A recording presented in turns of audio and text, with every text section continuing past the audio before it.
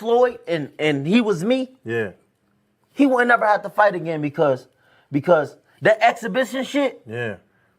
as me being his little brother, hey, little bro, we finna do 10 rounds and we both gonna get 100+ million for it. Right. And we ain't never got to box again. Well, Right. well, I already been getting these back, but now it's time for you to get.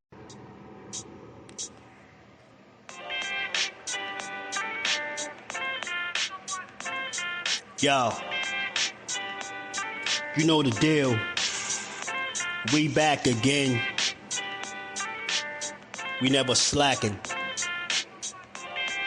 Word 'em up.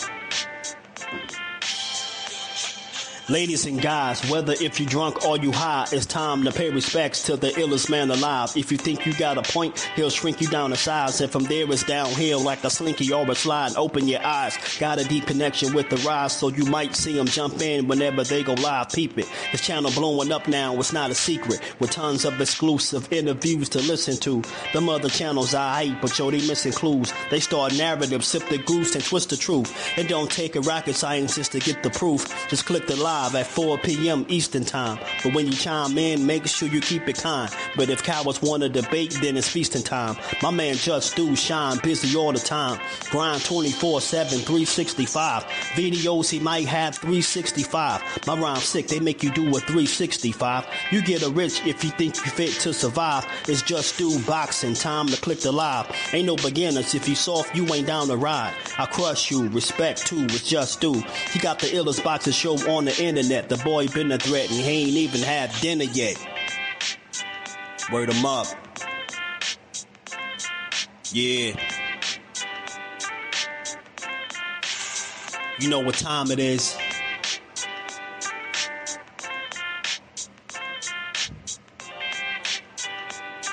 $4 p.m. Eastern. Click the link. In the building. Make sure y'all subscribe to Jusdueboxing, the best boxing talk on YouTube. Jusdueboxing in the building, 4 o'clock shorty, man. Y'all make sure y'all check him out. He's going to be live today at 4 o'clock, man. And he's going to be spewing some good stuff as he always do with an unbiased approach, man. He's probably the most unbiased channel on YouTube. What's going on? And one of my favorite channels, if y'all into that pugilistic perfection, if y'all into that boxing, that's that boy Jusdueboxing here on YouTube. Make sure y'all check out Jusdueboxing, the only unbiased boxing channel on YouTube, because I am definitely biased when I talk about boxing. So as always, we got to shout out everybody in the chat, man. Shout out to my brother Jusdu. Y'all make sure y'all go sub to Just, man. Just doing a hell of a job over there. Had a great interview today. The brother, and I say it respectfully, one of the most non-biased individuals that I've ever heard speak on the sport of boxing.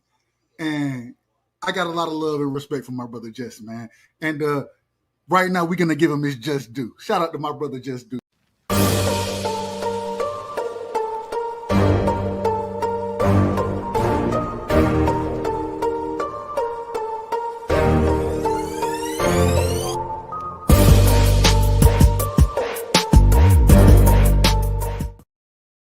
What's good? What is good? What is up with the family on this rainy Wednesday, man? It's been a rainy week out here, man, in Jersey.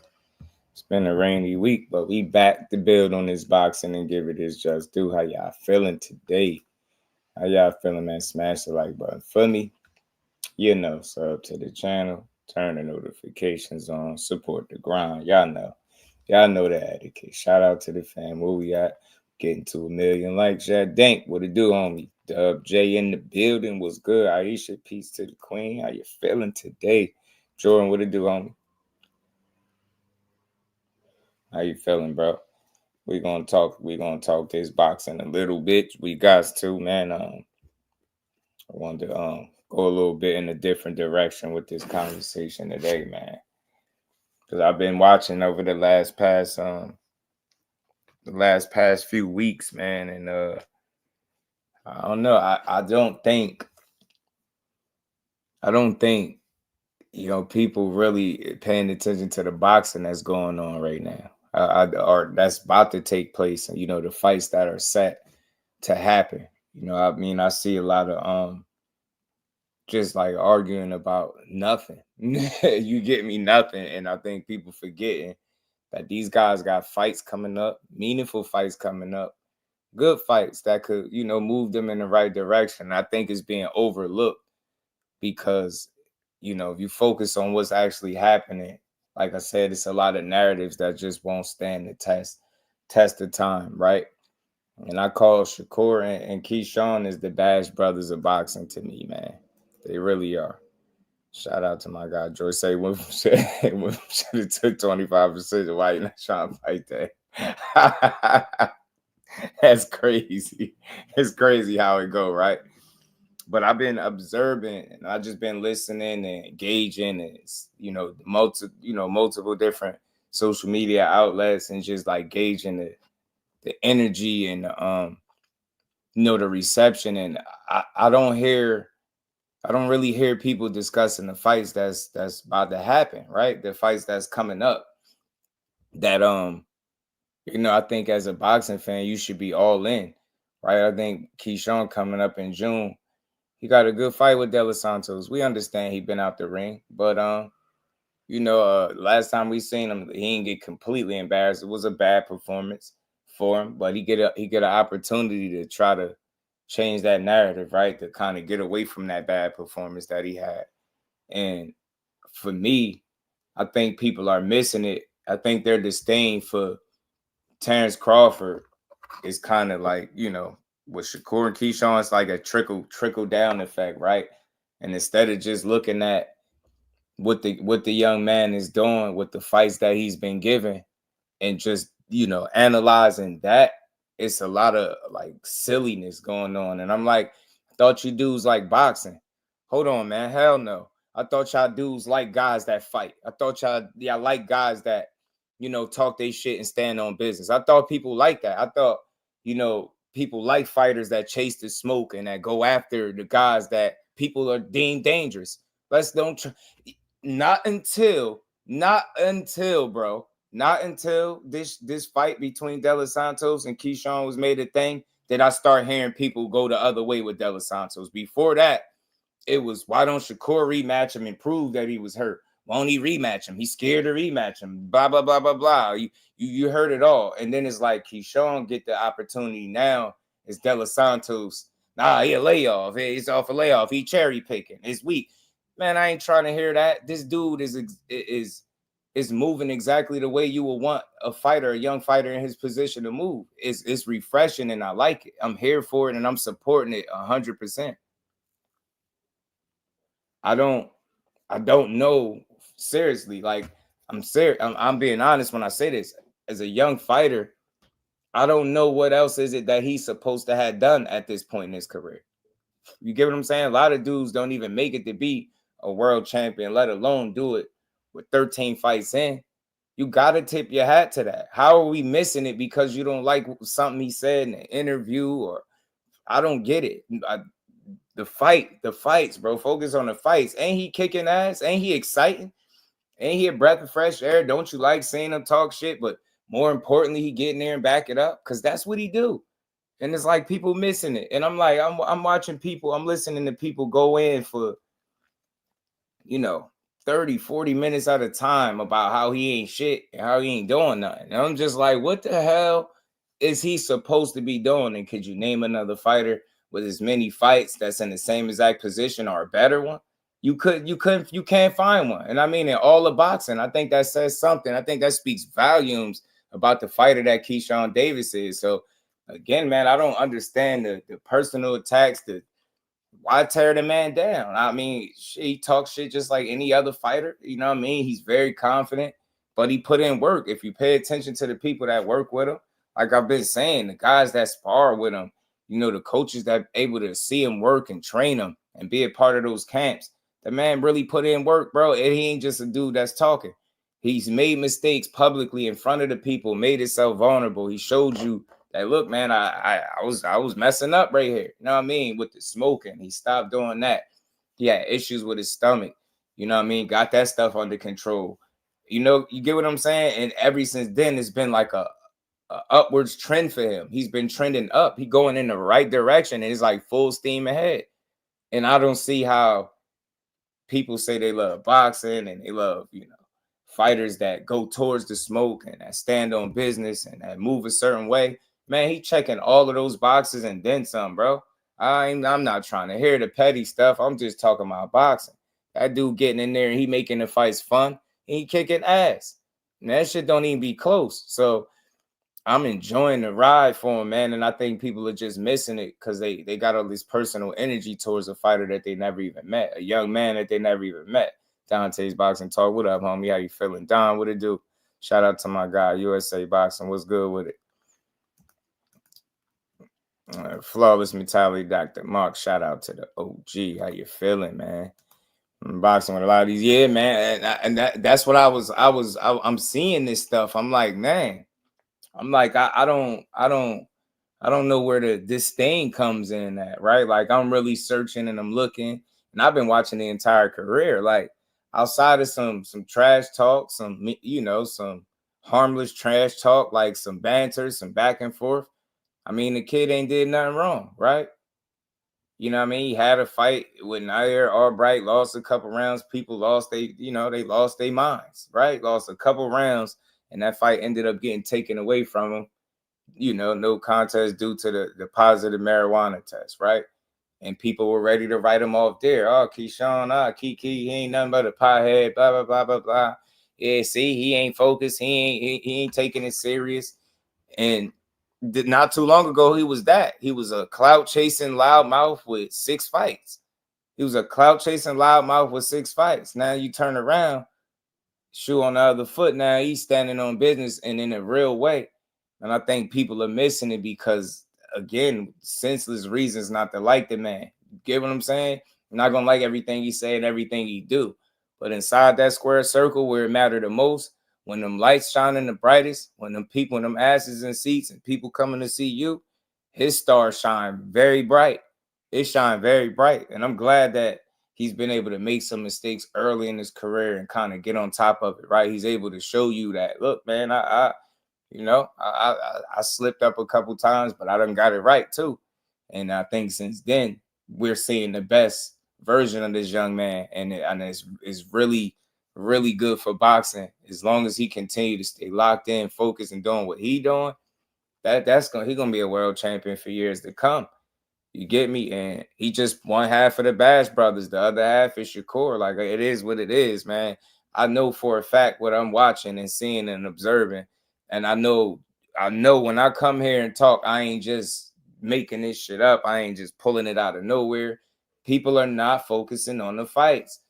Why, instead of talking about the Williams-Zepeda fight that people was claiming was stolen from Shakur by another fighter, he wasn't going to get the fight. It was going to duck out. Yeah. People joked about it. They laughed about him, the thought of him not getting the fight. People said he's always where the fights are not at. Like, it's all these different narratives. Like, he's never trying to fight. Every time it's time to fight somebody, it don't happen, and it's an excuse, and it's money. It's just been a ton of excuses, right? But now that the fight look like it's here and it's set for July 12th, it's crickets. And you don't want to talk boxing no more. See, you want to talk narratives when it comes to Shakur. Now, all that shit that people been saying, they're going to have to eat some of them words, especially if he come out on top.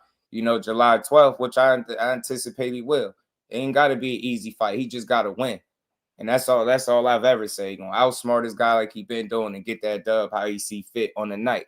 But people are missing it because they're going on these hour-long tirades and these hour-long smear campaigns. And all these dudes going out there doing is trying to win. That ain't the kind of energy you give to a fighter that's representing it at the highest level, that's doing exactly what he's supposed to be doing, even if people are too blind to see it. And I'm sorry to say, man, I ain't sorry to say. Sorry, but not sorry, right?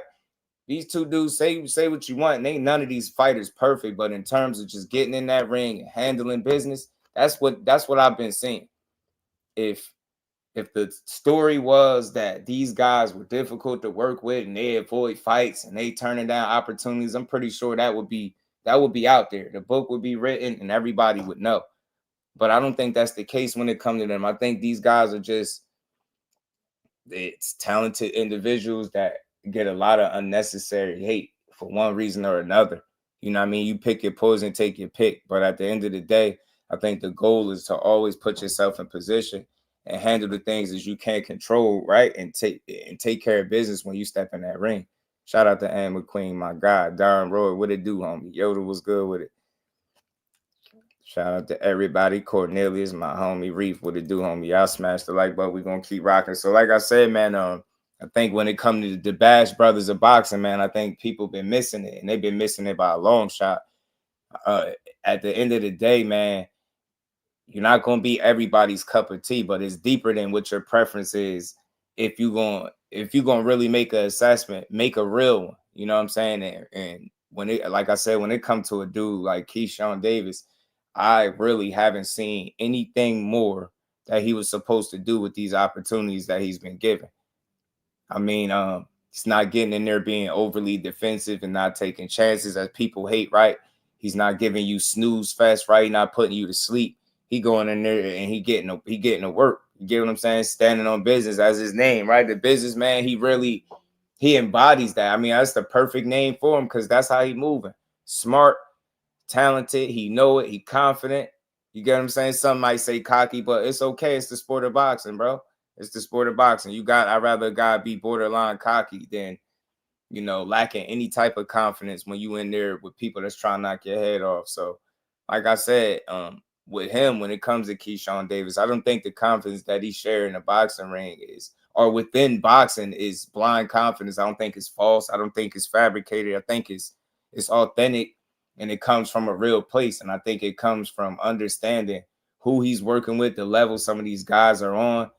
Some guys being much bigger than him, and him just being able to compete and push guys to a different limit, right? That other guys can't. He's putting in real work, man. And if people just take a second to listen, man, you will hear it, man. The boxing circles speak very positively about this kid, man, and the work that he put in and how hard you get what I'm saying? Not just a hard worker, but a smart worker at that. You get what I'm saying? And willing to challenge himself and push himself. And like I said, just breath of fresh air for me because he had opportunities to take lesser fights, to take walk in the parks, to take, guaranteed wins, right? But instead, you gave this young man the option and he chose the more difficult fight. And then you turn around in this situation and it's just more the same. Okay, he hearing what people saying. De Los Santos got power, he's strong, he's dangerous. Okay, he went out there with Shakur Stevenson. Shakur wasn't his best, but some say, Shakur didn't really do much. So I'm gonna go out there and dust him off. I love the competitive nature, right? I love the competitive nature. Like I know bro. I know bro did what he did in this fight, but I'm different. I'm beating his ass, right? I'm knocking him out. And I just love the energy. I love the competitive nature and focus from Keyshawn Davis, man. And that's how you need a fighter to be on it. That's how you want a champion to be on it. Willing to take challenges that people deem dangerous, right? That's what it is. You can't just sleep on De Los Santos because he had a layoff. Layoffs is part of boxing, and he is a young guy, so he ain't like some old ass vet that was sitting on the shelf for mad long and coming out of retirement or a pre-retirement. That's not the case. He is fairly young. I believe he's younger than Keyshawn Davis, as a matter of fact. De Los Santos, 24, I believe, or something like that. So that dude is young as hell.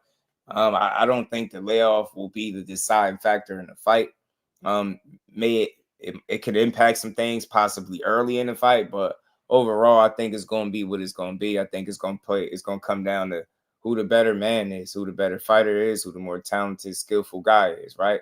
And who executing their game plan better on the night. We know this. So you just looking over there with Keyshawn and Bomac been building. They've been doing it the right way, bro. And to me, the performances are very telling.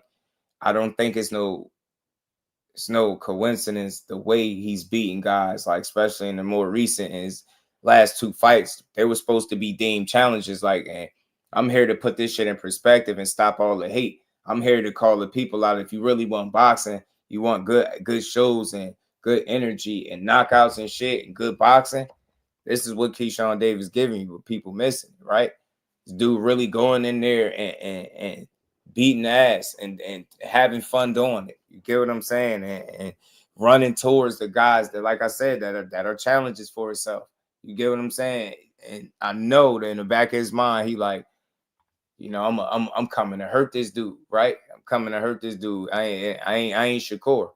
You get me? That's how he coming. I ain't Core. That's bro, but I ain't him, man. I'm coming. I'm putting hands on your ass. You get me?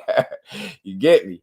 And we got to put it into perspective. When he fought Lemos, that was a Lemos that gave Richardson Hitchens, who's now a world champion, gave him the toughest fight of his career to date. That's the guy that he figured he was fighting. Okay. And at a heavier weight class at 140. You get what I'm saying? Like, okay, you fought him. You get what I'm saying? I could challenge this guy. He just gave Hitchens a tough-ass fight. And look how he made it look. He go in there with Baranchik, a guy that beat Navarrete, and look how he make it look. Get what I'm saying? Like, every fight ain't going to be that clean and that fast, or that dominant, right? He's going to be tested as his career progresses. But as of right now, if you just calling it how you see it, you just calling what's being done, what's being shown, he beating ass and it's fun. It's fun. It's refreshing. I can't wait to see him in there with De Los Santos to see how he approach this fight. Because this dude like to mix it up. You get what I'm saying? He take chances, right? He defensively responsible, but he know how to control the pace of the fight. He know how to go through the gears. He make this shit fun. So that's what I'm looking forward to. The Boxing Source. What it do, homie? How you feeling? Good to see you, Thomas Hill. What it do? T Hill in the building. Carl in the building. What's good, homie?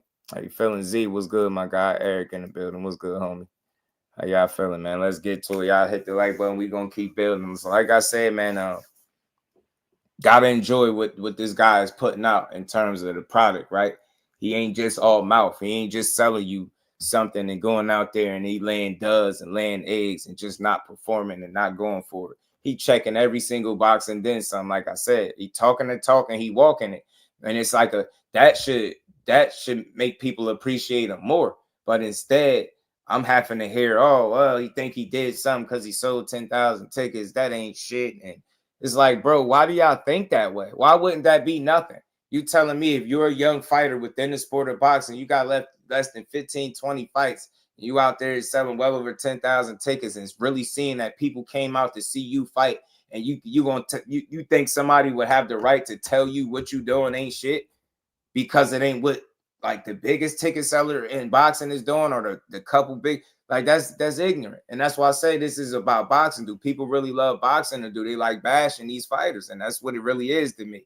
Like y'all missing it. So just in case you missing it, I'm reiterating, I'm shedding a light on exactly what it is that he's doing. And I don't see how you can have a problem with it. I don't. He don't gotta be your favorite. But that shit is fun. That's entertaining. What else do you want to see? That's really boxing. That's fighting. That's mixing it up. That's tempo, pace. That's pedigree. You getting it all. Footwork, discipline, growth, improvement, confidence. He finishing shit when the opportunity presented itself. You name it, he doing. Like I said, I could keep going, man. That shit is just fun to watch. That's all I'm saying. And favorite fighter aside, man, just fighter in the blue corner or fighter in the red corner, whichever one Keyshawn is, that's a talented guy, and people are missing it because you got personal feelings, man, because he done talk some shit to a guy you like or something. It's just weird energy. Should want to support these dudes because they're doing exactly what he's supposed to be doing and then some. And he's standing on that shit, and I like it. I like how he moving. I like how he willing to take challenges and take chances, and he ain't pussyfooting, man. He ain't pussyfooting, man. You get me? He's stepping, and this like I said, I just don't get where the disdain for this kid comes in. I don't get it. I'm looking and I'm like, bro, you know, he don't know. They out here he got his brothers on. They shining. DB3 is a thing. That's real. That's a movement. Should I say? It's not a thing. That's a movement.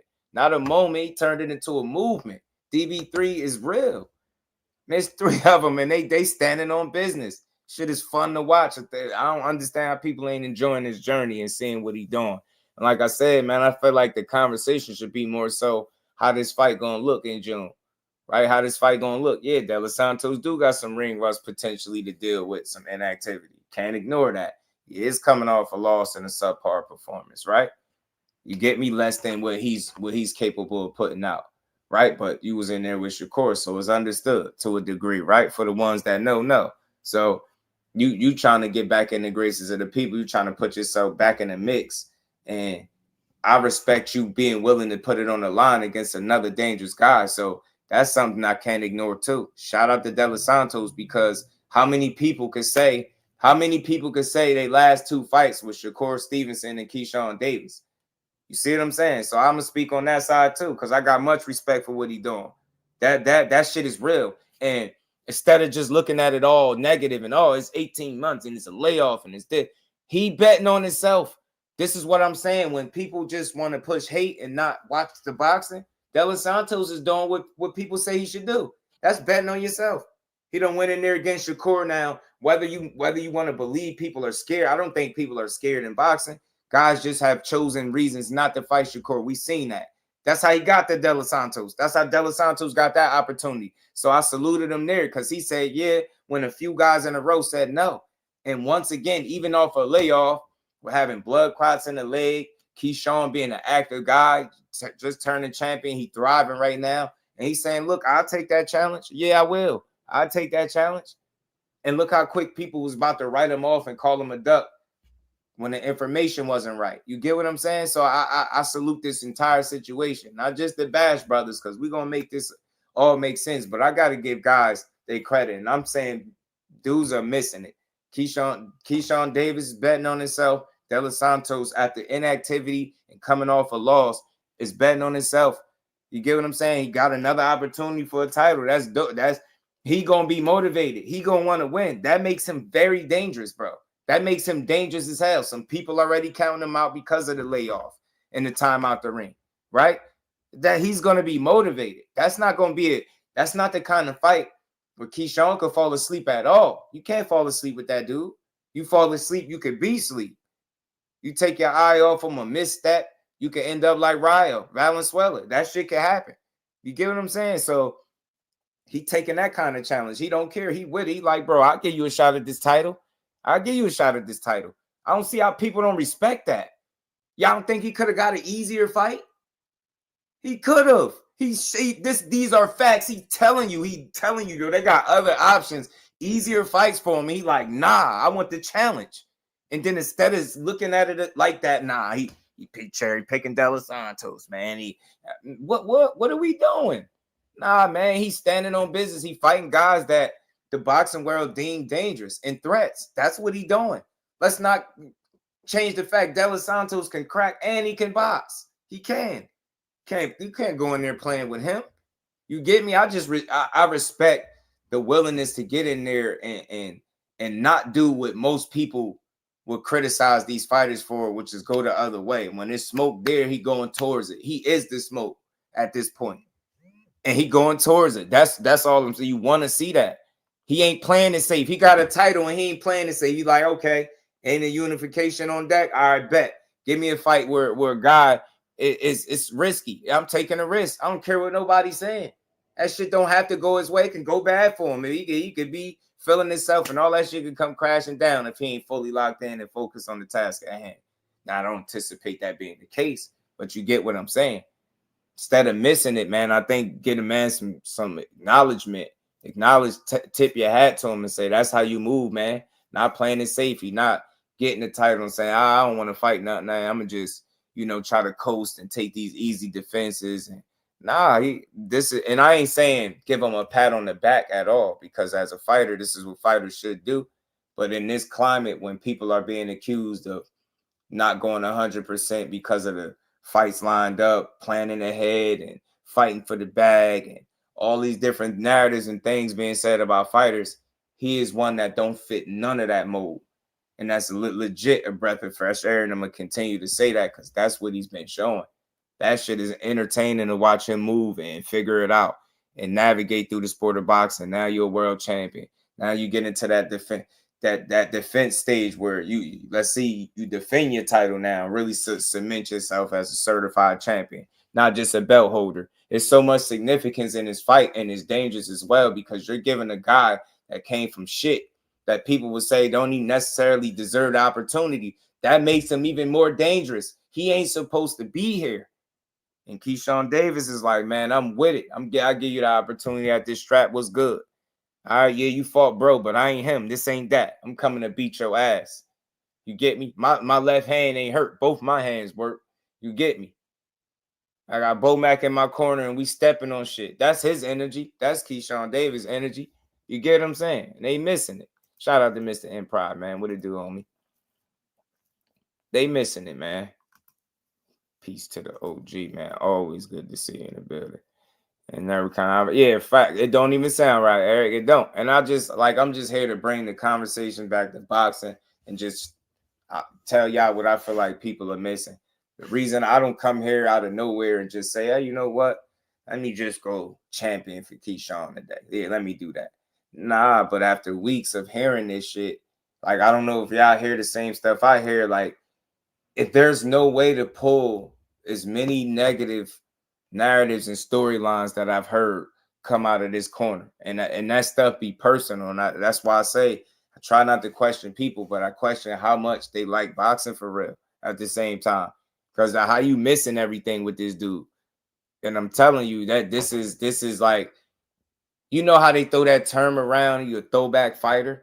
He kind of got that mentality. He got that mentality to me. I ain't even about to half step this. He has that mentality. Keyshawn Davis does. He going towards the challenges, towards the smoke. He talking it, he living it, he's standing on it. He is it. You get what I'm saying? And I can't wait to see how De Los Santos is going to approach this fight, fighting his second world champion in a row. You get what I'm saying? Newly crowned world champion in a row. It's crazy. And look at the similarities in the situation, right? Like, they're newly crowned, right? Like, it was what the belt was vacant with him and Core. You get me? So it's like you fighting a newly crowned champion. In this case, he one fight removed from just getting that belt. So this is his prove it fight, man. And I'm telling you, these are the trap fights. These the fights are the dangerous. Guys can lose these kind of fights, bro. You get me? This one gonna prove whether or not people gonna want to solidify, you as a champion and really give you your credit, right? Because a lot of people can win a belt, but can you hang on to it, right? Can you defend it? Can you stop a guy from taking your shit from you, right? Like you took it from Baranchik. You know what I mean? Because make no mistake, De Los Santos is coming to take it. He gonna try to, So he gonna have to be prepared, man. Fully locked in. But I hear that's exactly what he is. I hear the work being put in the gym, and I think the results is gonna follow. Naturally, they usually do. Naturally they usually do. So that's how I want to see it, man. That's how I want to see it, and that's how they think, Z. That's how they be thinking. You ain't champ till you defend that title, but and for me, I always respect a champion, but sometimes, if you give it right after you win it, it's more like you fall in that belt holder category, right? You was a champion for a hot minute. He ain't trying to be a champion for a hot minute. He's trying to go on a championship run. So this is what I want to see, because the stakes get higher as the fights go on. You getting the best versions of people. So no doubt that De Los Santos been out some time. He's going to be fully committed and focused, I believe, and locked in, because the opportunity is great. It's not one that he could have said he actually fought tooth and nail to get to. You get what I'm saying? So he gonna want to make sure he make the most out of this. At least that's what I think. In my opinion, I see him going out there and really trying to make it an issue for Keyshawn. I see him not laying down and cooperating. I see him trying to win his damn fight like he's supposed to. You get me? And again, is he gonna be a bit more motivated to perform differently after coming off this fight with Shakur? He might. You get me? So that those are the dangers you fight. I think he's gonna be fighting a really motivated Edwin De Los Santos, and they got his bag right, and they got his money right, I think he's gonna go out there and really try to shake some shit up. It's gonna be up for Keyshawn Davis to let him know it ain't happening and stand on business. But I think the challenge is real. I think the test is real. I think the dangers that he present is real. I think he definitely can box. We seen that. Not even in the Shakur fight. If you watched him before that point, which I did, you seen him. He can box well, man. He can box behind that power. He's smart. He's fast, right? He got some qualities, man, that some things about him that make him dangerous. And it's a guy that you want to be well prepared and take very seriously. You get what I'm saying? No falling asleep. Never forget. Remember, Rayo dropped him in a fight. Rayo put his ass down first and thought he had one. Tried to run down, F around and found out. De Los Santos, even while he was hurt, clipped Rayo. Change the whole dynamic of the fight. Change the fight. Change the outcome of the fight. So that's a guy that you gotta think. That's who you fight. A guy that's even after being dropped can be dangerous. You get what I'm saying? Juan was good with it, Mr. Empire. Keep strong. Steve got I fight for just hanging out with Bud Crawford. Yeah, I was saying that earlier. Empire Joseph, what it do, homie? Samuel, what's good, bro? What's good with it? Yeah, they do. They get a lot of. They kind of inherit the hate just because of the the Bud Crawford stuff. And like I said, those people to me are not real boxing fans. That's what kind of shaped this conversation today. And I've heard it all with Keyshawn. Lemos wasn't shit. He was drained. How you gonna call an overweight guy drained? Let's start there. Anything to take credit from his win. Hey, Baranchik was trash. He was the weakest link. That was top ranked matchmaking. It's like, bro, why are we so negative with these guys doing what they're supposed to do? Right? That's he could be an ugly matchup for anybody. Baranchik, he just showed us that. He had Navarrete, who they praised highly, looking like stir fry when they fought. That was why I regretted calling that fight. I was pissed off calling that fight. Like, people complain about it, and you won't never see his people taking hours out of their day to tell him or to tell the fans how bad that fight was, because it was terrible. And he lost. It was terrible, and he lost. You get what I'm saying? What we do to each other versus how everybody else support the fans, the fighters, is like night and day. I hate it. It make my stomach turn, bro, to see it, and it pissed me off. Kind of make my blood boil too. Why we at Pound for Pound Boxing Talk, my homie. What's good with it, bro? How you feeling? Shout out to the queen. Peace to the queen. Lisa, how you feeling today? You know what I mean? Like the work they put in, draw fruits to them fights. I'm telling you, man, it's real work being put in, and people just appreciate it and see it for what it is. And like I said, man, this fight is going to be interesting. You fighting, I think, a motivated guy wanting to prove to people that, yeah, I could perform at this level. I can not only compete at this level, I can win at this level. His opportunity against Shakur, like think about it. It wasn't even in the plans initially. It's because people didn't want to step up. And then here you go again with another opportunity. People ain't banging down that kid's door like that, man. They ain't banging down his door like that. You hear people trying to dismiss him, and he a champion. You hear people trying to tell you Keyshawn Davis weak. Yeah, I'll get to him when I get to him.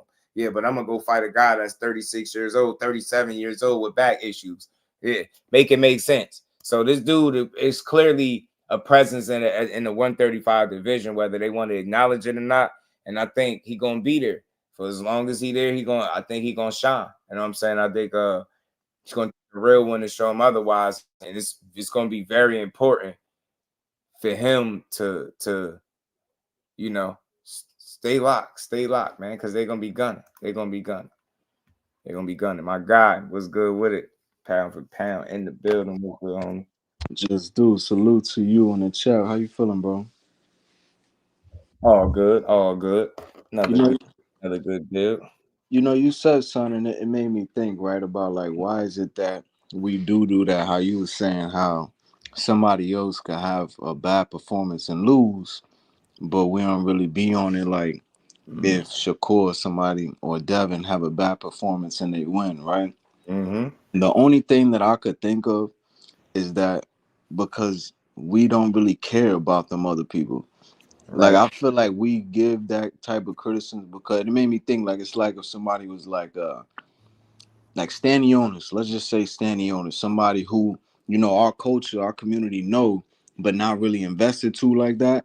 If he get washed or something, then it'll probably be a talk for 2 days, but we ain't gonna be on him. But because we know Keyshawn or Floyd Schofield, Carmel, Devin, it's like they perform bad, and it's like we overly cooked them. So I just think it's because we just really don't care about them other people like that. And I like it's crazy. And look, for me, I use that example, like what I'm saying, how they don't go in as much, because to me, you ain't supposed to, because it don't be that deep. But why do we do it? If we gonna do it at all, I could respect it more if it's being done always around the board. Somebody get that fake everything boxing up out of here. That's not the real McCoy at all. Shout out to Juan, shout out to Bums fighting Bums. So yeah, man. I mean, look, it's simple with Keyshawn and Shakur, bro. If you listen to the interviews, it's out there. I ain't got to rehash it all as to why they said they won't fight. I think I can respect it because it's genuine on both sides. It's pretty mutual on both sides. And they said it. Look, sure, if people really want that fight so much, then it should be some type of money for it, right? Simple and plain. It should be the money for that fight, or else people just need to stop talking. And they said it plain. Shakur just said it. Anybody got a problem with me saying that's my brother and I want to fight and we could fight?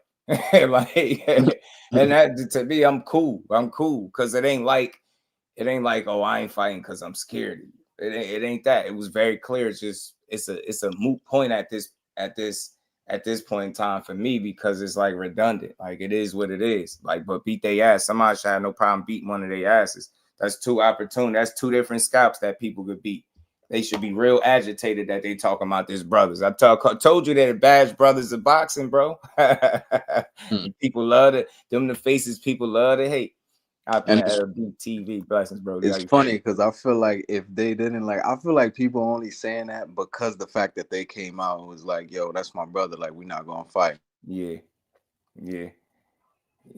I feel like it would be different if they was each other's biggest fight. Right. For me, right? Like, if it was like, damn, it'd be more disappointing. But I'm coming from the standpoint that I had to listen to people go in on this kid ever since he was like 4-0, 5-0. They've been going in on this dude, and he was just a loudmouth for 6 fights, clout chasing, and it's crazy how fast tables turn. So it's a bit refreshing in the sense that people are now, and this is the fight that they're demanding should happen. In a sense, right? You know what I mean? I thought this dude wasn't good. I thought the other one was a runner. Why y'all want to see that fight? Got me wondering. And that's why I say, man, they overlooking what these guys are all doing. Not just Keyshawn and Shakur, the opponents as well. Finally, William Zepeda is taking that challenge that people said he wasn't going to take, right? Oscar was slow walking it, right? He ain't really want to do it. There you go. You know what I mean? You could put all that to bed. Keyshawn Davis taking the challenge over, giving a guy opportunity the same way much how Core did.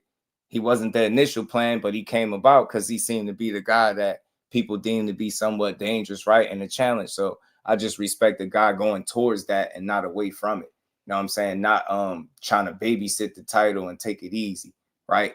Even with a homecoming, he wanted to test, didn't want something easy. Even with the dude being overweight, like, think about it. You got people crying making a big deal out of 3 pounds or whatever the case may be. Got this dude, 6 pounds over, whatever he was, that middleweight on fight night, and look how chopped his ass up. Like, they're overlooking it because they don't like him. But I gotta point that stuff out, man. That stuff gotta be appreciated, bro. That dude is on a nice little run right now, early, a nice kickstart to things, and I like it. Yeah, that's a fake everything boxing. Fly frequency, what it do, homie? How you feeling? We got fake accounts. I told him I have to I'm gonna get that straightened out, man. These people be tripping. But yeah, man, so that's what it is, man. It just, you look at 35, you have the champions, and then you got the guys that's under there, that's right underneath the contender space, and then you got some of them guys coming up that do the Masons and things like that. But as far as names that's already out there that people are somewhat familiar with, I think De Los Santos easily resonates with people, and obviously because of the fight with Shakur, so he get another opportunity to see if he can do it, if he can change things. And like I said, man, I know you got to be motivated as a fighter. These dudes ain't scared. They done got that man money right, and he all systems go. He want to fight. You get what I'm saying? He want to fight. Elijah, what's good with it, homie? Yeah, that's why I'm just here to bring some balance back to the conversation, bro. They're talented guys. I'm not saying nobody got to love them, but I call them the Bash Brothers because they've been getting slandered equally. And one of them actually fits the profile of the kind of fighter that people say they like. One guy is actually in position. And I don't know what it is, man. Maybe, I don't know if it's the fact that people did say that Bob ain't actually making all the decisions over there. It seemed like Keyshawn got some wiggle room and some freedom, and he allowed to do him. And as long as guys are saying, yeah, the fights, ain't nobody getting in the way. I'm liking this kind of shit. I'm liking it. I'm liking it. So it's good, man. I think he in a good space, and he just got to keep taking advantage of it, man, because it so far so good with him. Especially involving different other promotional companies too, because Right. so the fact that they was able to, I didn't hear no back and forth with that fight, and it was just boom, this is coming out. Like, not confirmed all the way, but this is potentially the next thing I know it's gonna happen. So I love when I that. Right. And the only discrepancy was the money thing, and that wasn't with neither of the fighters. And see how quick people called De Los Santos to duck without waiting. It wasn't that. He was about to be getting shorted. What a difference of 200, I think it was 225K, 175K something it was, that his promoter or his guy would have been pocketing. And then once they got that straightened out, all systems go. That man wanted to fight, and here we go.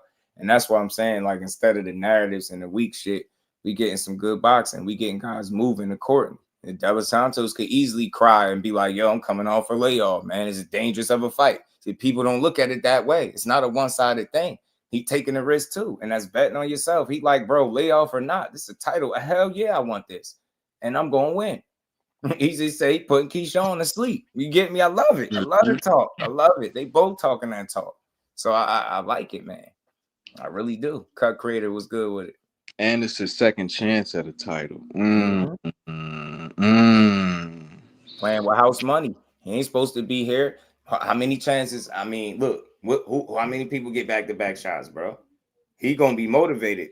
He gonna be motivated. Get what I'm saying? The loss ain't gonna put you where you need to be. A win changes your career. He's motivated. 18 months, he is not caring. I guarantee you, probably that fight go however it play out, he probably won't ever bring up. Say he lose. I doubt if he even bring it up, the layoff. I hope not. You know what I'm saying? I'm gonna say that he won't, because he ain't worried about that. He like, bro, this opportunity is worth the risk. I gotta go in here and I can show y'all that I can perform at this level. You know what I'm saying? And win, not just perform and compete, win. So Keyshawn gonna have a motivated De Los Santos, I think, in front of him. And he coming off his last fight was Shakur, right? He coming off that loss. So he coming off the loss in a title shot. Now he coming back to another title shot. He like, he trying to break a losing streak, and he trying to get a strap. So he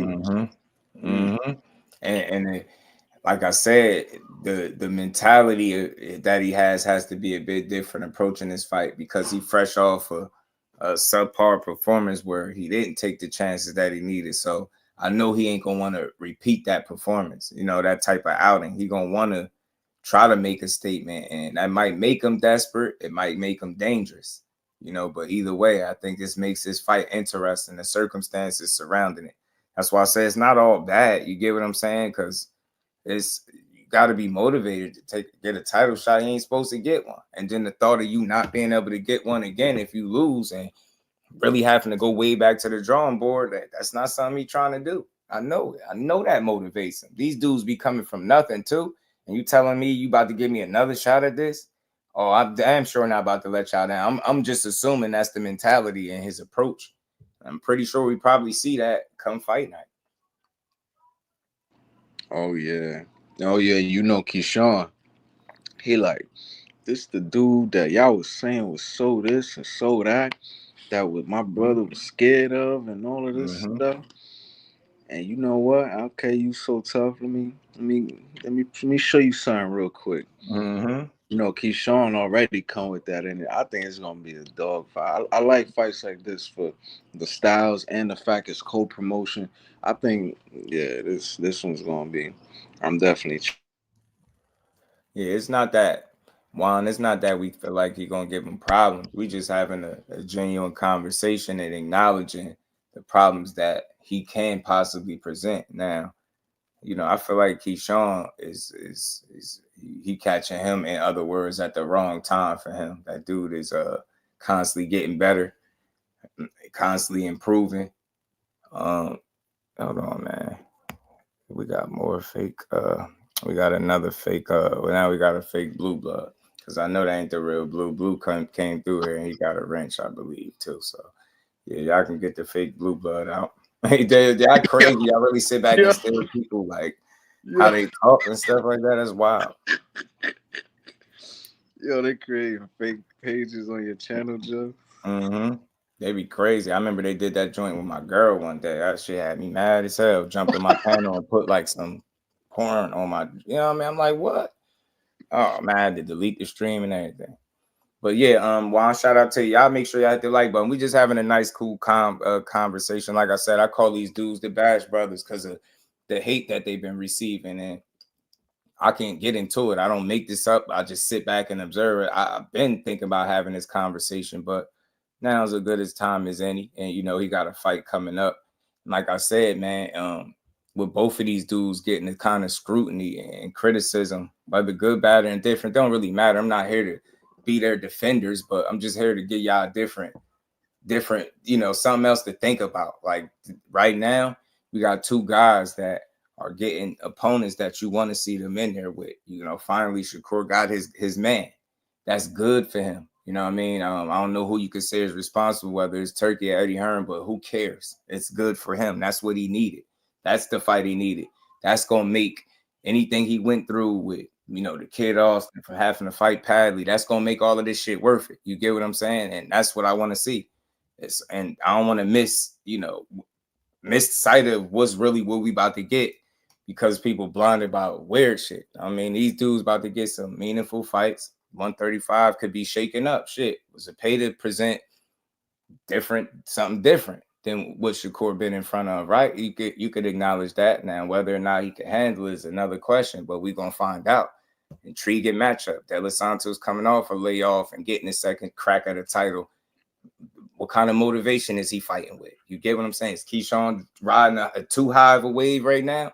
Which I don't think so, because he got Bomac in his corner, and I really believe in what they're doing. But you get me? You got real matchups, so we shouldn't have to hear about how his 10,000 tickets and them selling out the building ain't shit in 13 fights. Like, what are we saying? That's great. That's good for boxing. Are you that much of a hater of his that you can't acknowledge when something good is being done? That's good. Tell me what your favorite fighter did in this 13th fight. Better yet, tell me who he fought and how many tickets did it do. Bet you won't have an answer to it. All I'm saying is it's not a knock to your fighter, but it's a testament that he's doing the right thing.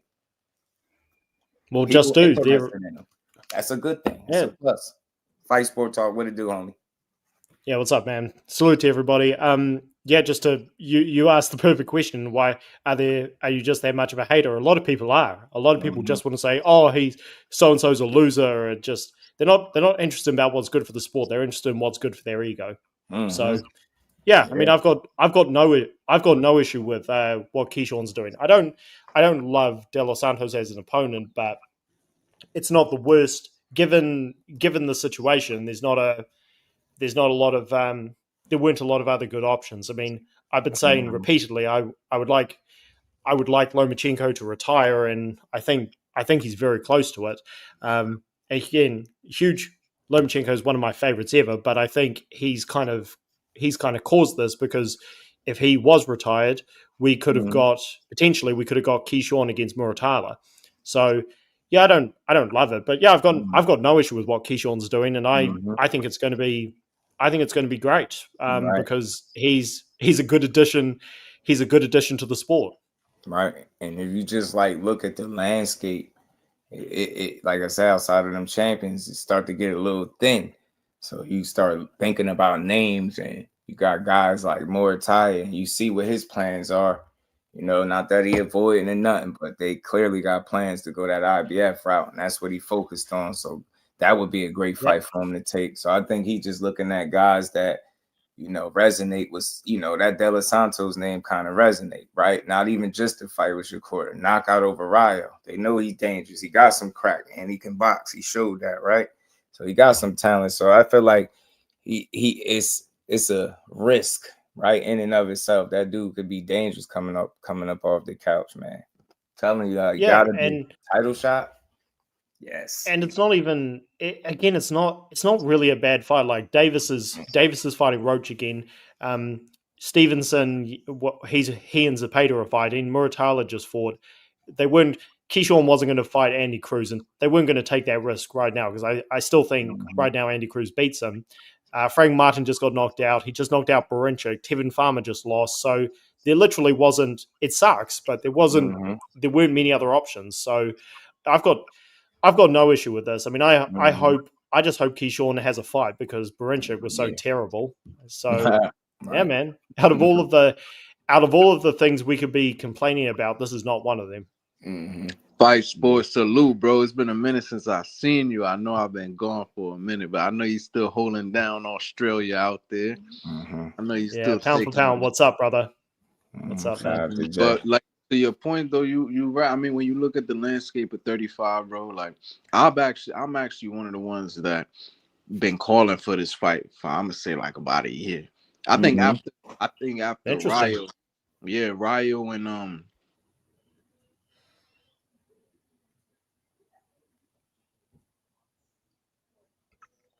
You went out for a second. Still there? Yeah, I think he must have disconnected. Phone call, but yeah, man. As far as the champs fighting each other, it's you know like that shit is just a matter of time or guys really wanting them fights at this point. You know what I mean? Guys gonna have to really. Ant McLean, what it do, homie? How you feel? Because other than that, I mean, you got, like you said, Loma there. I mean, you got most of 35, most of the people we've been calling to fight moved up to 40 and 47.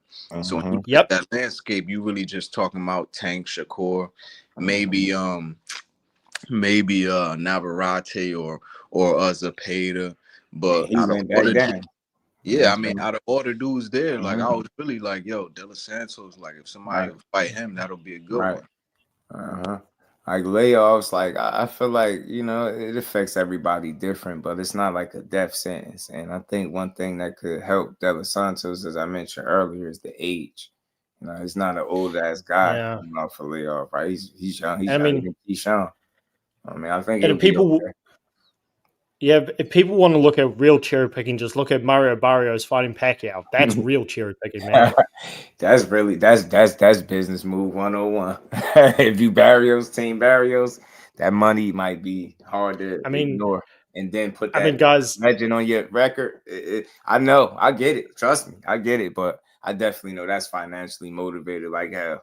But while we look at the other side of it, like you was just talking about, Just, we could also argue that Team Pacquiao is cherry picking Barrios. You come back at 147 into a title fight, you looking at it like, damn, he the weakest champion here. Yeah, well, he damn sure wasn't gonna go it's double-sided. Right, you could see him going after who he, you know, Barrios. Right, Cuzzo, how you feeling? Shout out to SC's corner, man. 2 cents boxing, peace to the queen. How you feeling? So yeah, man. Yeah, interesting. And man. I would say Pacquiao shouldn't be in the conversation regardless. So I put this more down to Barrios's, well, the sanctioning bodies as well. I'm going to do a video on this. I put this more down to the officials who have allowed Pacquiao to step in. Like, he shouldn't be anywhere near the title conversation. So I don't blame Pacquiao's team for taking it because they're probably getting paid well. They just the fact that Barrios, I thought it was a joke at first when they were talking about fighting Pacquiao instead of Boots. I thought they were joking. Real thing. Shout out to all things. It's just if you Team Barrios, right, and you did have an extremely tough fight with Abel Ramos, man. I don't care what you say. You looking at fights and you weighing options. You like Pacquiao is old. He is a legend. I could put him on a resume. I could get paid. We gonna get Pacquiao. We gonna live to fight another day. But hey, realistically, they probably didn't pull that idea out of thin air, though. That didn't just come out of nowhere. Just like, we just want to fight Manny Pacquiao. Right. I'm pretty sure they were murmurings beneath the surface. I think Manny is older favor, if you want to ask me. I do. Damon was good with it. I think he's older favor. I think, like, why else? Like, they put him number 5 in the rankings, and I think it was after being out for so long. So you see the intent there. They're trying to justify to giving him the title shot. That's why when people be talking that ranking stuff to me, I'm like, man, you better be able to make it make sense. Because sometimes they do stuff just like this. And it's it's clear as to why they're doing it and putting that man there. But yeah, they're unfortunately, like, I don't know what Manny's financial situation is, but boxing, they're gonna milk you. Like, if you ain't done, they're gonna milk it, and he gonna still have people that I think show up to see him fight. So That's they like, hey, we don't care that you're 46 years old. You know what I mean? B Hop fought late as hell for him. And they like, hey, you still want to fight? And they said he passed all medicals and everything too. So hey, you know, K Causey, what it do, homie? Marquis was good, bro. Got the belt. If you want to get to fight, watch old fighters. I get it, man. Look, I totally understand it, but I just look at it deeper. Like, tough fight. Ramos again. It's a legend. Like, how many times do you necessarily pass up that opportunity though? Like, look at it from the fighter standpoint. Would you pass up the opportunity to share the ring with Pacquiao and make money? You know what I'm saying? No, And catching them at a vulnerable time. Let's be real. Boxing is what it is. They like, bro, I could probably put this on my resume and get paid. Keep my belt. Like, I ain't saying that you got to look at Manny as food, but he 46, bro. He, at some point, yeah, you got these knockout losses. This is layoffs. This is exhibitions that look subpar. Like, this ain't the same Manny, but you get me? So he might be picking and all of that stuff. But I like I said, somebody got Manny got somebody owe Manny a favor. He slipped Manny in the back door, like, huh? You know what I mean? But I was hearing about this for a while before this actually got announced, so I ain't fully surprised. So as far as a fight fan and just want to see the champions fight the champions, hell yeah, y'all. Hell yeah, I'm with y'all. But I'm also able to look at it a different way. And if you're the fighter, hypothetically, if I'm that guy, I get a chance to fight a legend. Like, because I know that's something he's going to say, make the money. And it might look like the safer fight, too. Just call it what it is. They might not say that, but you know what I mean? That's not the same Manny Pacquiao, bro. So, you know what I'm saying? Think about it. After just seeing what Abel Ramos took him through in that second half of that fight, think about him in there with the boots. Think about him in there with a Norman, the way they punching. Like, them dudes ain't, you know what I mean? You ain't jumping in there with them immediately. Shout out to Fight Sports Talk, man. You get me? So, and big shout out to the Queen Aisha, man, and the Cash App, always.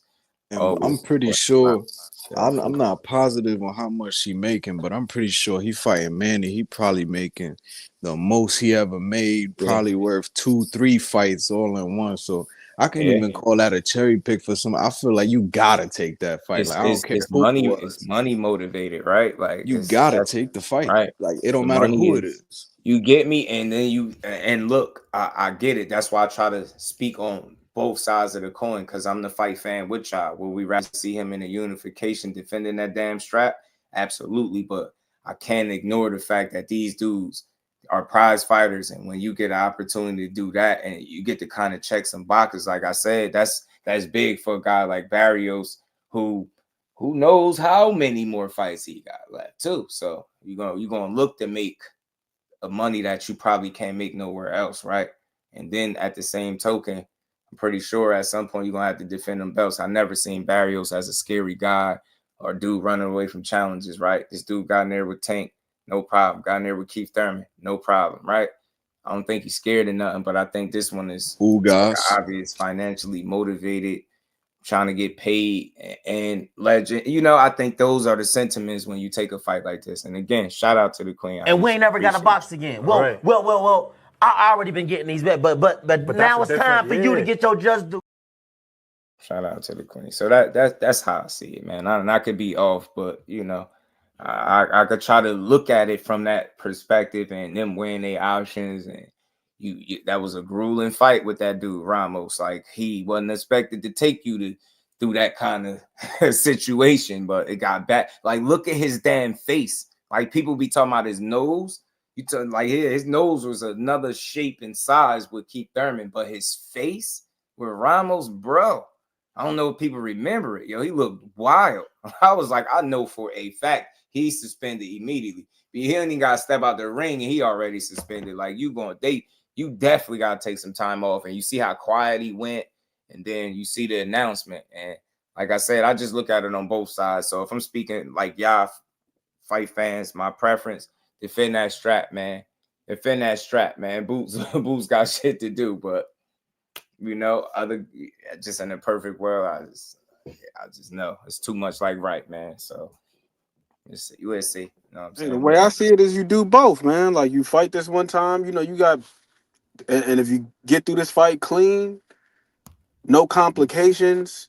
Like you were just saying, his face was twisted versus Ramos. So if you make it out this fight relatively clean, no setbacks, you don't got to nurse no injuries, and you Mine's turn right 40 back around and make another fight right after that. This is not like he going to take this one fight and now all of a sudden all these other fights are off the table. Right. And these other guys got business to tend to too. So I'm about to say that too. we That's had the the part I rumblings didn't get about into. about Boots and Giasov. Mm-hmm. You know what I'm saying? Mm-hmm. Brian Norman got Jin Sasaki business. So he might as well get that paper in the interim. And like you said, with the type of damage he's been taking in fights, even in wins, that Ugas fight, his face was looking twisted, and he won that fight. Face was looking twisted versus Ramos, and he won that fight. So this right here could be his 401k plan. Right. You know what I'm saying? You fight Manny Pacquiao, get that big paper, store it away, and then you can get back to the legacy business. Appreciate you, Boxing Source. And right, man, you was spot on everything you said. Right, guys do have other things going on, and that's why I was saying I think with the Boots and Norman thing, people was tripping out. But I'm glad that it got brought to the forefront. So those that's paying attention, and I always shout out Dub because he made sure he brought it up. That Giasov is in the mix. So even though people looking at it like Brian Norman ain't signed this fight, that shit wouldn't be next anyway unless that dude has agreed to step aside again. And we ain't get none of that information. So that's the part that Eddie leaves out. So he just, all the focus goes on Norman when reality, he going to Japan. You probably going to have Giasov problems, right? And then you got Barrios over there taking the legacy fight, you know, for his legacy, right? Make some money. You can't be fully mad. But I think after that, you know, now let's see who fight who out of them champions. So I'm not tripping over. It's only a one fight. You know what I mean? It's not the end of the world. Definitely not the end of the world, man.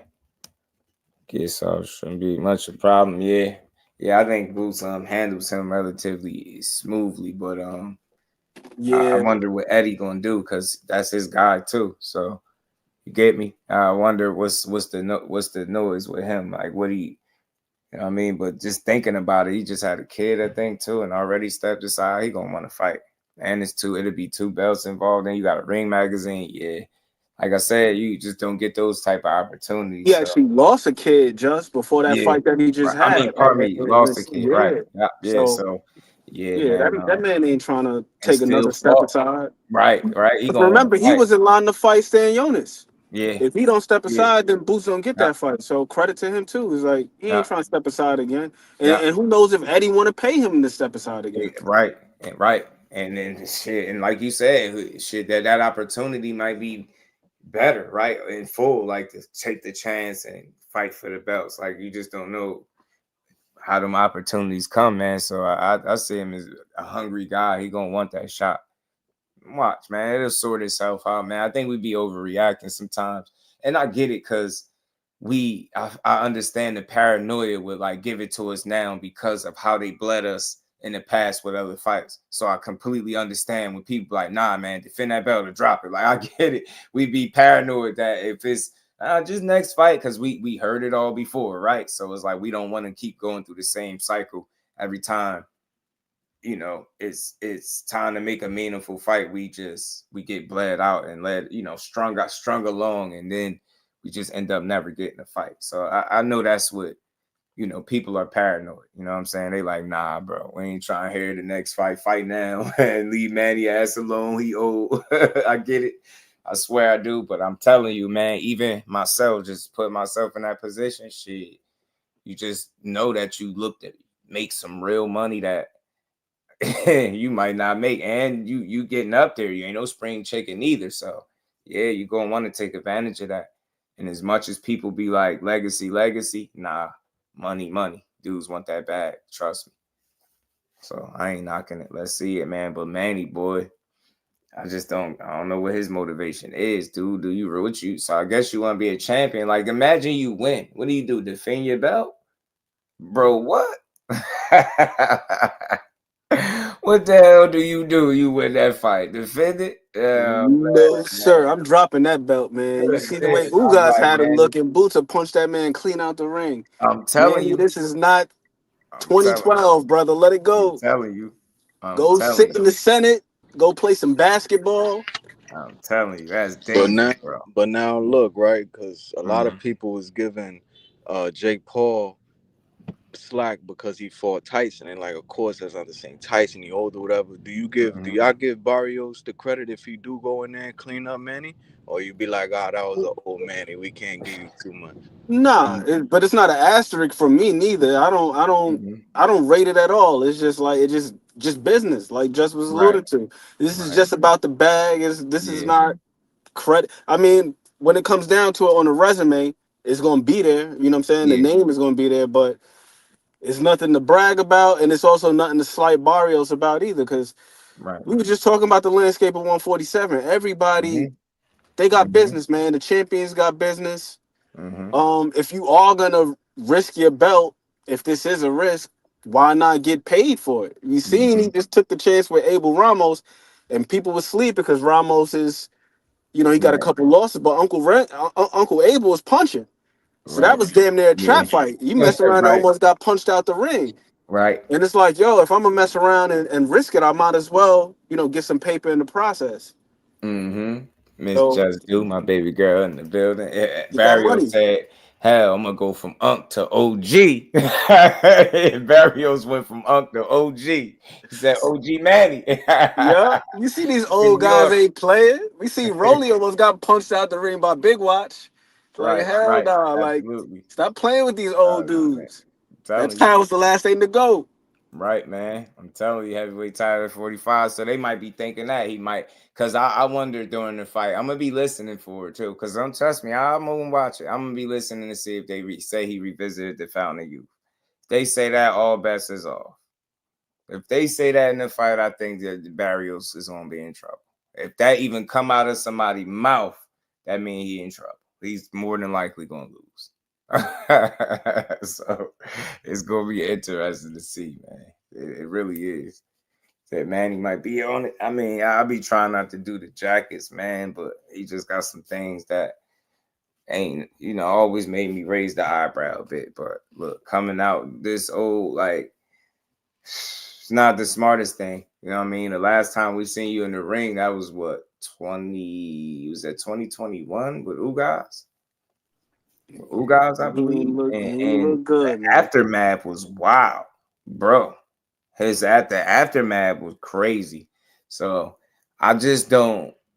I mean, I guess you can't stop him, right? He passed all the physicals and shit, but like, bro, like, all right, guess I'm bugging because now that's all I could picture is you being fed and your eyes was on dubs, like your joints was like you couldn't even see something, the bowl or plate that was in front of you, bro. That was crazy.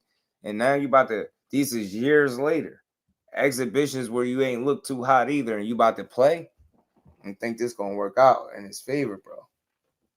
It really ain't. I rewatched that last exhibition probably like 2 days ago. He looked terrible. Yes. So, man, and I think Barrios is big enough, strong enough, still got enough left to, man, probably make that the kind of fight he don't need on his way out. I hope he don't think he about to have another Margarito moment getting in there fighting another big ass tall guy. Man, Barrios might put hands on Manny, bro. Hey, his joints was on. What my bro Skills be saying? Yeah, proper raccoons, bro. You know what I'm saying? Ugas had him on tubs. His joints was, I was like, what? Damn, who uploaded this? Who pressed the send button on, who pressed the upload button on that and thought it was a good thing? Man, the optics alone was terrible. I was like, bro, what? Nah, you gotta get him some ice, bro. I don't know what you feed. Get that man some ice. I don't know what you feeding him, but he can't even see. Get him some ice, bro. Was on swole. I'm like, nah. And that is, like I said, this is years later. So okay, I thought he was gonna retire from the sport, but instead he looked like he gonna want the sport to retire him. Guess he want to go out like Willie Lump.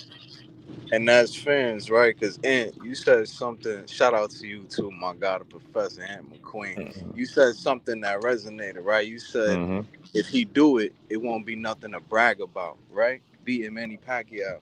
As fans, as boxing fans, at what point do we start to take like a person's win over a Hall of Fame fighter? We start to not give it all of that. It depends on how old that Hall of Fame fighter is or how they've been looking recently before you fought that. That's a combination, because it's all to be taken into consideration, right? At what point is this person at? Is he just look like he had better days? Like, how did he look the last time you seen him in the ring? It's like you still got to give somebody credit because they got in there, right? And you signed on the dotted line, so you'll get credit. But like I said, I just won't. It'll be kind of a bittersweet moment. You beat him, yeah, you beat a legend, but you know, like you probably be sad afterwards, like, bro, you know what I'm saying? So I don't know if that's, you know, it's one of them things where I guess you be glad that you took the opportunity, but it just won't hit the same because you wasn't. It ain't like you got him when he was looking dangerous. He got beat the last time we seen him. He's looked at that video they uploaded in the exhibition. He looked pretty damn bad and subpar. And now here you go back in the square circle under them lights again. Tough. Boxing was good, homie. How you feeling, bro? New fans don't like putting context. Yeah. So it's like I get it, man. I understand, but bro. Let's see what's after this. I ain't tripping. Okay, Senator Manny. Senor Manny. Barrio said, hell with it. I'm going from Unk to OG. You know what I'm saying? Go get me an OG in here. He ain't got a G pie yet, but he got an OG. Man, he definitely an OG. He did Bernard filthy, man. Bernard needed to sit his ass down. That's all. That was just his wake-up call. Maybe this might be his Joe Smith moment. Joe Smith and Hopkins moment, Manny. I don't know, because that's what I was thinking about too. I'm like, Hopkins was one of them dudes who was fighting when he was 40, son. I'm like, if somebody beat him around that time, they would get some credit. So I'm like, I guess it really depends on the performance. Because even if a fighter like Canelo, who's 32, people will be like, oh, but you beat him when he's slipping and he lost a step and he's 32. Crawford, 37, about to be 38. And he just had one of the best performances the fight before the last one. So I think what fans really be looking at is how recent they've been looking. But pound for pound, to your point, man, I've had full-blown arguments with people where they said Floyd Mayweather waited until Manny Pacquiao got old. I said, how the hell he do that when Floyd is older than him? That's crazy, yo. People saying that is wild, bro. They did say it. I heard it too. Bro, I've never understood that point. I've always said, I'm like, he's older than, and that's again why I'm thinking it's not really the age factor. I think it's because they wouldn't say that if Manny was coming up. But I don't know, bro. I don't like. You just can't. I guess there's always gonna be something. But I think we really pay attention to how they look recently because we don't really bring up age until they look like they slacking. Right. At a certain age where the boxing commission would not approve a fight. I know a while back when Calvin Ford and Bullet was trying to fight. I know the commission, he said they wouldn't approve of their fight. So I think it just depends, man. I think it's up to the commission too. And I know with Pacquiao, they was speaking on how he passed all physicals and things like that and got the go ahead to be able to fight. So I guess that would have something to do with it too, right? Being able to pass the physical, but that's crazy, man. It's just it's the hurt business, man, and the things that made him special. I can't necessarily say he still has those things, right? He might have glimpses of those things, but we talking about getting through a whole fight now, and you've never been known to be anything other than man, right? And you just clearly ain't that same guy no more. And even with Barrios getting touched up, shit. That's a much younger Abel Ramos. Abel Ramos ain't in his 40s, somewhere should be raising grandkids at this point. Yeah, you done sat down for a minute, like, and then you went the exhibition route, and now you back at it. I don't know. Maybe they Mikey Garcia. They see something. Maybe they think they see something in Barrios. You know what I'm saying? Maybe. I'm telling you, somebody owe Manny a favor somewhere in the cut. Somebody like, here, man, here we go. We got you. We're going to put you up here 5 in the rankings, get this title shot. We good. We square biz. Back, yeah, like, all right, okay. Mario ain't that good. Yeah, I think Mario Barrios, bro, I really do think he's a good fighter. I do think he's good. I know Ramos is known to give you a scrap too, though. I will acknowledge that as well. And maybe he fell asleep for a bit in there and they paid for it because he started off extremely well. He was firing on all cylinders, man. Man, I was impressed with the start of the fight for Barrios. But like I said, as it went on and you got to about midway through the fight, started to change. Randall, what it do, homie? Dropped almost twice early on, man. He was sharp as attack, man. He was sharp as hell, man. He was sharp as hell. So it's just, you give me Ramos is the kind of guy, if he's allowed to hang around and linger, he's capable of what he did to Barrios, giving you that kind of fight. And that's what guys do that constantly hang around. Now, they start to get shit to work for them. Slow down a little bit, fatigue settle in. He start clipping you. You know what I mean, that's what it was. He started getting some things off on Barrios. Yeah, that's what I think. I think he's old money. I mean, it could be a conspiracy if you want to say, look, man, somebody don't even favor a solid. Clearly, he came out of the damn woodworks. He ain't been in the rings since 2021. That's 4 years, pretty much, man. Like, come on, man. Out of nowhere, it's the name, man. And you know, boxing is they chase that dollar, so they gonna milk him for whatever dollar, you know what I mean, he can make.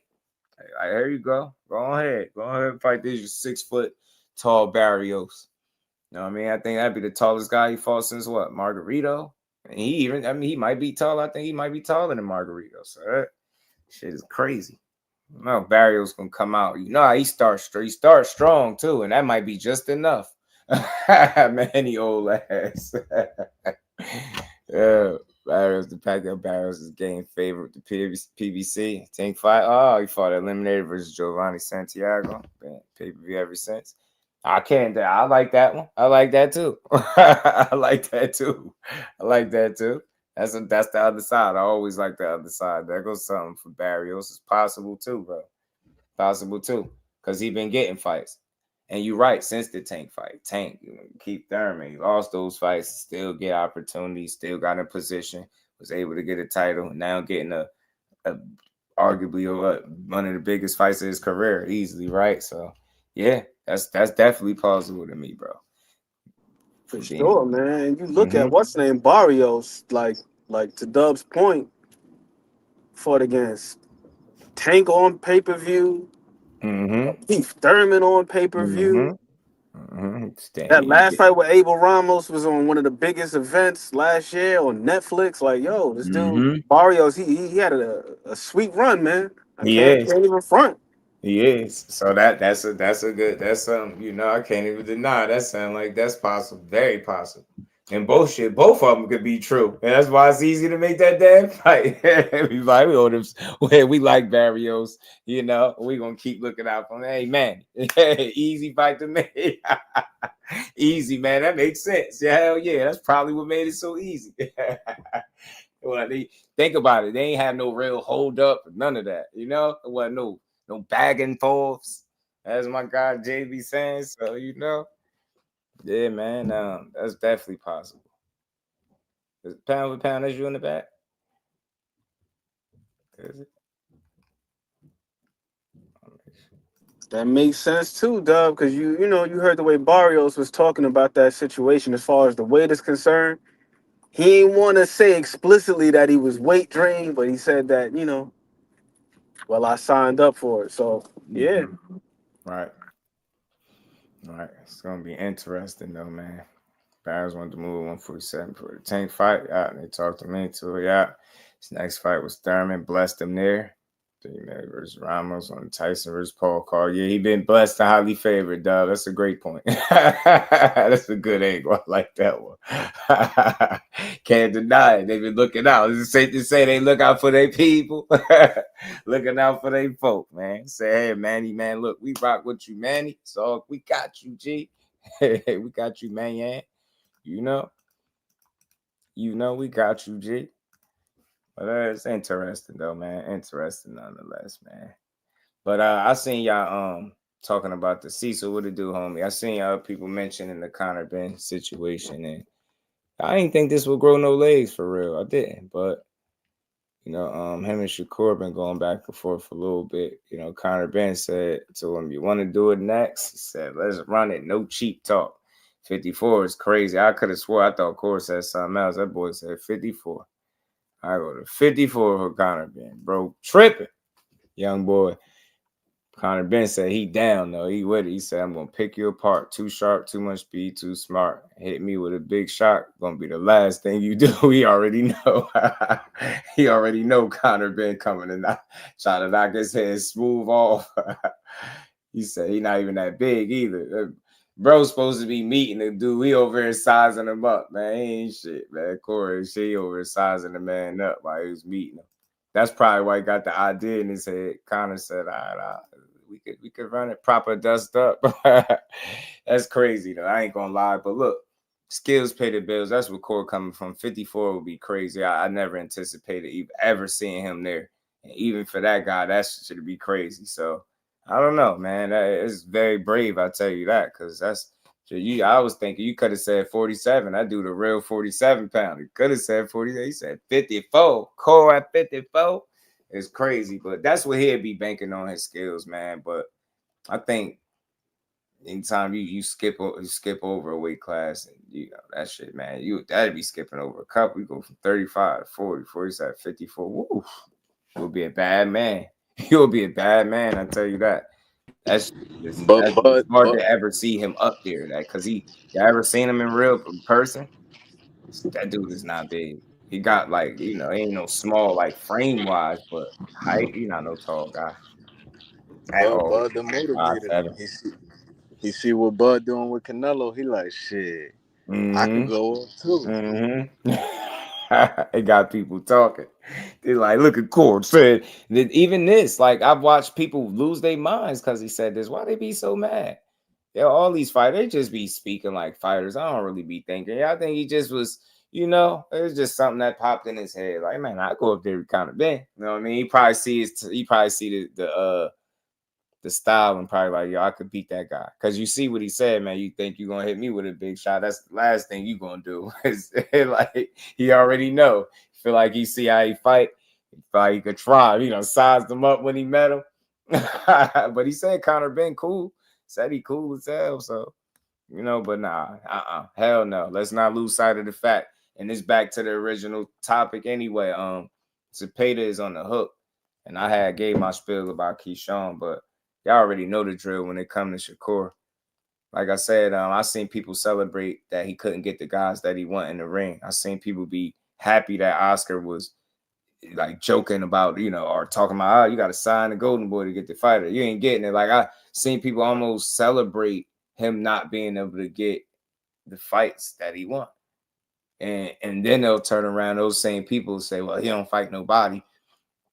She'll celebrate this. It's like being a fight's being dangled in front of him, and then guys not taking them. So for me as a fight fan, it's like a you know, you could breathe easy. Finally, man, just go in there and fight. Let's see what's going to happen. You get me? And I'm just glad that he got the fight, and hopefully it could kill some of these narratives when he go in there and handle his business. Right? That's what I want to see. I want to hear more about the fights and less about the BS. Like, there's no way we should still be talking about De Los Santos, especially with him about to fight Keyshawn next. That's an old ass argument. The last guy he was in there with TKO'd and stopped him with hurt hands. Now he on to this dude, hands is held. I hear the work is being put in, and I want to see what the end result gonna look like. He finally really got one of the guys that he truly want to get in the ring, and I ain't gonna lose sight of that. It's about boxing and guys getting the right fights, and I think De Los Santos is a respectable title defense for Keyshawn. I don't think he babysitting his title. And then obviously with Shakur, you fighting that number one guy. You got a damn interim title, don't he? So it's like you fighting the dude you're supposed to fight. It ain't no, oh, he's an electrician. Oh, he's a hibachi. None of that. I don't care what you think about his style. And if he don't got a child, I don't care. That's not his fault. It's not his problem. That's the number one guy, right? Cool. The other guy got a rematch coming up. Cool. So this is the fight that you need on the way to that. And I love that for boxing and for both guys. Respect is Zepeda. You know, for a while I was a little confused as to if I felt like he was not wanting to fight. But nah, man, these dudes, that's all they know. It's all they know is fighting. So I always thought he was just going with the flow, going with the plan, and eventually he felt like it'll lead him to what is a title shot that he about to get now. So I'm cool, man. Shout out to Zepeda. I'm glad he taking the fight. Should be interesting, man. Like I said, man, you could get away from the BS narratives now. You know what I'm saying? And talk about the boxing and how this fight gonna look. Technique, what it do? Motown was good, homie. Hitman's, yeah, Hibachi Chef. Yeah, it was yeah, that was a good one. That was funny to call Yoshino the Hibachi Chef. Yo, the internet is terrible. They be going crazy. The electrician. What's Zepeda? What they gonna call Zepeda? I wonder where he is. I ain't hear it yet. But hey, that's the number one guy. Like I said, if you ain't gonna be fighting a dude like Tank, then I'm cool with Zepeda. So I feel like he got the best available fight for him, and that's refreshing for a long time. It ain't got to be a whole circus. It took some doing to get here, but I think it's a good time. It's a good time. Zepeda done got his little preparation with those rounds, with those 20 rounds. Was it? No. Was 12 rounders? Or was it 10? 10 rounders with Zepeda. So you got your southpaw work, is what I'm saying. You got your southpaw prep. Now you get to get in there and see if that shit help. You know what I'm saying? That's what I want to see. You know, that's why I differ from a lot of boxing fans too, because that's the reason why I wanted to see Keyshawn versus De Los Santos. Because if you ask me, you look at Keyshawn's resume, De Los Santos is not a champion. He's not a former champion. But to me, this would be the most important fight on his resume, just stylistically. And this is why I always like certain people be like, oh, but he fighting this dude and De Los Santos ain't nobody. He ain't did this, he ain't did that, he don't got no belt, whatever. But to me personally, pound for pound box talk, this got the potential to be the toughest fight for Keyshawn. Because I just think stylistically, Edwin got it depends on how he fights on that night. But from what I've seen, he has the things. I mean, the speed, the quick feet, the crack, the I'm not gonna say the chin, but the heart to get back up after being dropped to make it. I agree 1,000,000%. So to me, that name. But if you ask, oh no, he wasn't a champion, no, but he not even a former champion. Yeah, but how I'm looking. 10. Me cut out. Oh, there you go.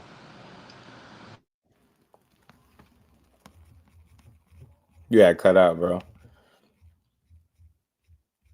Yeah, nah, I'm with you, man. That's why I said, man, I know these dudes they ain't the most popular in terms of like with the fans and how people perceive them. But right now in the moment, you got a guy coming off of a fight where he was supposed to fight somebody else. The same old song and dance. It was like business as usual for Shakur. And then you get a replacement opponent.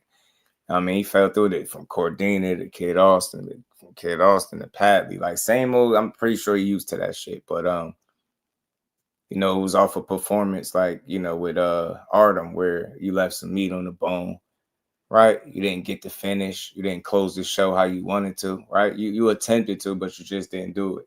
In this particular fight, I seen more offense, more assertiveness, right? Being more physical in spots. He was being willing to even let Padley get off just a bit. And not when I say get off, not getting tight, but just he was trying to, let him get comfortable. And he really wanted to make sure he closed the show on this fight. And I seen a much smoother, clean performance. Like this more on par with what he do. Like it's very hard for me to look at that fight and complain. You could say he should have did it this early, that early. I'm talking about what actually happened. Didn't lose a single round, in my opinion, not definitively anyway. You get that dude one if you want to be nice, and that's cool. But I ain't see more than that at all. I just seen a clean sweep, and I seen the guy show that his levels. Like this dude don't belong in here with me, so I'm gonna demonstrate that every single round until I get him out of here. Hurt my hands, switch. I think he went orthodox and finished the fight. Impressive, and I know why he was able to do that. But we gonna, some people might not know what's up. But good performance. That's all you can do. You build off the last fight. So that's what he did there. You know what I mean? You didn't get it with the name, right? But neither was Artem. He wasn't a name, right? So Padley was an undefeated guy coming off a couple of good wins.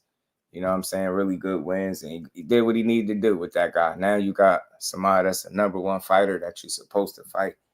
And it can't be no way to complain. Now we're going to see if you can build off of the last time we seen you. You know, that was really good offensive performance to me. Let your hands go, punched in combination. Like I say, it was physical in spots where he needed to be. I liked it. I liked it, the body of work. Just got it done and got up out of there. Now, get to see if this 80 to 100 punches around guy is the kind of challenge that people think he's going to be, or if you're going to neutralize him and beat him and embarrass him.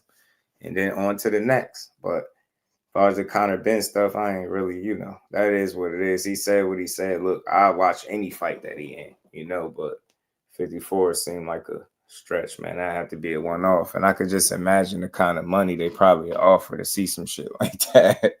It's him and Chris Eubank just pulled in some real money. And I know Eubank Jr. himself said he made 10 figures for that fight. Did he say 10 figures for the fight? Or 8 for that? I forget. No, did he say 10 or 8? 8 figures for the fight? I think he said, but he made some money. So, you know. Rob, what it do, homie? Yeah, that's what I'm looking forward to. And that Conor Benn, Chris Eubank, that was a Riyadh season card, or that was just the zone? I'm not even sure. I think they was involved too, though. I think Riyadh season was involved too. Because if they were, then that'll make it even easier. Imagine Turkey be like, all right, let me go ahead and do that. Yeah. Y'all be the undercard of Bud Canelo, like right. Corey don't give Turkey no ideas, bro. Don't give him no ideas. Turkey be like, so you said you go to 54, huh? Okay. But nah, because I know it was Riyadh season. Right. I know the talk gonna be you need to focus on this fight, because I already seen the videos come out where they might be saying he focused on the other fight and not Zepeda. And I'm like, I don't get that. Like people don't realize it take a few seconds to say some of this stuff. It don't really take a whole lot of brain power, focus, and energy unless you're really doing it. You know what I mean? I feel like as long as you're in there putting in that work and you understand who you fighting next, and that is the target, then you good, man. Fighters gonna entertain other options and say things like it's the boxing business, man. It's not too big a deal to me. But he did shock me when he said that, because I initially thought he said something like a catch weight, but that dude said 54. I said 54. Damn, cool. Make his head cut to 47. I mean, Eubank versus Benn was a Ring magazine card. Ring magazine. Fatal Fury. Yeah, you're right. You're right. It's Fatal Fury is some game or some shit that's out, ain't it? Some damn game I keep seeing or something they be advertising. I think that's connected to that. Yeah, Fatal Fury been around for years though. That shit was on like Neo Geo. Was that? Yeah. Hell yeah. Oh shit, my bad. T Hill in the back. Hey yo, let me come in, because I don't want to disrupt the conversation. Y'all having a real good conversation. You all good, Brody. Nah, my man Randall, I wasn't saying specifically or targeting anyone in specific, but if you go around and you look at all of these channels and the hate they spew at these fighters, you can see it, man. I mean, and it is really generated because they either gonna hate for another fighter or for another faction of fighters. And when I say that, I mean Top Rank, I mean Riyadh, I mean PBC, Golden Boy, whoever they back or whoever their favorite fighter might be affiliated with. So they up in these YouTube streets constantly denigrating folks, constantly shooting videos, speaking ill of folks. And like I say, not all of it is warranted. And so to speak, Barrios has accounted himself very well in a lot of fights. But they gonna hate on Barrios. Why would they hate on Barrios? What has Barrios done to ever receive hate but give you great fights? Well, the only common denominator is he's a former opponent of Tank. So he's garbage, because all Tank fighters garbage fighters. And that's what they're going to do. So anytime he does something, no matter how good the fight he was, look at Abel Ramos. That was a hell of a fight. It was. hella well in the fight. He did slack off at the end and a lot of fight to become considered a draw, but by all accounts, he won the fight. Mm-hmm. And yet still people gonna hate on him. He was in a war with Thurman. Did well in the fight. Lost it, but he did extremely well in the fight. True, indeed, he did. Punish Ugas. Yoda. You know what I'm saying? So it's like, yo, that's the only thing I'm saying. I'm not saying you in particular or any people in particular. It's just the general caucus of folks love to hate on other folks because of another folk, and they ain't even folks with. That don't make sense. Shout out to Dub. Appreciate you, bro. Name guys who heard you want to retire. Same day somehow convinced themselves it was just emotional. Some people got different takes on it, man. But no, T Hill was right on point, man. That's how I told you that's how I be coming here with some of these topics, man. You know what I mean? There be a lot of like just disdain for these young men, and I don't get it. Like I just respect what they doing, and a lot of these guys is putting on, but you know, some people just irresponsible, I guess, man, with the way they push boxing. You know, we got to make sure you pushing boxing and just not certain fighters. I see it all the time. Like I told you, man, I don't understand what Keyshawn could be doing to be getting the hate. That's why I said it's inherited from Terrence Crawford. Anything connected to him, they hate. They do not like them dudes, man. I'm telling you. For that and the light skin. You know, some people gonna hate on him because he called out Tank. You know what I'm saying? Don't make sense. Like, bro, y'all still emotional about that, bro? He kicking ass. That's he doing. He only, and then it's crazy because he'll tell you in detail and explain to you exactly why he mentioned it. He very specific, and it's like you still don't get it. He's still telling them like that. Oh, you don't really want to fight, but he telling you done reached out to him directly and said like, "Yo," he said. So he ain't tell y'all what I DM'd him. All right. So I'm like, man, some people, everybody ain't scared, man. People will want that opportunity. You gotta be a fool not to want that opportunity, man. You get what I'm saying? Especially when you want to be great. Some shit is deeper than being scared. You know what comes with a big opportunity and being able to win and seize the moment. You get me? And that dude is at the head, you know what I mean? It's the top of the food chain. Name gonna always be mentioned. Always. I mean, like you got people taking digs at Padley, calling him an electrician. Man, we had somebody come on, do an interview saying that they don't really get money like that. Only a few folks get to see real true money. The rest of them gotta do a regular job because hell, they gotta supply for their family, sustain themselves. So yeah, he got an electrician job. Yeah, he got a last second call, but he was ready to fight and he fought. He not like easy. I mean, he not light work, man. He not somebody that's garbage, but we gonna make him garbage because we don't got a knockout Padley did in his last fight. You know, sparked some shit. You know what I'm saying? He came back already. That's crazy. Came back, of course, still, but he fighting in July. Padley came back and got a KO. And we only hate on Padley because we don't like Shakur. Stop like hating on me, G. That just don't sit well with me, bro. And it be us. Hating on us. And that really don't sit well with me. That's what I speak for, man. I'm telling you. I don't get it. I don't get it. Having installed solar panels, he getting bread. You talk to him, man. Next gen, Keyshawn better come on his A game. I think he'd be focused. Big Supreme, what it do? He's stupid. What's good, bro? I think he will. I put a lot of trust and faith in Bomac and his ability to prepare and get a guy ready, get his man ready to fight. And he's always been, damn good at it. You know what I'm saying? So I feel like they building, right? And you can see the growth through the fights. You can see him getting more comfortable, confident, and just you can see the maturation right in front of you, bro. So I think that Santos, his ass better be on his A game, especially coming off a nice little layoff. But he young. I think early he maybe could have to shake off some rust. But I think ultimately, like I was saying earlier, it won't be a deciding factor. I think he's gonna stand on business, man. I think it'd be a good fight though. Good fight for both guys, man. Sometimes you're gonna get a fight, you're gonna have a layoff. It's just part of the sport. You just gotta do your best on the night. And like I said, man, somebody like De Los Santos, he ain't coming to lay down. He gonna try and should be motivated. Second title shot in a row. Look, people counting him out. He say he putting Keyshawn to sleep. You know what I'm saying? He says Z's. You know, Z's. Sleepage. You get me? Sleepage. You know what I mean? Man, putting Keyshawn to sleep, man. That's what he said. Punching shit. I like his confidence. I like his energy. He's a silly dude, too. Yeah, I went out there at your car. I'm in your city. I was like, yo, what? Nah, he gets style points. He out here tripping, but he still gets style points.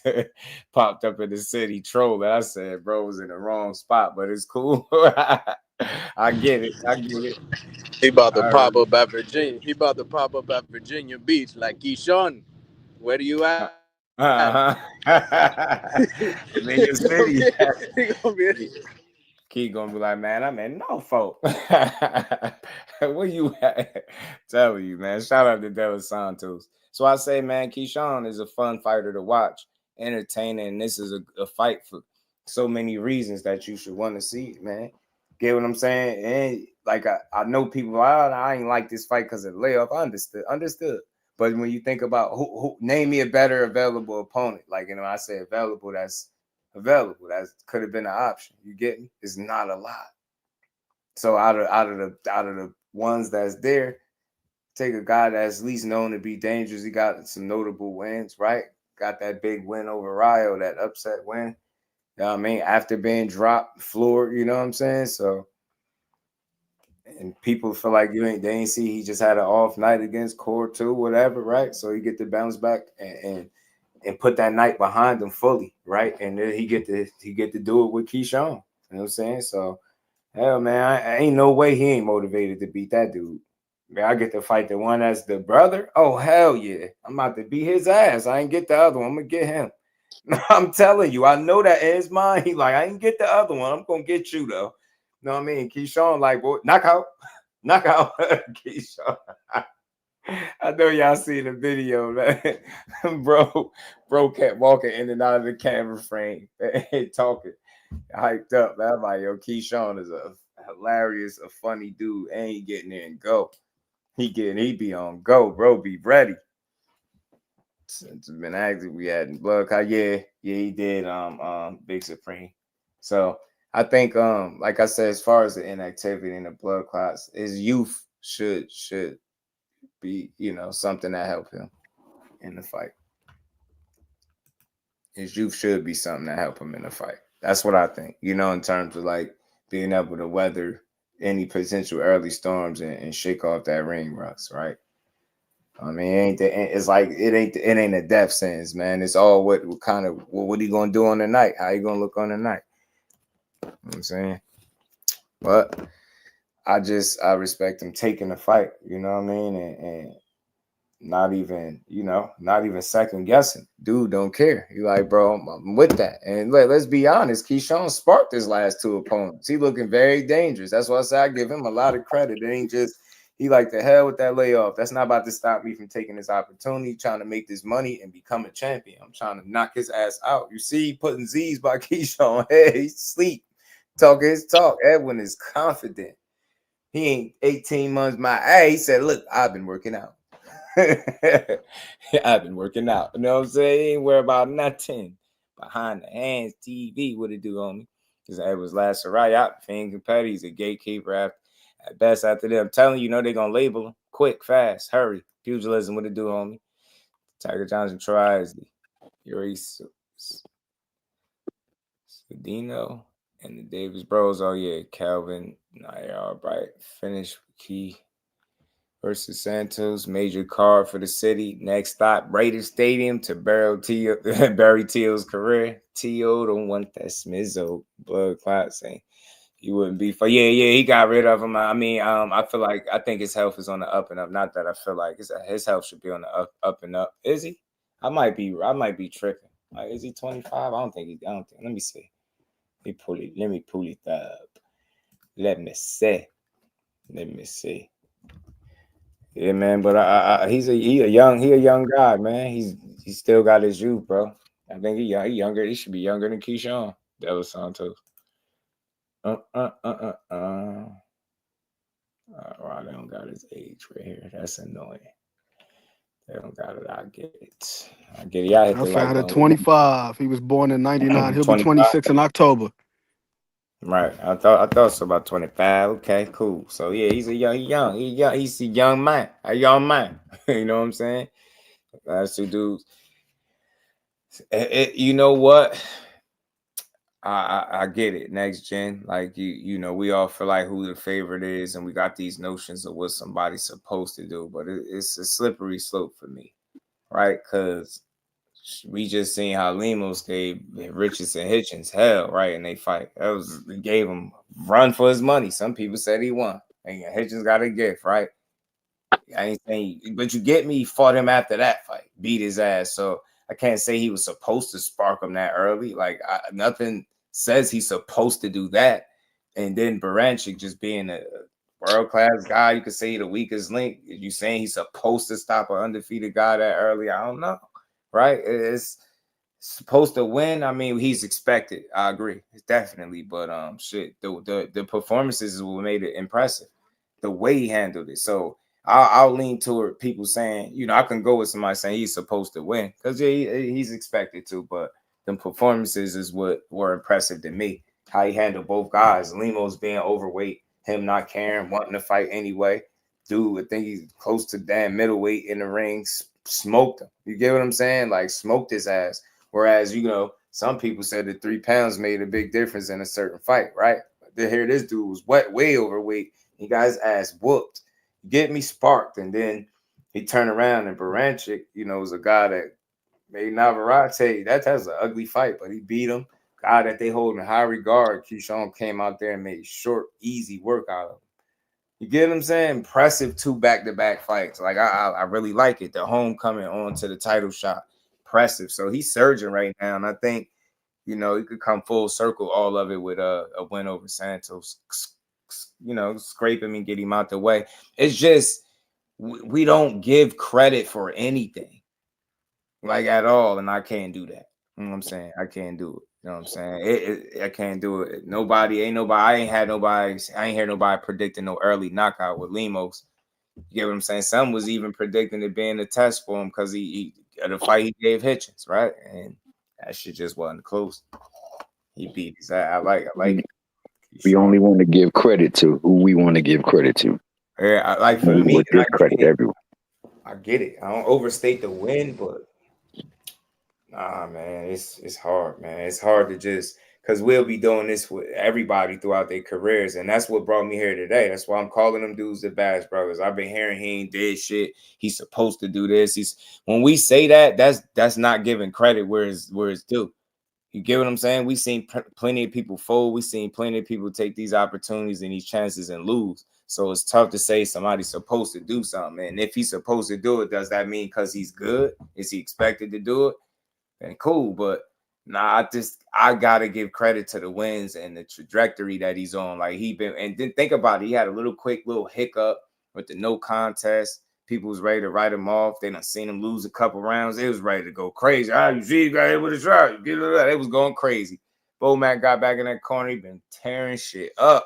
They been cooking shit. So I like it. I think it's fun to watch this dude get in there and go to work like that. And I'm surprised that he get the hate that he get. I really am, because if it's really about boxing, he checking every box. He beating ass. He can box. His temperament is like that. He ain't timid. He ain't getting in there babysitting. He ain't babysitting his title. He ain't getting in there like half stepping. He's stepping. You know what I mean? Keyshawn is fun to watch, man. I'm gonna keep pushing it. Win, lose, or draw. I like him. I think he's great for boxing. He gonna look like he's gonna be around for a while. And the fact that he taking a guy that is deemed dangerous, it show you what kind of time he on. You get me? Could have had an easy homecoming. I keep saying this stuff, y'all. Easy homecoming. He chose something that looked to be a challenge on paper and handled it. Made that shit just look regular. You know what I'm saying? Very impressed with his last 2 outings, man. I am. Old school, what it do, homie? All I said he was supposed to do was knock his ass out after I seen that watermelon and bucket of chicken that he got. Jeez. Right. After that watermelon, I was like, yeah, he's supposed to knock his ass out. Right. That was a step far. that was a little too far, bro. No, it's not One thing about that also dressing it gets up. lost, man, with Think about it. Keyshawn. All we do is take credit from everything these dudes. I don't see how y'all don't hear where I'm going and why I come up here every day. Think about it. We not about to give him credit for his last 3 fights. Lemos, he was out of shape. That's on him. You get what I'm saying? But he just gave Hitchens hell. Like, are we forgetting this? That's him if he wanted to be out of shape. That was him. He pissed the bed. But this dude was very impressive with how he got that work done with an overweight guy. Dude came in there heavy and got his ass whooped. That shit backfired on him. So we're not about to give him credit for that. We're about to say he was supposed to beat Baranchik. Baranchik is a weak link. Then we about to say Edwin De Los Santos. We know he ain't at his best. Do y'all see what we do to boxing? How the hell can I enjoy boxing if that's what I'm doing every time somebody fight? So if there's no positives in what this dude is doing, none. It's just nah. This one is that. This one is this, and this one. It's like, bro, what? This is how I got here. Y'all making my point. This is how I got here today. I can't understand it. Keyshawn gonna get his just due forever. Win, lose, or draw. I promise you, because he's doing it the right way. And they've been complaining about who he been fighting since his 5th professional fight. I promise you, I've been here. 5 fights in, they've been shitting on him. He don't fight nobody. I'm like, what? Like, what is he supposed to be doing? Show me another fighter that's doing better with the 13 fights. That's tripping? the point I was about to make, man. We forgetting how many Yo, fights this guy got. Am I missing something? That dude even with the Pedraza fight. Personal feelings aside, the product that Keyshawn is in the ring, that's not fun. He talking shit, but he stand on it too. It ain't really nothing where you can just like shit on him. But I'm hearing it though. I'm watching people go 30, 40 minutes, hour at a time. Like, yo, he ain't doing nothing. That's because you don't like him. He's a threat to maybe who you like. Nah, that dude is doing something. That's wild. And that's how I got here. I don't care who ain't talking about it. He giving you a fight that people probably didn't think he'd be in. And miss me with the De Los Santos shit because they kept telling Shakur to rematch him. He's scared to rematch him. Now somebody step up to the plate. It's like, nah, he ain't good. And he's the layoff. Nah, hell no. Y'all was begging for Shakur to fight him again. Now there go the brother, the Bash brother, the one that y'all love to hate, the other one. Man, Keyshawn step on his ass, man. Hell nah, man. We gotta get this dude some type of credit. That's why Jusdueboxing exists, because we're in the boxing space where the only thing we know how to do is overanalyze in the effort to take away from the work that these guys are putting in. I don't get it. What the hell is he supposed to do with the opportunities he got? That shit is impressive. Right now, anything could happen. He could go out there and lose. But right now, with the work he put in, it's hard to look at it and say, yo, that ain't shit. You don't like boxing then. Ain't no middle ground, ain't no in between. You do not like boxing if you don't rock with the work that he's put in. I ain't talking about his personality, even though you don't know him and never met him. I'm talking about boxing. He beating ass, man. That shit is fun. Ain't he talking shit? He laughing. He having fun. He even explaining himself. The dude made himself vulnerable. Man, he was smoking, messing up, got himself, man, everything. Man, that's shout out to Keyshawn Davis. DB3 is about to be a household name thanks to this dude, man. And the brothers putting in work. Hell no, man. How we overlooking that? How we overlooking dudes opening gyms, all type of, how we overlook this stuff and just say, I ain't shitting. But man, I call bullshit. That dude is talented. He fun to watch. That's all. As a fight fan, I don't see inside the ring. What is there not to like? What'd he do wrong? That's like, nah, I can't watch him. What'd he do? Let me guess. He tweeted something, called out your favorite fighter, called out somebody that you like. What'd he do? Like, I'm talking about fighting. He beating ass, and that shit fun. Shout out to Keyshawn. Homecoming, he stepped all over that man.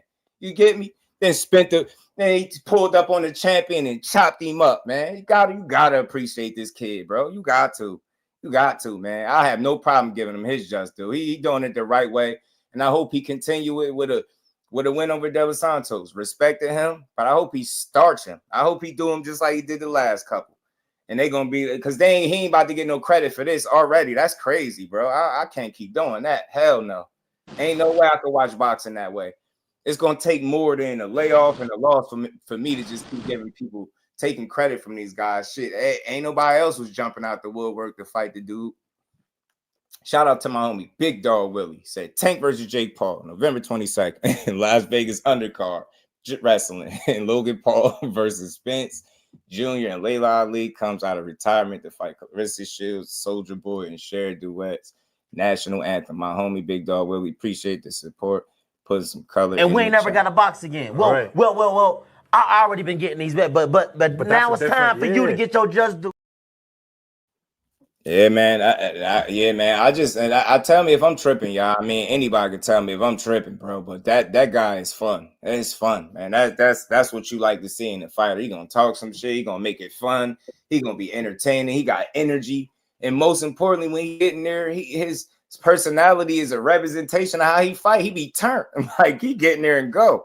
Dude be turned up. He be wanting to mix it up. Look at his eyes when he be in that ring. Keyshawn Davis is it to me, man. And the only thing he can do, only thing he got to do is stay focused. That's it. Keep winning. So I don't see like I heard a conversation going a much different direction. Like I said, I hear a lot of stuff. I see a lot of stuff, read a lot of stuff. And none of these things I'm mentioning was mentioned. I'm like, how could you talk about him and not mention none of the shit that he actually is doing? And then when you do bring up what he doing, you downplay it. Oh, it's not shit. It's not nothing. At what point do we give fighters credit? What fights are okay to take? Like, because I've been hearing this since, like I said, 5-0, a handful of fights they've been saying that. It's like he fighting experienced guys. Like I don't think he fought an opponent with a losing record yet. Most people can't say that. You can try to say what you want. Oh, record this, record nah. Most guys can't say that. He ain't fighting dudes with upside down records and shit with tons of losses. That's not what he doing. So I'm just trying to figure out, as a young fighter, 25, 26 years old, what else is he supposed to be doing that he ain't doing right now? I can't see a single thing. Keep winning, Keyshawn. I'm rocking with you. Shout out to No Folk, if I'm saying it right. Shout out to Virginia, the whole DB3. I'm rocking with Bomac because that's doing it the right way. He got a real trainer. You can see the impact that Bomac is having on a young guy's career. For me, it's dope to see it after, Terrence Crawford. Crawford is in his last couple fights or so, and he looked like a guy that over there in that stable would be able to pick up that torch and carry it, and run with that shit. So I like that. I like that for he just a breath of fresh air for boxing. Something good that I think boxing definitely need. A dude with some energy like that. Have fun, you know what I'm saying? Have some fun, go in there, make the fights entertaining. Talk his talk, you know what I'm saying? These young men ain't perfect, but inside that ring, he make it worth your money, man. I ain't seen a boring Keyshawn Davis fight, and I done seen him fight a couple times live. He entertaining to me, man. I had fun watching him. I was at the fight with the famous Bomac, the boom boom. You know what I'm saying?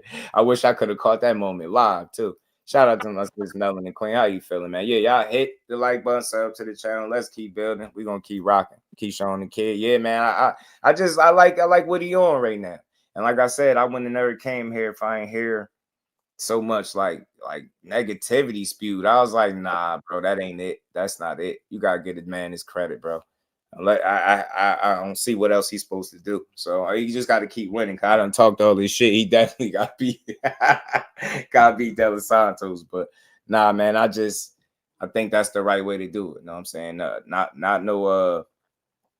don't think it's fluff with him. I think it's substance behind Keyshawn and what he got.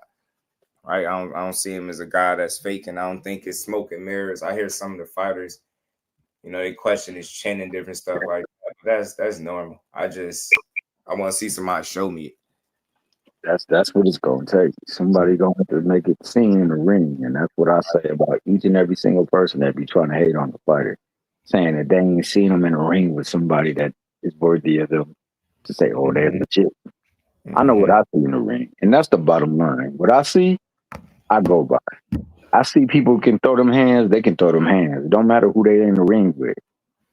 So it does hold relevance towards resume when you're fighting with top competition, no doubt about that.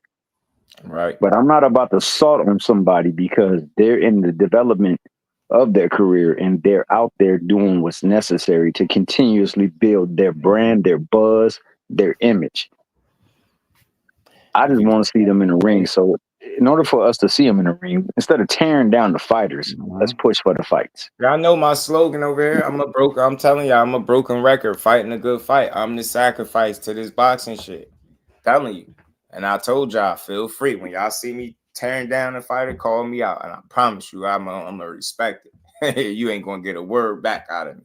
You get me? But would it be a better fight? I mean, look, optics, maybe. You know what I mean? In the minds of the people, you know, they want to see you coming off a win and looking better than what you did in your last outing, and of course, not losing. So, but I'll look at it like this: it ain't like he took punishment and got punished in his last fight, and he got wrecked, and he coming into this fight. You know, I think the bigger issue would be the time off, right? And just adjusting to that. You know what I'm saying? I'm pretty sure this is probably the longest he's had to be off in his career, right? But being a young guy at 25 years old, youthful, I don't think it'll be a death sentence for him, right? So like I said, if that is to affect him, I see it affecting him early, if anything. But he's a pretty smart guy. He know a thing or two about pace. He don't just, you know, go balls to the wall. I think he'll work his way into the fight the best way he can anyway. So, you know, again, outside looking in, maybe, but you just never know. Sometimes time off is what some of these dudes need, you know. It's not always, the worst thing. You know what I mean? Having some time off. About the next 3 fights, Keyshawn Santos, Teal, and Teal back in Norfolk. I love for him to get hands on Teal. I ain't gonna hold you. There is also that Ramla Ali. Remember, she got sparked out. Mm-hmm. You know, she didn't look good in that fight at all. She got laid out. Came back. Mm-hmm. She bounced back. Handled business. And then she came back and defended that and got the rematch and put hands on her girl. Mm-hmm. So, Keyshawn brother was on the Boxing Voice talking about that TL shit. They asked him, hold on, speaking of Barboza, his opponent was Teofimo Lopez. I don't know if you read the news today. Teo let the ER fly with no remorse. He said ER. Yeah. Now, rumors just came out, like right now, Turkey Al-Sheikh said he trying to make Keyshawn and Teo at 140 when Teo when Keyshawn put hands and feet on De Los Santos. Like, I would like that for the culture. Do you think a black boxer got to get Teo out of boxing for the culture? Hell yeah. I feel like Keyshawn the man to do it too, man. Keyshawn gonna really beat on him. That's why he keep saying boots this, because he do not want to see Keyshawn. Turkey already said, like you just said, he want the Keyshawn and Teo fight. At this point, it's in Teo hands. Like, it takes 2 to tango at the end of the day. Teo not trying to really get in there with Key. Then it's history. Keyshawn, man, yeah, they got history. Gym wars, the gym stories we've heard. Yeah, exactly. So, you know what I'm saying? Easy to sell then, huh, champ? You should be wanting to fight Keyshawn. If you know, you know what I'm saying? So, I don't know. It takes 2 to tango. But, yes, Turkey definitely wants that. He sound like Keyshawn to me, yo. 2 cents was good with it. Keyshawn been wanting that fight for years, yeah. Since and they had that sparring session them years back. I had a little small clip of it in the brand section of them getting some work in. It just looked like Keyshawn was more comfortable there. It's the reason why he stay away from certain people, man. He can't. Those antics and the way he win fights, that shit don't work with everybody. Like, I don't think he'll be able to showboat and do that shit that he was doing, like he was doing Barboza. That won't exist that night he get in there with somebody like Keyshawn. In my honest opinion, I think he got exactly what he don't need in front of him, and I think he'll lose. I do. I don't care how experienced he is. I right now, for me, the way he fight, I like Keyshawn approach better, man. I'm big on substance, and Teo be doing some bluffing sometimes, getting him through some moments. And the right kind of fighter gonna see through that shit. From Cameron, Christopher, Mufo, all ranked in the top 10 in WA. Hell no, I don't know none of them names. No, none. I don't even know if I know how to say them all. But nope. Maybe Christopher. Maybe that Christopher kid that you talking about, but no, I don't know them guys. Belt tap. See, don't want to smoke with Key. Yeah, I mean, I think it's certain styles he don't favor, and particularly just certain fighters. Like, he blacklisted himself. Like I said, he talk a good one, talk a certain way, but I want to see him stand on some of that. He'll get in there and beat certain guys, but I'll be more impressed if he get in there with some of the guys that he's critiqued so heavily through the years, right? The ones that he's trolling and disrespecting more so. I would like to see any of them fights, any of them guys that he mentioned names in a wild way.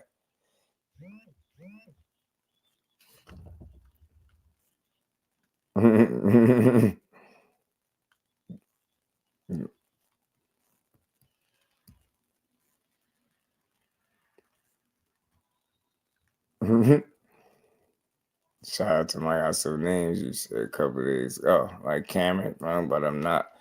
I don't. You asking me, do I know? Do we know any of those guys?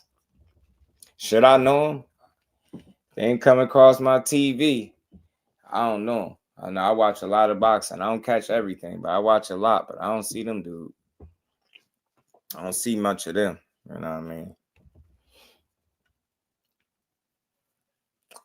But we'll see. Maybe they'll win some fights and be on all our radars, you know? Maybe so. But let's keep rocking, man. Let's keep rocking, man. Conor Benn done turned into a Backstreet Boy. Yo, he crazy. Bro, oh man, bro out here like a straight up an athletic Backstreet Boy, man. He tripping.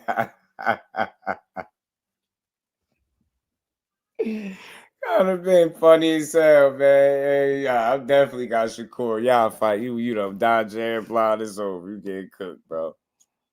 You getting cooked, guy. You getting cooked, guy. Sending dudes from across the pond. Nah, that's funny. But nah, man, Conor Benn is a funny dude, man. He posted that on his joint. He done dyed his hair. You know what I mean? He done dyed his hair, man. I don't know what he on, but yeah, he put that in the back, the Cisco. That wasn't me. That wasn't me. I'm probably gonna have to edit that out with that dumbass music, but Conor Benn looking to return. I think back down to 47 is what he trying to do, and if they get, I just can't see them doing that rematch again. That shit terrible. So you better think twice for getting there with Cisco. Yeah, that was a wild.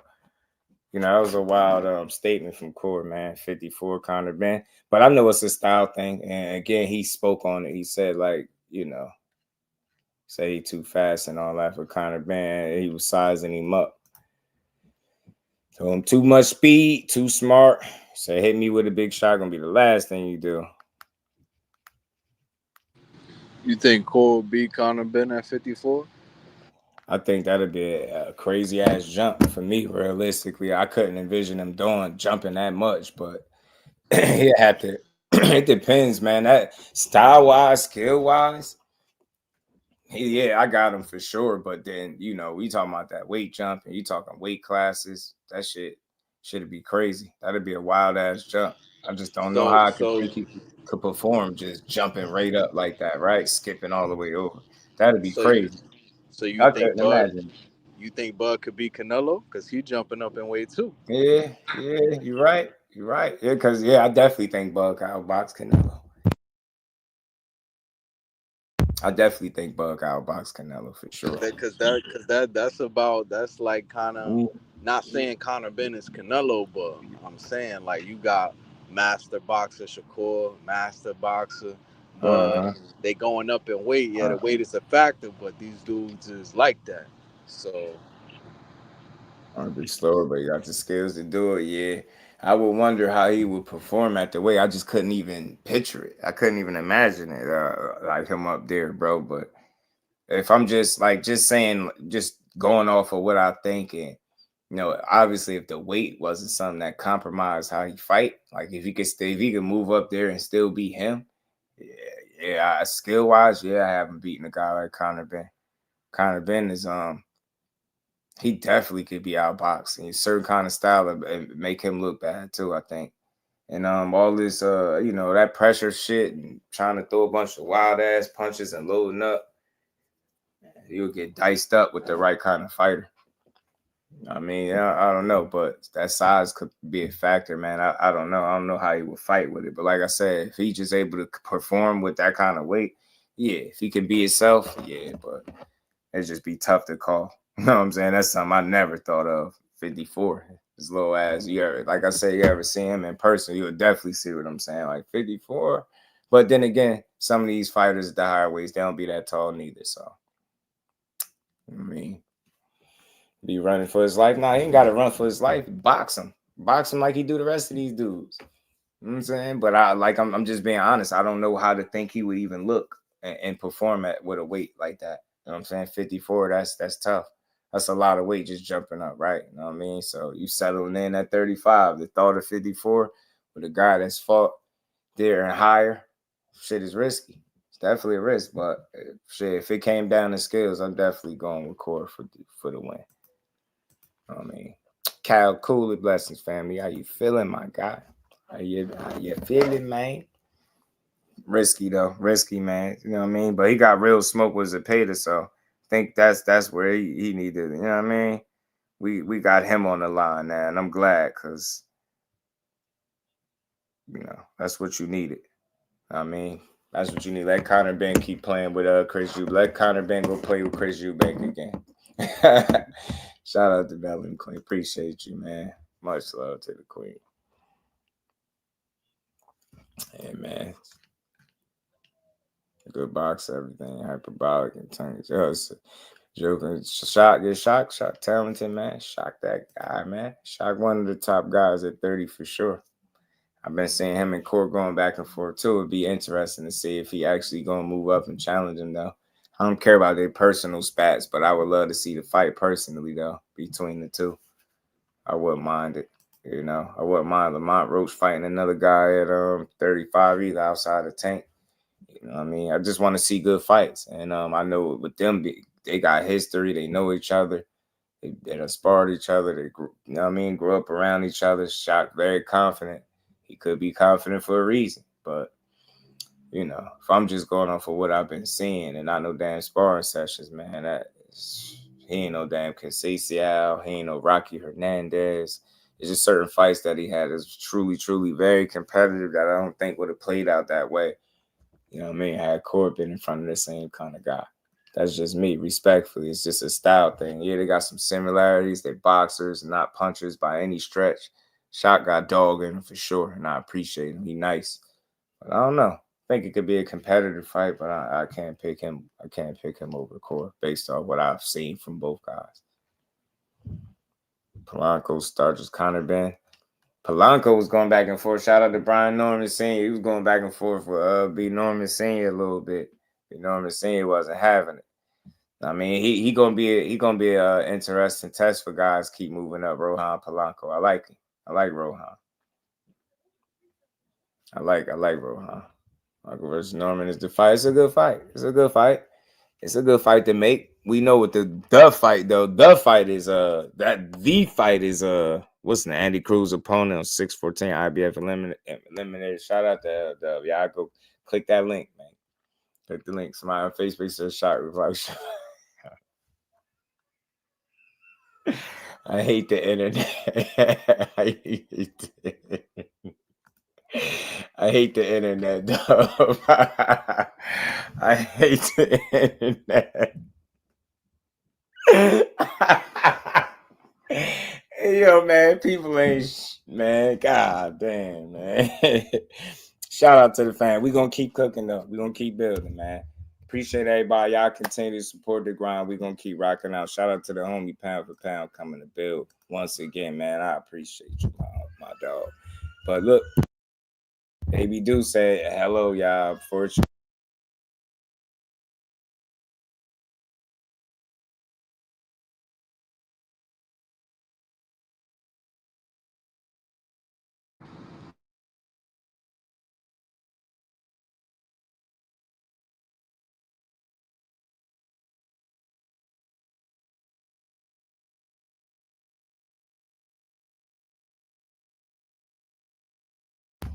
Yo, babies don't never want to come in the house. Yo, it's coming down outside. Baby do not want to come back in the house. Oh my goodness. Me neither now, bro. That's why I start laughing.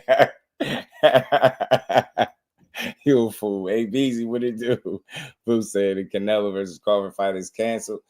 I did hear something about a date being moved, but I was hearing it got moved from the Friday to a Saturday. I haven't heard anything else besides that, but I probably wasn't looking for it either, though. So shout out to Uncle Rick. What's good with it, Rick? How you feeling, bro? What's good to see you in the bill? Yeah, Baby Do is in the back tripping out. It's just mad because he don't want to come in the house because it's raining outside. He's a brat, yo.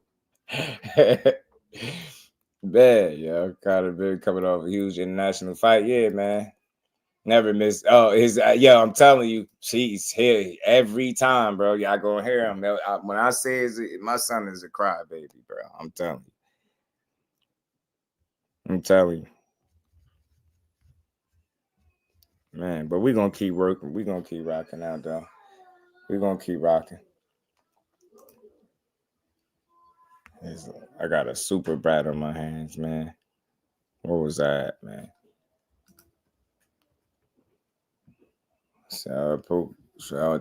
Y'all stupid, man. Y'all dumb, man. Called that man Shamar is crazy, man.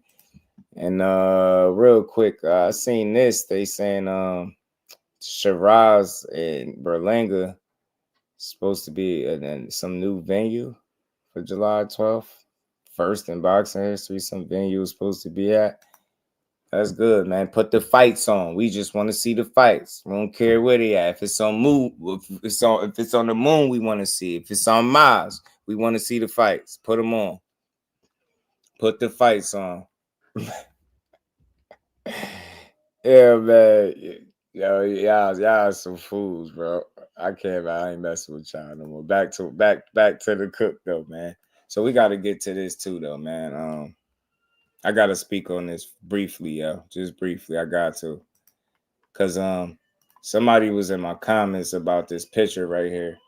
And I think they misunderstood why I had it up to begin with. So I'm gonna take the time now to address this picture that I had up that I seen floating around. Of course, it would be nothing I designed because I'm not out to prove that Bud Crawford is somehow has some type of unfair advantage. As a matter of fact, like I said always, I could only give y'all information that I have access to, that I had. But as far as this goes, for me, I seen somebody questioning like, well, where's the one for Canelo and where's the one for this guy and that guy? And I'm like, what? Nah, bro. The only thing I could say is what I've always said. For me, I haven't seen this dude test positive for no type of banned substances. I haven't seen him fail a PED test or anything like that. I haven't seen him fail a drug test or any type of test. I've never seen it. The arguments that people are making is that he got up to from 140 to 140 side, or he came from 135. They claim he wasn't knocking people out. If you really watched his career at 35, he was getting knockouts there. He knocked some people out at 140 as well. It just, when he got to 47, he was cleaning all them dudes up. But I don't think it was nothing suspicious about it. I think he was just that much better than the guys he was fighting. And putting his shit, the way he fight is obvious, right? He beating ass. So I never looked at Bud Crawford in any of his performances as enhanced or looked like he was cheating. It's more the same. All I hear is the same talking points over and over. Like I said, I haven't seen anybody been able to prove that Snack is somehow some type of unfair advantage, but that's what they be going on and on and on about. But there's just too many fighters that been either affiliated and or on Snack, however you want to look at it. And none of these dudes are testing positive for no PEDs. None of that. You get what I'm saying? As a matter of fact, some of these dudes are getting their asses whooped, snacking all, getting their asses kicked. So I don't know, man. I just don't see Bud Crawford as the guy that's cheating. And I don't know. You had this too? Somebody thought I designed it. I was like, I didn't. He asked me where the Canelo one and some other stuff, but I just wanted to make it clear. I only speak for the information I have now. If somebody else got some other than a conspiracy theory on Bud Crawford, then I would like to hear it. But for me, I haven't seen that. And I think it's disgusting in this climate that we do things like this to these kind of fighters, bro. Like throw this man on some type of snack and, you know, or just insinuate that he's not fighting clean fights is crazy. It's bad enough that people question his resume for years. That wasn't good enough. Now it's like all his wins got to be tainted because he's on snack and he got some type of unfair advantage. And the reason he got knockouts is because he been cheating. It's just crazy. I don't dislike no fighter to the point where I will put a jacket on him ever. Like I would never see nothing like this in my life. So I just don't understand it. I don't get it. I'm not a fan of it. And I would, like I said, if anybody got some information that they think I need to know, then by all means, you know what I mean? I'm all in, but I think this is like on another level right here. I think this on another level. Said color money. You stupid. When we see snack fighters get tested, shit, just like any other fighter. I just think that's something that people think, man. Hey, what's good with it, bro? It's a lot of I mean, then you would have to say what fighters are we talking about that's not getting tested. You know what I'm saying? What fighters are we talking about? B-Dog was good with it. So I again, maybe people are blinded by the fact that you don't like a person, and because you don't like them, that means it's perfectly fine to just be suspicious of them or just throw them under the bus. I'm speaking strictly to that. Unless you got some type of evidence where he tested hot and he put something in his body that he wasn't supposed to, I don't see how this conversation comes up. Now, I'm good with a good joke, too. Like, I laugh when people say, you know, the fighters is snack strong. Some of this shit is funny, but it's a deeper issue here. And it's like we're tearing down some of the best talents in the world. And once upon a time, they did it with Earl Spence, too. Talking about his nipples was too puffy, veins, and, you know, why was he getting out? It was weird stuff. It was something he got hit. Too puffy. They said his nipples was too puffy. Yeah, they started saying his nipples was big and all that shit. Nah, for me, it's not the picture. The picture is what it is. But what's serious to me is the jacket that people were willing to place on him. Because I'm willing to bet if it was people, whoever you want to put favorite fighter in there next to some needles, insinuating that they were dirty, people would have the same energy out here. But the difference between me and most people, my energy is consistent. Wherever fighter is getting the jackets placed on them, if I come across it, I'm going to speak to it. Right now, it's Bud Crawford. Once upon a time, it was Earl Spence, long before I had a channel. But yeah, they were saying he had the puffy nipples. I know people remember that. The little stupid stuff they were saying, like, weird as hell. And I'm like, bro, why dudes just can't be nice? You get what I'm saying? Why they can't just be better than the competition? So for me, I like a good joke. I could laugh too, but I think people are serious about this Bud Crawford and this steroid shit. I think they took this snack stuff and they ran with it without nothing behind it. It's wild to me. And they don't even care. They like, nah, man, you tripping. Nah, y'all tripping. Y'all really willing to throw a whole jacket on that man without a shred of evidence and no reason to suggest that he got any type of unfair advantage besides him just being good. And that's the part that don't sit well with me. You at home, or whoever it is at home that's pushing this shit, shouldn't have a disdain for this man so much that you're willing to push some bullshit. Like the sport of boxing just gonna allow him to cheat, so they're gonna let him inject, you know, PEDs, and he gonna just get away with that. And then on top of that, they're gonna let him tamper with the gloves and bust his gloves on first. Like, bro, this is what we doing to some of the best talent in boxing. And it ain't just him. It's guys on the other side too. It's any fighter you name. Why do we do this to our fighters? That's the overall message. I don't want nobody. Don't make it all just about Bud Crawford, but it's him on the docket. What is this shit right here? You get what I'm saying? What is the? I haven't seen it. I'm open for any conversation in any game because I don't have it all. I don't have all the information. But if somebody else has something that feel like as a fight fan I should know and be aware of, I'm cool. I'm all in. But for me, y'all, I haven't seen it, and I just keep seeing people do it, and they don't have a problem. Like, nah, man. It's like I hear more resistance put up when people go to bat for him being a clean fighter than when people are saying he dirty. I watch this shit. And I'm mind blown. I'm like, bro, what are we doing to boxing right now? They was doing it to Clarissa. I seen a little bit with. I'm like, bro, what? We seriously? we just gonna do this. Like everybody just like we just gonna throw all of our best talents is dirty ass fighters, huh? Ain't nobody clean. And I just like with no evidence is nasty work. Like I know people got reservations about certain fighters that's out there, but you kind of just stuck with those reservations and you can't really push those things because you don't have the evidence to back it. It's like with the Manny thing, as much as people wanted to feel like, oh, he might have did this and that, he said he was scared of needles and took the test all these years later, he was fished. I get it. But until that dude come up with a positive test, what could you say? And that's where I'm at with Bud. That's all people, I didn't know it was this serious, right? I didn't think they hated this dude like this until I started seeing it. First couple of times I thought it was a joke. But I'm like, oh no, y'all serious. Oh, y'all really, oh, y'all, he dirty. I'm like, bro, nah, man. I ain't. The dirty stuff to me came after a certain win. That came after the Earl Spence win. You know, the busted glove stuff, we was all there for that. But I just like, I just don't see why he would need these unfair advantages to win fights. You know what I'm saying? I think he's talented as they come, bro. And he don't need to cheat his way to the top. I think he's crafted out a successful career by just doing it the right way. And I think I'm comfortable believing that because that's what history would suggest, right? Is it anywhere that I could point back in history and say, yo, he was suspicious right here? He ain't just take no drug test. Can't say that.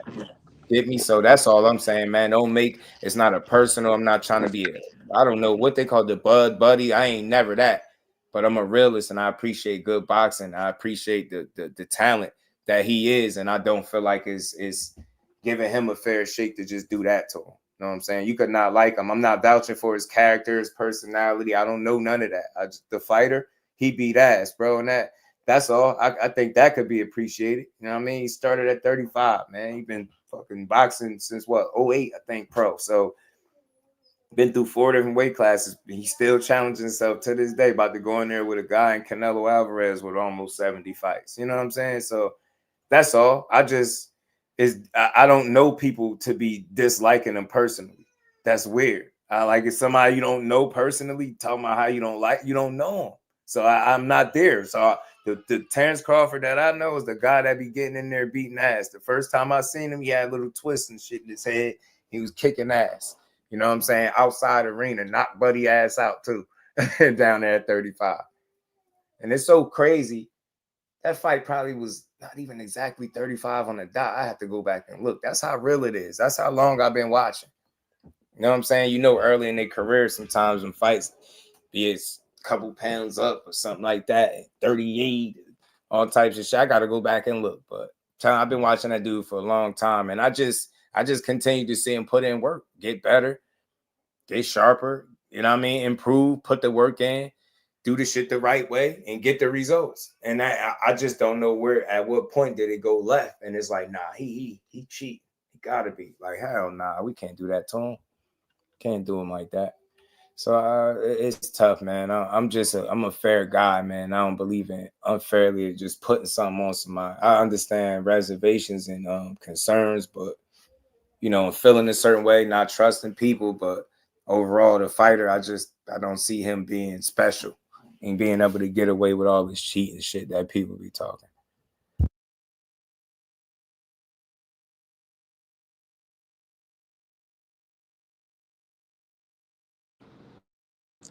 Yeah, that just gotta be hate, bro. I mean, because when you look at it, it's like you said, it's not like you never heard of him declining no drug tests. You never heard him failing no drug tests. So when you look at the amount of the people talking about this, like, okay, where you getting this from? And these are people that'll tell you they hardcore fans, and you'll be like, well, where did you come up with this? Oh, well, you know, he got 41 fights and 32 knockouts, and he's knocking people out, but he ain't always knocked people out. It's like so that. Yeah, I mean, and then this stuff like this is contagious. It spread like wildfire because you'll see this everywhere. It'll go from wherever it started at. I don't know who's the 2 cents. You said you made this picture. Well, you just have this picture floating around. Just floating around. I know I can't be the only one that's seen it. You know what I mean? Where I seen it at, I think it was Twitter. I don't think it was, because if it was you, I would have told you it was you. It wasn't from you. So that's interesting to even know that. But I guess people taking it and running with it. I don't know if it started with you, but for me, some people might be having fun, but I think ultimately it just hurts the integrity of the sport, and it shows that it's deeper than boxing. People don't like certain fighters, so they willing to believe anything, like with no proof. They don't even question it because they're like, yeah, well, I don't like him anyway, so yeah, he dirty. Like, nah. And I don't know where the disdain comes in at, because at what point did we started like criticizing people off personalities more than how they fight? And that's what I'm getting with Bud Crawford. That's what I get with Keyshawn Davis. That's what I get with Shakur Stevenson. Somebody always talking about how something made him feel, or they said this and they said that online, and he called out this and he said that and he went this route. Bro, what? Shut up, man. How did he fight? What his last fight look like? Like, you notice when the conversation is about some of these dudes, it's never that. It's all this shit that's surrounding it, this imaginary fluff that people just hang on to. And it's like, y'all gonna do this shit till you retire. And then you wonder why he be talking like, man, I might just, fight and ride off into the sunset. People don't appreciate you anyway. Because if they willing to do that to you while you here, then, there's no telling. I mean, I don't appreciate seeing you fight if they're willing to throw the jackets on you. So I don't know. And my thing is this. People I see the Victor Conte stuff. People know if he actively working with Victor Conte right now, or y'all just comfortable saying it. You know or you don't know. You get what I'm saying? So I'm not doing that.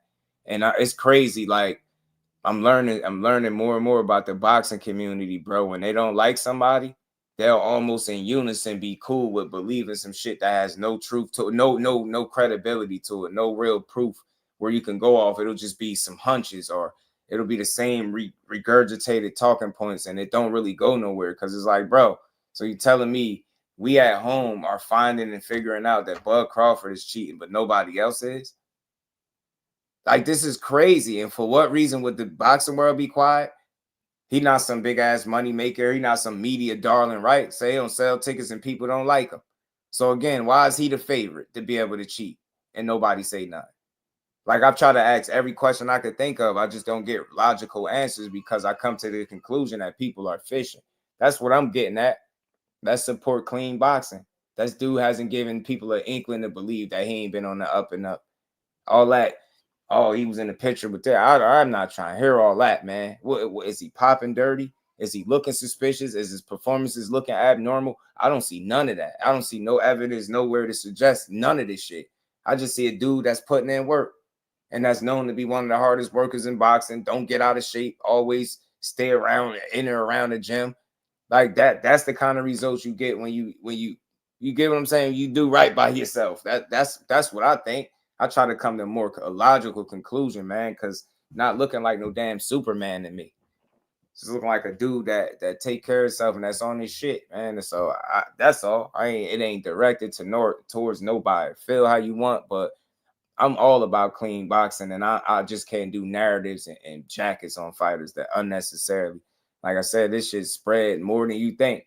It might start out as a joke, but somebody gonna take it and run with it, and they always do. I had this a couple days ago. I've been meaning to talk about this, but I just got to it today. So somebody was in my comments asking about where's the one for Canelo, and I don't care about the one for Canelo. I don't care about the one for nobody else. I'm talking Bud. Don't ask me about nobody else. This is the guy that's being accused with really no evidence, and it's the same shit over and over and over and over again. And at some point, I be thinking people will grow tired of it and have some integrity about themselves. Like they'll be quick to tell you that boxing don't have integrity, but do you? Boxing might not have it, but do you as an individual? And by that meaning, are you willing to push or place a jacket on somebody with like, some suspicion and no real facts? Because we always talk about facts over feelings, but in these situations, people are using their feelings to come to these conclusions because they ain't got a damn fact. And I've been searching for the last couple of months for somebody to give me something. I ain't seen it yet. It's just the same. They repeat the same stuff. So I'm like, oh, I bet. So you fishing? It's a jacket. Cool. So he not cheating for sure. You think that. So we can look at everybody and say, oh, we think you cheating. You get what I'm saying? So that's how I look at that. You get what I'm saying? If you're a person that's willing to put a jacket on a guy with no evidence whatsoever besides something you think, that's crazy to me. that's wild. So, you know what I'm saying? Y'all hit that like button. Y'all hit the like button. I don't think I said your integrity is in question, but I'm gonna say this again just in case I ain't being understood for whatever reason. This is Jusdueboxing talking to the boxing community. The people that's in here, the 60-something people that can hear my voice, this is what I'm saying. If you are willing, I don't care. And I'm saying it because people make these conversations more personal than they have to be. So I'm gonna just say this and be direct. If you are a person within the sport of boxing that's willing to push and place a jacket on any fighter, I don't care what fighter they are, I don't care, any fighter at all, without no evidence, that to me, I don't respect it. That's not having integrity. If you are not that person, just don't fit the bill. It's one of those if the shoe don't fit type things. But I don't never come here and attack people in my chat and say, oh, well, I made myself clear. If you are a person that's pushing false narratives, placing jackets on people like Bud Crawford, insinuating that he's taking steroids because he was snapped, that's nasty work. That's exactly what's wrong with boxing. And it shows that this shit is not about boxing. It's about feelings. People don't like Bud because we made them feel a certain way with whatever it is he did in his personal life or within boxing. So they'll push any narrative without no evidence, was a shred of evidence. We'll just come here and we'll trash them. And the fact that I see people put up more resistance when a guy is going to bat for clean boxing and not unfairly placing jackets on somebody, I see more resistance put up there than I do when people are accusing this dude of being dirty. You get what I'm saying? So I say that, and I mean it. I stand on that. I don't make nothing personal. This is why I don't use names, but I said this. Whoever is pushing this, I can't respect it. If you got evidence, then you do. I don't, but I'm seeing this a lot. This topic coming up too much, and nowhere in boxing is it coming up but amongst YouTube. We represent a big part of the boxing space because we talk about it every day. So it's people that listen to us. So when people are up here trying to convince the world that Bud is dirty, it's people that's running with it. And that to me, I don't care who you are, is crazy. If you fit that bill, then you are crazy to just do. You're crazy. You're crazy. It ain't about opinions. If you are pushing that Terrence Crawford is dirty and you don't have no evidence, you are exactly what's wrong with boxing. That shit don't have nothing to do with boxing at all. That's some personal stuff. It ain't got nothing to do with boxing. Why would you ever want to listen to somebody falsely accuse somebody of steroids? Imagine that. Imagine a world where people are cool with that. Now that's wild. That is wild, bro. That's all I'm saying. Just don't unfairly place the jacket. If it's not you, then you don't got to speak on it. You don't got to justify. You don't got to speak if it's your integrity. I'm not coming for you. I don't come for people that rock with me. I'm speaking. But again, I don't know if are you a person that's pushing this? Because I'm not. Get what I'm saying? And as much as people want to downplay it, this shit is real. And that's how I could tell people don't really rock with boxing. They rock with bullshit because if you're willing to push that Terrence Crawford is somehow a steroid user but ain't getting caught, that's crazy to me. It's wild. He the only one. Canelo got caught for clenbuterol, but somehow he snacked strong, so he gonna just slip under the radar. That's nonsense, bro. We shouldn't be willing to do that to no fighter. To no fighter. But I get it. Bud Crawford ain't the media darling. He ain't the popular guy, so we don't care. Guarantee you, switch the name on the trunks, put a different name, put a different boxer here with the same shit going on, and people will have a problem with it because it'll be wild to do that to anybody. That's what's wrong with boxing. People don't really like boxing like that. Them narratives, that's the shit that's destroying it one thing at a time. Now you got to argue how Bud Crawford is clean when his track record speak for itself. That's crazy to me. I ain't with all the wild ass conspiracies, bro. I know when people don't like a fighter, they willing to believe anything. Got to think, Kid Austin, Floyd Schofield Sr. just did the same thing with Shakur Stevenson and did the Victor Conte shit and then walked it back. I'm tired of it, bro. These senseless ass like Jack. He's juicing. Ain't nothing about Bud Crawford juicing. I'm standing on. Somebody gonna have to show me that. That's what we doing now. We don't need proof no more. Not in 2025. Nah, I'm just suspicious. Suspicious of what? Because he beating ass? William Old School, what it do? Like, that's what I'm saying. So I don't get how you could be suspicious of a guy that's just beating ass and doing the shit the right way. Ain't never even remotely came up in none of these conversations as a cheater. But we gonna do that. And that shit is only coming from our people. We do this to him. Why? We don't like Bud Crawford? That's crazy to me. You ain't gotta love him, but damn, you'll be willing to tear a guy down in the media, or you're willing to get on the platform and say this dude is cheating without no facts. That's crazy to me. I can't rock with that. I can't rock with it. I ain't rocking with that. That's I'm not crazy for not rocking with that. That's ludicrous, bro. I ain't never seen nothing like that in boxing. We in a much different space, bro. It's whoever the favorite. If you are a favorite of some sort, you're popular, you can get the benefit of the doubt. If not, man, you in for a ride. And I'm glad I did this live today. Shout out to the Bash brothers, man. The faces people love to hate. I just watch them dudes because they box well. I don't watch them because of their personalities. I don't watch them because of how they do business. I watch them because they fight. And I'm going to always remember that. The first time I ever watched any of these dudes, it wasn't for none of the reasons that people wake up and hate these guys for. That's not why I watch them. These dudes phenomenal fighters. And my point of speaking on this is to give Terrence Crawford his just due. You can type as many names as you want. Until you can show me a failed test, I'm not hearing none of it. We're not going to it's too convenient to say, oh, he's doing this. Don't nobody know that man inner workings. They don't know who he work with it. None of that. They're just going off of what?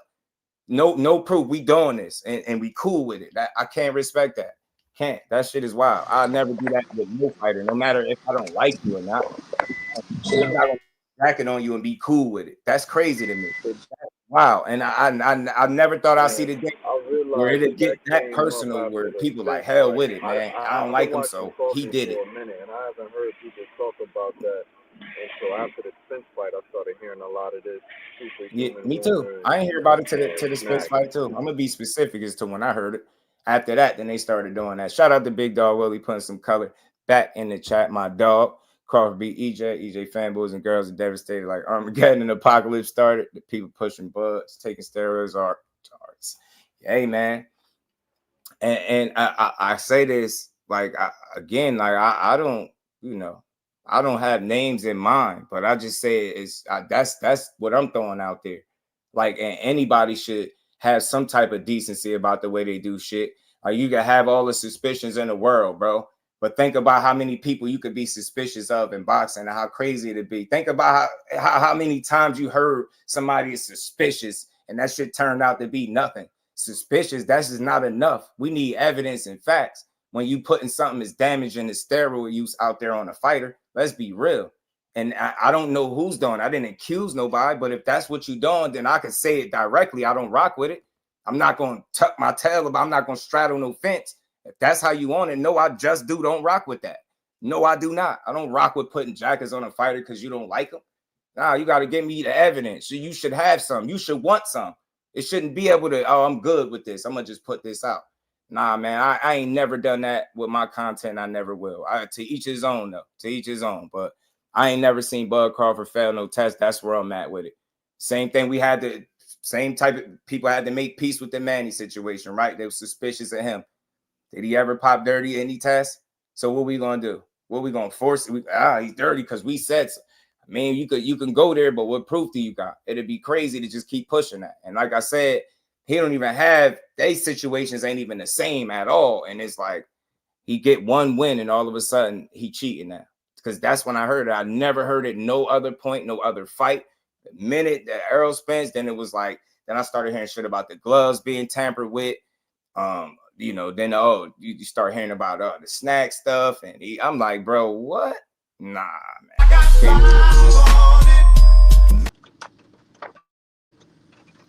Shout out to my homie, man. Big Dog Willie. Appreciate you, bro.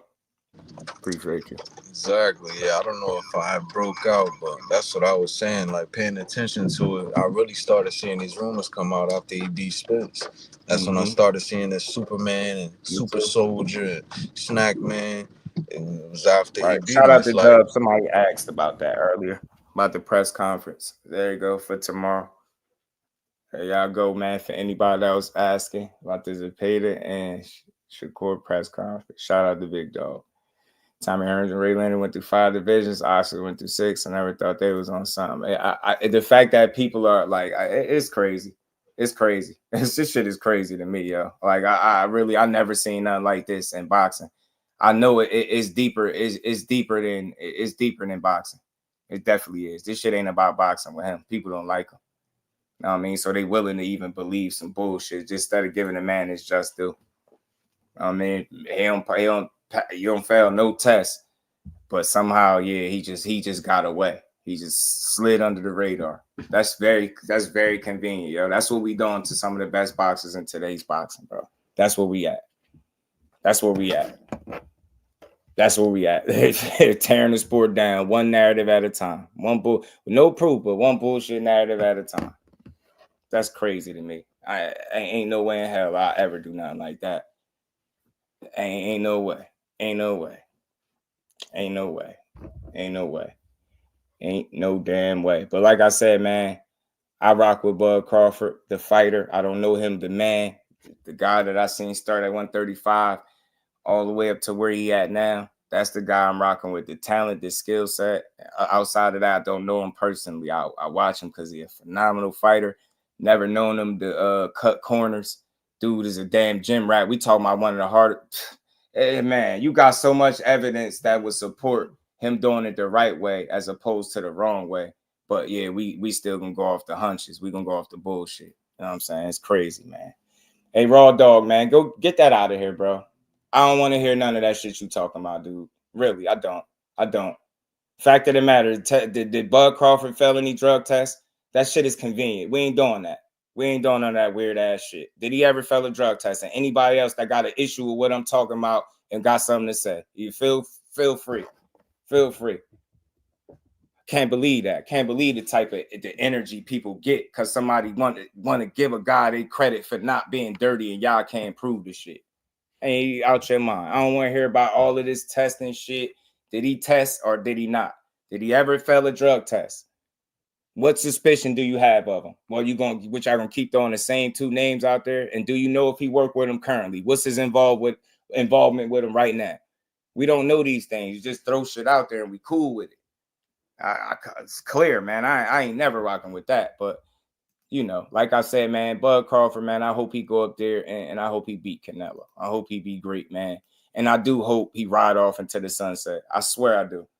So you ain't never got to hear no more, bro. That's the kind of guy. Just retire, bro. Go get your bag, win that fight. I hope he win and retire, bro. Retire. Yeah, anyways, PDs don't teach talent. They don't. But that's what we know that too. But again, logic goes out the window when you want to push a narrative. You don't even care. They'll never think that it's just that man being talented. So that's what I'm gonna always chalk it up to. I seen talent in the ring. We ain't doing that.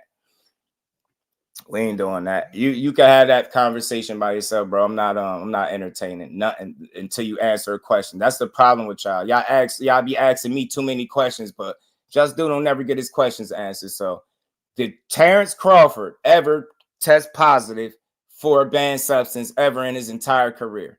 That's what I want the answer to. Don't ask me nothing. Don't ask me no question until you answer mine. Answer me that. Has he ever tested positive for anything? You get what I'm saying? Any abnormal performances where he just like a superhuman, and that's even subjective. But when? Tell me when. Man, yo, a guy that did that's crazy with nothing, no way to prove that shit. It's crazy to me. And that's the only thing I'm getting at. So don't make it seem like I'm just crazy for believing that he did. In the same way you want to believe that he did with no proof, I need the proof to believe that. Show me he did. Show me he did. Nobody, I ain't never even heard this be whispered nowhere in boxing circles. And you know what? The only people pushing it is a very small percentage of people. And they all the same, them same, they represent and they lobby for them same couple fans. Nowhere else do I hear this at. Nowhere else. Let me get him out of here. Let me get him out of here. There you go. There you go. And you just block. I'm naive and you just block. Now let's continue the conversation. Like I said, no proof. I'm not going for that stuff. Y'all can sit here until you blue in the face, type the same old shit all you want. You just letting me know that nowadays we don't need no proof. We can just say we suspicious and we can push it. I'm not doing that, man. And y'all shouldn't either. That's nasty work. And I mean it. Shame on anybody that got a boxing platform that's doing that shit with no proof. If you got proof, it's a different scenario. The ones that don't, you monkey see, monkey do. You following what the next person do. That's nasty work. People don't even think for themselves. They out here unanimously hating on the fighter they ain't never test positive a day in his career. That's what we getting at. You can sit here and have 1,000 suspicions all you want to.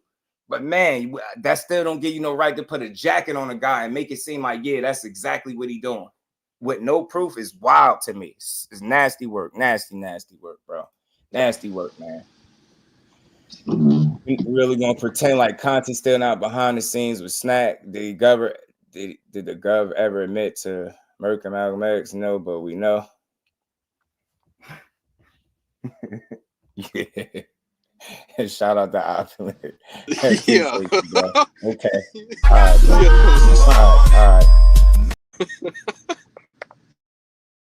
I mean, just so I understand what you're saying. So based on what you're saying he ain't admit to it, but you know. Would this apply to Terrence Crawford? Because I could never even connect it to.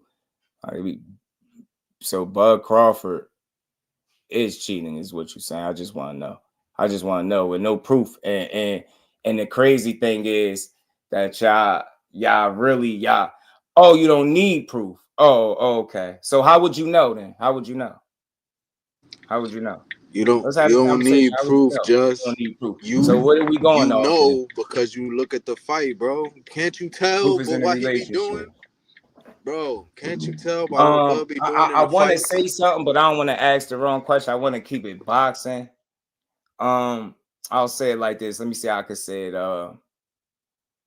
We've all been cool with people that do shit that we're not into, right or wrong, whatever that may be. Right? Y'all know somebody that might be into something that you might not be into? Or no, is it just me?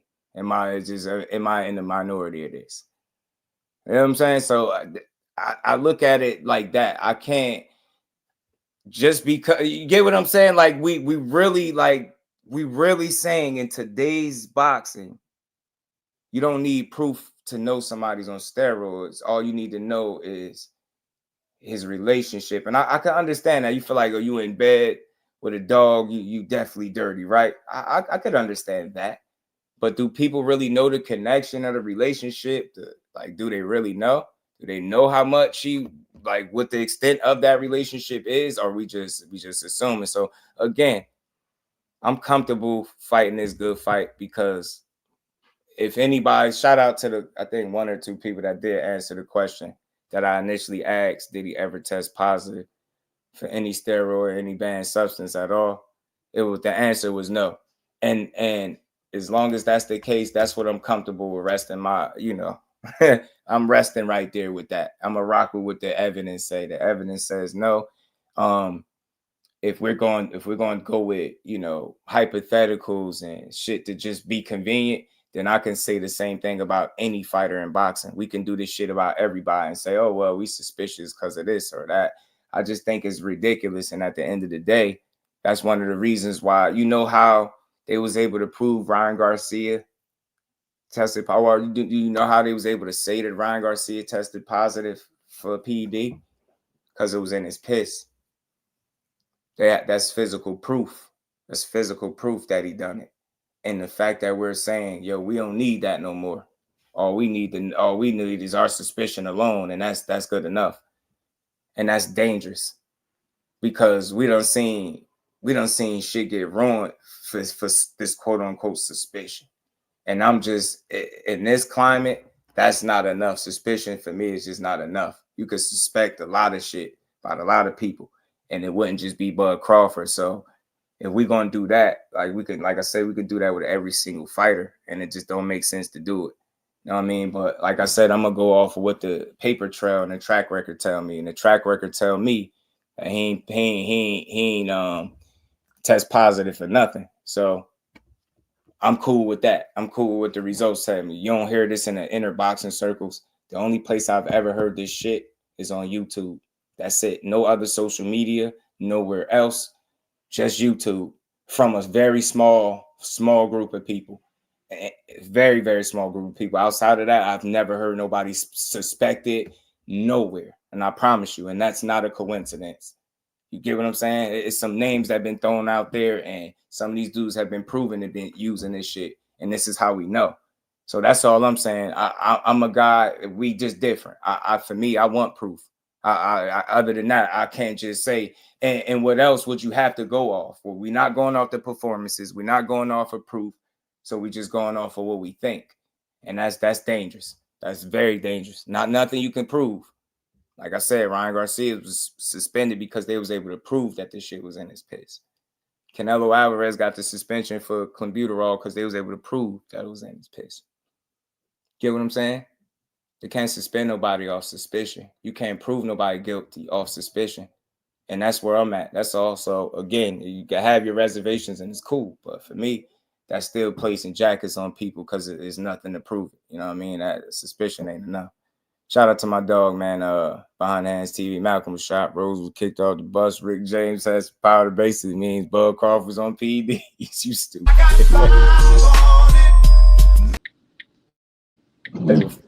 You're cool, man. Shout out to my dog, Behind Hands TV. Appreciate you, bro. Yeah, that's what I'm at. You know what I mean? Calling my white folks, downplay people who think critically. Or the sus. I don't know what you meant. I don't know what you meant. I mean, the fact that I don't think I'm taking it out of context. I think people just acting like they're not hearing what I'm saying. See, that's the thing. It's give and take. You want me to hear you, want me to read the comments, want me to understand you. But if you understand me, I talk boxing, and I don't care if boxing ain't fair. I'm fair. I don't care what boxing is. Just do is fair. I don't care what boxing is. I'm gonna be, just because boxing ain't fair don't mean I gotta get up here and be on bullshit. Like, you know what I mean? With no proof, with no way to prove it. It's nasty work, like I said. And again, I got a different position because I'm a content creator that talks boxing. So again, I might care about the integrity of the sport, whereas others don't. They don't care. It's just boxing to them. Oh, it's just a hobby to me. I love boxing. It's just something that I love. I got people to come listen to me talk this shit every day. So I care about the integrity of the sport. I care about being fair to the people that listen to me. I don't care what boxing is. I can only control what I am and how I deliver this shit. And I know for me getting up on this platform that I call Jusdueboxing, where I give people their credit, and I'm going to sit up here and unfairly place a jacket on Terrence Bud Crawford. And the fact that people at this long that have been listening to me should understand what I'm all about is mind-blowing to me. Y'all should know what my fight is, but yet and still it's like, oh, nah, we're going to argue this. We're going to argue about steroids with no proof because that makes sense. Nah, it's ridiculous, man. We got to do better, man. Got to do better. And the thing is, if you want to push the steroid shit, do it on your own, but don't think that Just Do going to do it. How irresponsible would it be for me to have a YouTube channel to get up here in front of the people that's listening to me now and tell y'all Terrence Crawford is dirty? How irresponsible would it be? You telling me that's real? Telling me people will want to listen to that? That's what people want to hear be lied to then. Because that would be a lie, because I don't have that information. So how could I come up here and talk something that I don't have? The fact that I'm telling it how it is and exposing how people just push the narratives on people they don't like, that shit is real. That's what people do in boxing, bro. That's what people do in boxing. Push wild ass narratives. Them narratives don't work, bro. That shit is terrible for the sport. Fair your buzz and pop, but we got to be fair and use common sense. What common sense? What do you mean common sense and what? Common sense what? Common sense meaning what? What's common sense about this situation? Tell me what's common sense about saying a guy took PEDs without no evidence. There's nothing common sense about that. That's bullshit, because if it was being done, if we do the same thing we doing to Bud Crawford to any other fighter, I get the same energy because Bud is not the popular guy that we love. We gonna do that?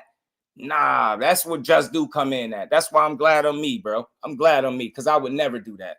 There's nothing common sense about being able to prove whether or not somebody's on steroids. You can make a bunch of accusations. You can have suspicions all you want. But unless you can prove that shit, and again, I'm a content creator that talks boxing, that would be fake of me to come up here and do that. So why was anybody expect me to have any other stance? I'm not pushing with nobody push. I haven't seen it from the man. I can't put it on him. Just can't do it. It's not, you can't tell somebody because I don't think Terrence Crawford is dirty that I'm not using common sense. That's foolish. It's nothing common sense. What? That you can't. There's no way to prove that. Man, this is very interesting, bro, to say the least. Big Dre, what's good with it? Yeah, yeah. Shout out to you, Big Dre, but I ain't doing that, bro. I ain't doing that. Nice try, but I ain't doing that. I ain't. What I mean by I'm not doing that, we're not gonna try to find ways to justify it. Like what I'm saying is wrong. What Just Do is saying, without the proof, I can't come up here with no channel where I expect people to listen to me and push that somebody's on PEDs. People that don't talk boxing and maybe visit some chats, yeah, maybe it's cool for you to push it. You don't have a reputation. I got a reputation that I stand on. I got a standard that I set over here by giving people they just do. And accusing him of steroids without no proof at all will be me going against what I represent. That I've been here these years I've been here. So it's, if you understand, you understand. If you don't, then we just different. But I'm not here to push conspiracies and nonsense on fighters. That's what's wrong with the sport. We do it to the best fighters that we have today. Apparently, nobody is good. Everybody is cheating. And again, I get it. But without that proof, I can't just go around throwing that shit on, throwing jackets on people. Like, I just can't do it. You know what I'm saying? I really can't. Shout out to Big Dog Willie. I say conspiracy is called critical thinking. I'm just saying, man, we about to go the route. Well, this happened and PEDs couldn't be tested in this test. Yo, seriously, that's what we doing. That's what we doing. Like, bro, I'm not going down that rabbit hole. And we ain't never got a box again. Well, right. well. I already been getting these bets, but now it's time for you to get your Just Do. Rome, shout out to my guy Rome. The thing is, it's not an argument. It's a fact that he's never tested positive for no PEDs. And my initial question, if anybody would have answered it and stopped just having their own conversation, it would have been over with. It's a yes or no. And that's where I'm at. So what it is, you know what I'm saying? You get what I'm saying? Shout out to my dog Rome, man. I don't get it, bro. I'm not no fool, bro. I'm not no fool. So whoever pushing the PED stuff, y'all can have at it. Have at it. But we ain't doing that. We ain't doing that. Shout out to Reef. We ain't doing it. What proof we got? Bud was on something. Yeah, and that's what I said. Like, so if I don't think he's dirty, I'm not using common sense. Like, I don't understand. Or critical thinking. Nah, you can't critically think your way into knowing somebody taking steroids, bro. Like, that's no way you could do it. No way you could do it, bro. I didn't hear that. I came in on your rant. That's the thing. That's the thing. Y'all call it a rant, but I'm fighting against bullshit and y'all arguing for the bullshit. So again, let me stand on this shit and say it a little bit differently. If you are a person that's cool with placing jackets on any fighter, not just Terrence Crawford, if that's what you represent, me and you are different. I don't care who it is. Let me make this very clear. Just Do is telling you if that's what you are cool with, me and you are different people. We're not cool with that. That's what started this conversation. People are comfortable with putting jackets on a guy like Bud Crawford because of their disdain, because he probably beat their favorite fighter up. And that's what I'm speaking to. Ain't nothing I said was wrong. Nothing. I'm giving boxing is Just Do how I'm going to keep doing, whether people realize it or not. We're not putting random jackets on fighters and just calling them dirty because we want to. We're not doing that. That's very irresponsible. And as a content creator, I would never do it, bro. I would never do it. Shout out to the homie Big Dre, man. Appreciate you. Much love, bro. Shout out to Big Dre. Appreciate the support. That's all I'm saying. I'm not here to argue. And when people try to argue, it kind of annoys me. Just say what you feel. If you want to say that this guy's dirty, say that. But don't expect me to think like that. Nah, man, I'm responsible with the shit that I put out. And I ain't never came up here and placed a jacket on a fighter where it didn't belong. That's just not how I operate. That's not how I think. And that's all I'm saying. I'm saying nasty works. Shout out to the Bash Brothers of Boxing, the faces that people love to hate. Because, like I said, over the last 3 weeks in specific, I observed many different things. And when it comes to these three fighters that I was talking about today, that shit ain't never about boxing. It's always like narrative driven, conspiracy, or downplaying. I'm just here to provide some balance for these guys. Shout out to Big Dre for the support, man. What? Much love. It's not funny. How am I supposed to get home? Hold on. Sit down. Hold on. Here.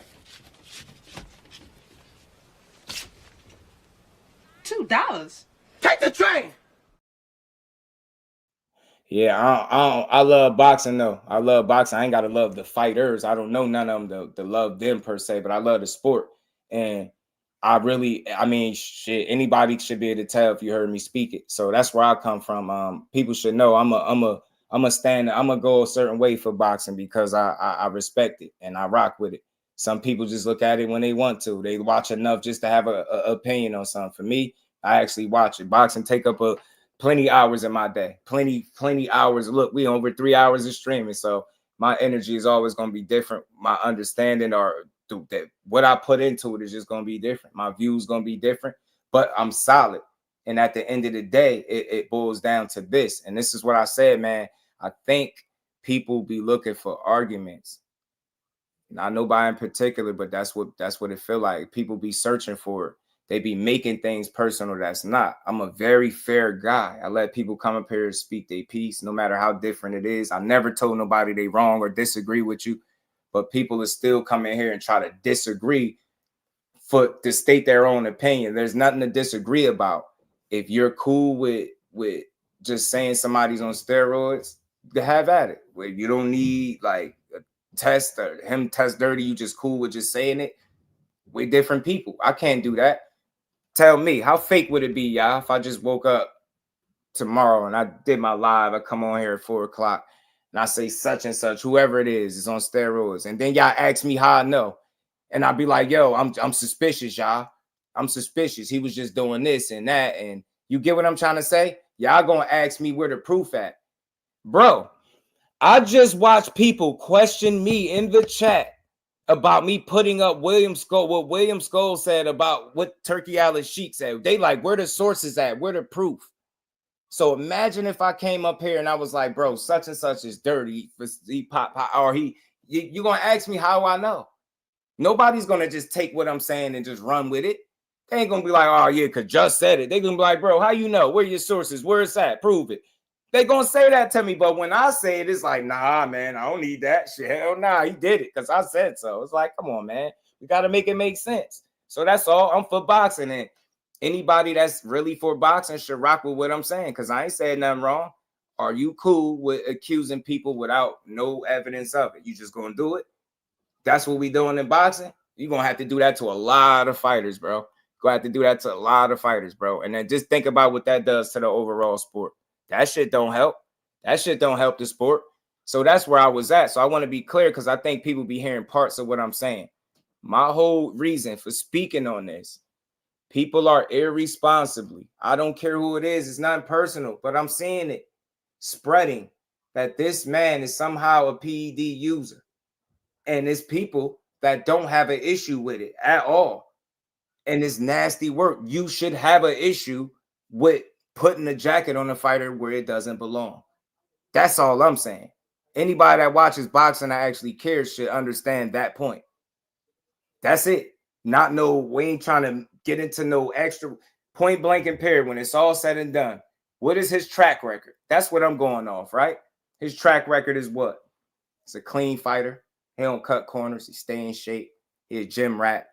You get what I'm saying? You've heard it unanimously across boxing with this man. You've never heard, Terrence Crawford, man, he's suspect, man. You ain't never heard it until the Aerosmith shit. You ain't never heard nobody dare speak that he'd be dirty, like, because they know it'd be false. What will you be going off of? You get what I'm saying? And that's all I'm saying. So somebody want to take it personal, that's on you. But I don't rock with that. Like, and if you're a person that pushed it, then maybe it correlates with you. Maybe that, what they say, hit dogs holler, maybe it's that shit. But that's all. If you've been a person that's pushing that narrative across YouTube or any social media platform without keywords, without the proof, I don't know what people got with information, but from what I have, I'm going off of what's out there, right? And this is dude has been unanimously across boxing. Am I lying to be one of the hardest workers in the sport? So again, I'm gonna go look at that guy and I'm gonna say, yeah, nah, you don't work hard, you cheat. Come on, man. Now I'm going off the track record. Like, you ain't even ever heard a whisper about that type of shit. Like, you've always heard that one thing they gonna respect Crawford is how he get down, how he do him. You get what I'm saying? He do this shit the right way. That's what I'm going off. I don't know him personally. I don't know inside information. I don't have Victor Conte number. I don't know what their current relationship is and what the extent of it is. Some people are cool with saying, nah, they in bed together, so he got to be dirty. That I can't. I'm not willing to go that far. I don't know what he's doing with that guy. You get me? And I said this time and time before. Anybody that has reservations about a guy like Victor Conte, that's cool. That's not my fight. That's not my fight. I'm only saying, how do we get to the place in boxing where we no longer need the evidence to say that this guy is dirty? We no longer going off that. We just doing it. And I'm like, bro, we got current examples of how guys get caught up. Like I said, man, they wouldn't have just been able to wake up one day and say, Ryan, and you had Ostarine and Nandrolone or whatever it was called in your system. They was able to have urine with that shit in it to prove like, hey, yo, this was in it. Get what I'm saying? That's all I'm saying. That's where I'm at. Because from my seat, I can't get access to any other information. I can only go out what's out there, public information. And the consensus is heavily across the board for me, from what I've seen with Bud Crawford, he got a clean slate with his name. His name ain't dragged in the mud. This shit didn't start till people started getting YouTube channels and he beat Errol Spence. That shit is nasty work. And like I said, no slight to anybody. If you got information that I don't, that you could prove otherwise, kudos to you. But Just Do don't have that. And I ain't going to come up here and pretend I got information that I don't got that makes some people feel good. Yeah, y'all, I believe y'all. I'm with y'all. Yeah, but no, we not. I'm not doing that. Not doing that. I don't, from where? You know what I'm saying? Shout out to my guy C Wood. Say, wasting time trying to be logical with haters. I just be trying to be the voice of reason, my guy. Shout out to my homies. Shout out to C Wood, man. Appreciate you, bro. What'd you say? He said something else too. Pardon. Appreciate you. Big Dre, what's good with it? What's good with it? Bud on PDs is been, yeah. It's just crazy to me. That's all. I just never thought we'd be here though. You know what I'm saying? And that shit is again, if you care about boxing the way I do, then you understand. If you don't, then it's cool. You just I watch boxing and that's cool. Nah, I love this shit. So let me be very clear. I love this shit. Love it. I love it. Absolutely love it. Number one sport. Nothing I'd rather watch more. When I got boxing for Friday, Saturday, Sunday, I asked my girl, it was very peaceful man. So I love this shit. And I do speak from a place of integrity. I get it. Boxing ain't fair, but Just Do is going to be. You got to be able to respect that. I ain't going to be what boxing is. And we had this conversation in a different way the other day. Just because boxing been on bullshit all these years don't mean I want to continue to see it be on bullshit. Just because they done some shit back in years ago don't mean I want to be seeing it blatantly be being done in my face now. When we was talking about fixing fights, dudes like, oh, they used to do it back. I don't care about back in the day. I can only account for the time that I'm here. And while I'm here, if I could speak on it and have any impact whatsoever, even if it's minimal, I don't want to see nobody spitting in my face with the sport that I'm spending my time, hours, money, energy, effort into speaking on. That's all it is. You know what I'm saying? So I actually love this shit. So I rock with it in a different way. People like, nah, it's a sport. I come here, I troll, I talk shit. Nah, I got a platform and I got a responsibility to be responsible with my voice. You know what I'm saying? And that's all I ever do. So I'm never gonna come up here and do nothing different. And that's what really got me a little annoyed. Is like, so let me try to understand where we at. The other day it felt like we was cool with fixing fights. Today we cool with jackets and steroids and no proof. Like, damn, what direction is boxing really going for real? So, nah, man, I fight that good fight. And that's giving people credit where it's due and not taking it from them, bro. And I ain't nothing where I stand on everything I said. That shit is wild. If you are a content creator with no proof whatsoever, but you having these conversations and then trying to dress it up as jokes, you the problem.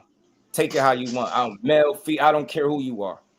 That's me saying that, and I'm being serious because I see it, man. People make this shit personal. Don't make it personal with me. You don't want to go back and forth. Trust me, man. I be watching a lot of bullshit go on, and people don't represent the sport the way they should. If you responsible with the shit that you say, then this shit wouldn't even apply to you. But the fact that some people make this shit more than what it is, it tells me a lot, man. And I listen to this shit a lot, so I know what's up. Y'all willing to go places that you won't go for your favorite fighter and then dress that shit up as jokes and BS, knowing that's how you really feel. Now you done started a snowball effect and you got people pushing your narrative and you don't even know it. See what I'm saying? And this is what's wrong with boxing right here. And I stand on that. That's, people want to take it personal. But I stand for this shit. And I got the videos, the hours of live streams that are back exactly how I talk. I gotta set a standard over here, and respectfully, people don't care about their platforms. They get up here, they get some people to listen to them, and they'll push anything. That shit is about feelings and emotions, not supporting the sport, watching it grow, and just seeing these young people eat and do them. It's about how bad can I make the next guy look, and how many people can I convince that he ain't shit. That's what people do. Get what I'm saying? That's what they do. Shout out to Big Dog Willie, man, my guy, man. Appreciate you as always. And my bad, Big Dre. Let me let you get the word. And we ain't never got a box again. Well. I already been getting these bets, but now it's time for you to get your just do. Shout out to my guy, man. Appreciate you.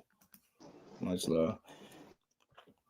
You weren't supposed to, because I know it ain't you though. You know what I'm saying? I know it ain't you. It ain't you though. You know what I'm saying? And it didn't have to be nobody in specific, but I'm just, it's one of them things where that's what I issue out to the people. Y'all don't care about the standard and integrity. It's who you like. So I get it now. If I like the fighter, I'm gonna go to the ends of the earth and argue for him and curse people out for him. If I don't like the fighter, I'm gonna push bullshit narratives and lies and then argue when people don't want to hear that type of stuff. You get me? It's crazy. It's wild. It's wild work. Shout out to my guy. No, I don't think you didn't, bro. I didn't think you didn't. Big Dre. That's Big Dre. Big Dre, that's you? Yeah, that's me. All right, talk to me. My bad, Big Dre. Talk to me. No, it's my internet went out and all of a sudden I got dropped just as you said. let you get a word. But I came up. Shout out to my homie OP, man. Just to clear up my position. Can you hear me? Nah, talk to me. Okay, so I came up to clear up my position. My position was to point out the flaw in your argument, and I only point that out because it happened to my favorite athlete, and across all sports, one of my favorite athletes was Lance Armstrong. He won the Tour de France 7 times, and come to find out, he was cheating, but he was at one point the most tested man in sport. I mean, when you go from the Tour of Italy to the Tour de France to the Tour of Spain, and these are 3 21-day grueling races, that take up the whole summer, and and he rode them all. And come to find out, yes, he was cheating, but he was tested, in the case of the Tour of Italy, 18 out of 21 days at one point. The Tour de France, he was tested 21 out of 21 days on multiple occasions after he had his 3rd win. The Vuelta de España, the Tour of Spain, he was tested, anywhere from 10 to 15 times during that 21-day affair, and never failed a drug test. And that was my only argument, is that at one point he was considered as the most tested man in sports. I'm not trying to put a jacket on anybody. I'm not trying to claim anybody was dirty. But the only connection is the one person whose name keep coming up, and that's Victor Conti. Again, I'm not saying anybody's dirty. Victor has had a couple of different businesses that were legitimate businesses, and Snack is a legitimate business, and he sells legitimate. He sells legitimate. Are all WADA approved. But he was also during the time of Balco. Y'all look at that rock. I'm on Snap. Y'all see I'm ripped up. I'm on Snap. And see, during the time of Balco, he had multiple athletes in multiple sports who were not testing positive, but were using performance-enhancing drugs. And my thing is to get Victor out of the sport, to get his name out of the sport, to get his name out of the product. I'm with you. I just real quick, and I want you to keep cooking, just so everybody know. When y'all Victor Conte concern is always understood, but I just can't force something that's not there. I could say, yeah, you might know a guy, but that don't mean you willing to risk everything you got to do bad business. You get what I'm saying? So I think that dude got a lot going on, man. I gotta treat him. You know what I mean? But I gotta go off of what his track record showed me. Go ahead, Big Dre. But like I was saying, I only say this because of Victor's track record. Understood. He was the person who was, the person in charge, the person who was, quote, connected. And I'm not trying to push a narrative or explain anything away or call anybody dirty, because I don't have proof.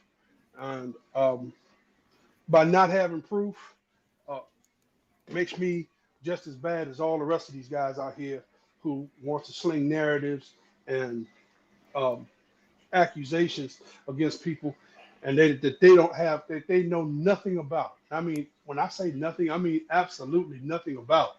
And it's crazy because I could level with the suspicions, and I can't tell you not to be suspicious if you feel like a certain name that's untrustworthy is connected to somebody. I get it, but it's gonna take more than that. Like, I don't know that to be true, and I'll speak for myself, because when I said it, I ain't hear nobody say, "Oh, I know people that's into shit that I ain't into." You get what I'm saying? I don't give a damn who would think it. You get what I'm saying? Because I know what I'm doing. I know what I'm on. So that's how I think when it comes to that type of shit. Like, I know people that definitely are a part of shit that I ain't never gonna be a part of, or into stuff that I ain't never gonna be into. And that's it. That's them, to each his own kind of thing. So I just can't look at it and say just because of that angle that, yeah, you are. But I'm trying to tell y'all, because I'm very level-headed and fair. I could understand the suspicion, but I could tell you, even with that same suspicion, I'm not willing to go out on a limb and say that's 100% sure that that's what's happening, because I don't know. That's for me. So let me speak for me with that. You know what I'm saying? I can't say it. You know what I mean? And I rock with that, because I'm not willing to put a jacket on anybody, because I don't know them. I don't know what they do. I don't know how they live. All I know is what's reported. And when it comes to somebody like Bud is, Nebraska, it's pure as Nebraska corn, and he lives a clean life, and he stays in the gym, and he works out, and he does what he needs to do. So again, I'm not pointing any fingers at anybody, and I don't want to come across like that, because I don't he have snack any proof. strong, OP. He snack strong. He had to like do that one. He ain't on the sup. He ain't on the what they call the multivitamins. What it's called. Boy, what it do? See what? Appreciate this support, homie. Shout out to my bro Skills, man. Man, my bad. Hold on. Dragon Assassin, real quick. Homie said, don't mess with integrity, dog. Just Wick arrives. Just Wick. Yo, I'm still in that. I'm telling you, I'm still in that. But look, I want to be clear, because I know people. Look, this conversation, people gonna feel some type of way. I don't care. I'm just telling you, I never come here to make a conversation personal. I don't do indirects. I just tell you what I see. I don't use names, because that makes it personal. I just tell you what I observe. And I think lately some of this shit apply to some of these people, and they had this energy, but that's just too bad. Like, I'm a different type of person. Like, if y'all out here with the narrative, y'all narrative driven people, you probably not gonna like me and nothing I'm talking about, because I'm gonna be against that. I'm gonna fight that good fight. So that's all it is. And unfortunately, and the only reason it's unfortunate, because Bud Crawford is not the popular guy that people want to hear anybody go to bat for, right? But soon enough, y'all, and I can guarantee you this, because I said it recently. I said it when it was right before it was tank turn for them to start doing it. I came here, done the same shit. People, it's gonna take a time for people to realize the fight that I'm fighting, bro. But it's totally different than what most people do. And like I said, it's Terrence Crawford now. Soon it's gonna move to somebody else. Trust me, and I'm gonna have to come here and I'm gonna do the same thing for them, bro. So I just want to make that clear. But I stand on what I said because I don't put narratives on people. You know what I'm saying? And I'm pretty sure y'all wouldn't listen to me if I ran around here irresponsibly doing that. You know what I'm saying? Y'all be like, nah, check where them receipts at, Just. Y'all ain't gonna fit. y'all ain't gonna let me lie to y'all for 3 hours. You know what I'm saying? 3-4 hours. And Shout we ain't out never to got to Jack box Lee. again. Well. I already been getting these back, but now it's time for you to get your Just Do. Yeah, I'm rocking with that Just Wick, yo. I'm rocking with the Just Wick, man. I'm telling you, I gotta get with the I'm Just still in Wick. that. Okay, I got you. Hey, listen. I'm all I got to say still in it. is, You as say somebody about who's, this thing. Yeah. That's what I'm saying. People been chirping as about somebody Stack. who's been listening for a while, I find you to be the guy is the fairest guy on YouTube, who cuts no cards, who gives everybody they just do, without exception. Nobody's, it's not about a narrative. It's not about putting fighters down. It's about making sure we talk about the sport and trying to build the sport. And this is where we build that, and everybody gets their just due right here every day. And that's Big Dre talking. Right. Shout out to my homie Big Dre, man. And yeah, man. And again, man, I'd be surprised some people be taking this stuff the way they do. Y'all should know I do this shit for boxing, but that's how I could tell it's gonna take some of y'all a little bit longer to catch on. It's all good. I'm gonna keep swinging. You know what I'm saying? I ain't here to be popular, man. I'm here to be respected and understood. And as long as I can get those two things, everything else will take care of the rest. You know what I'm saying? Again, sometimes people know that certain shit fit the bill. Like I said, it's one of those things, right? But nothing I say is ever, if you rock with me, you rock with me. Like I just support and that's it. That's all. I just keep it moving. But sometimes people make things, little personal when it don't need to be. You know what I mean? For me, I don't like to see it being done to no fighter. Everybody think they the next Stephen A. Smith or some shit. Like y'all gonna get big from shitting on your own people, but it's lame. And the approach is like played out. You get me? You expect more. People should want more. You know what I'm saying? You should want to move a different way, but they don't. It's like monkey see, monkey do, and I don't rock with it at all, man. I'm definitely still in the Just Wick though, 100%. I'm still. I got a cousin, family know he smoke crack. Nobody called him yet though. You stupid. We could do that all day though, bro. We could do that all day. You get me? We can do it all day with everybody. You get what I'm saying? And what I'm telling you is I'm willing to bet if you change the name of the fighter and the picture, the energy is going to be much different. I know what I'm watching because I observed the climate on YouTube, and I know for a fact it's not popular to give Bud Crawford his credit. I watch people stop rocking with me for me giving him his credit, even though I'm just doing. I've watched this shit, and I don't care. I'm never going back on what I believe is the right way to talk this shit. And it's only, listen, I don't expect nobody to do it how I do it, but it is what it is, man. I could, in my lives comfortably knowing that I didn't, just get up here and waste people's time 2-3 hours. You know what I'm saying? Listen, Gus, you get up here every day. For me, it ain't. It's not a color thing. But I'm being serious when I say everybody think they gonna get popular for shitting on their own people. That's real. That's an issue in this boxing game.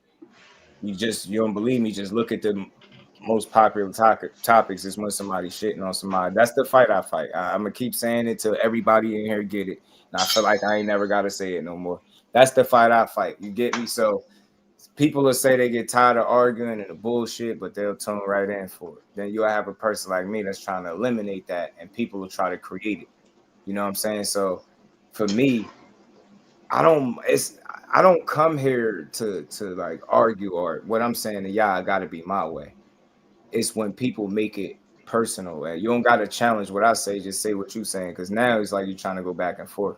And that's what people be trying to force out of me. I'm not an argumentative person at this stage. I just like to speak my piece and let people have theirs. You know what I'm saying? That's it. That's all. But everybody seem like they want to get popular from shitting on their own people. And I'm big on that because I just don't have no respect for it. You know what I'm saying? And then, you know, it just we don't keep the same energy. We got that energy for only us, and I don't rock with it. I'm always call that shit out. I don't like it.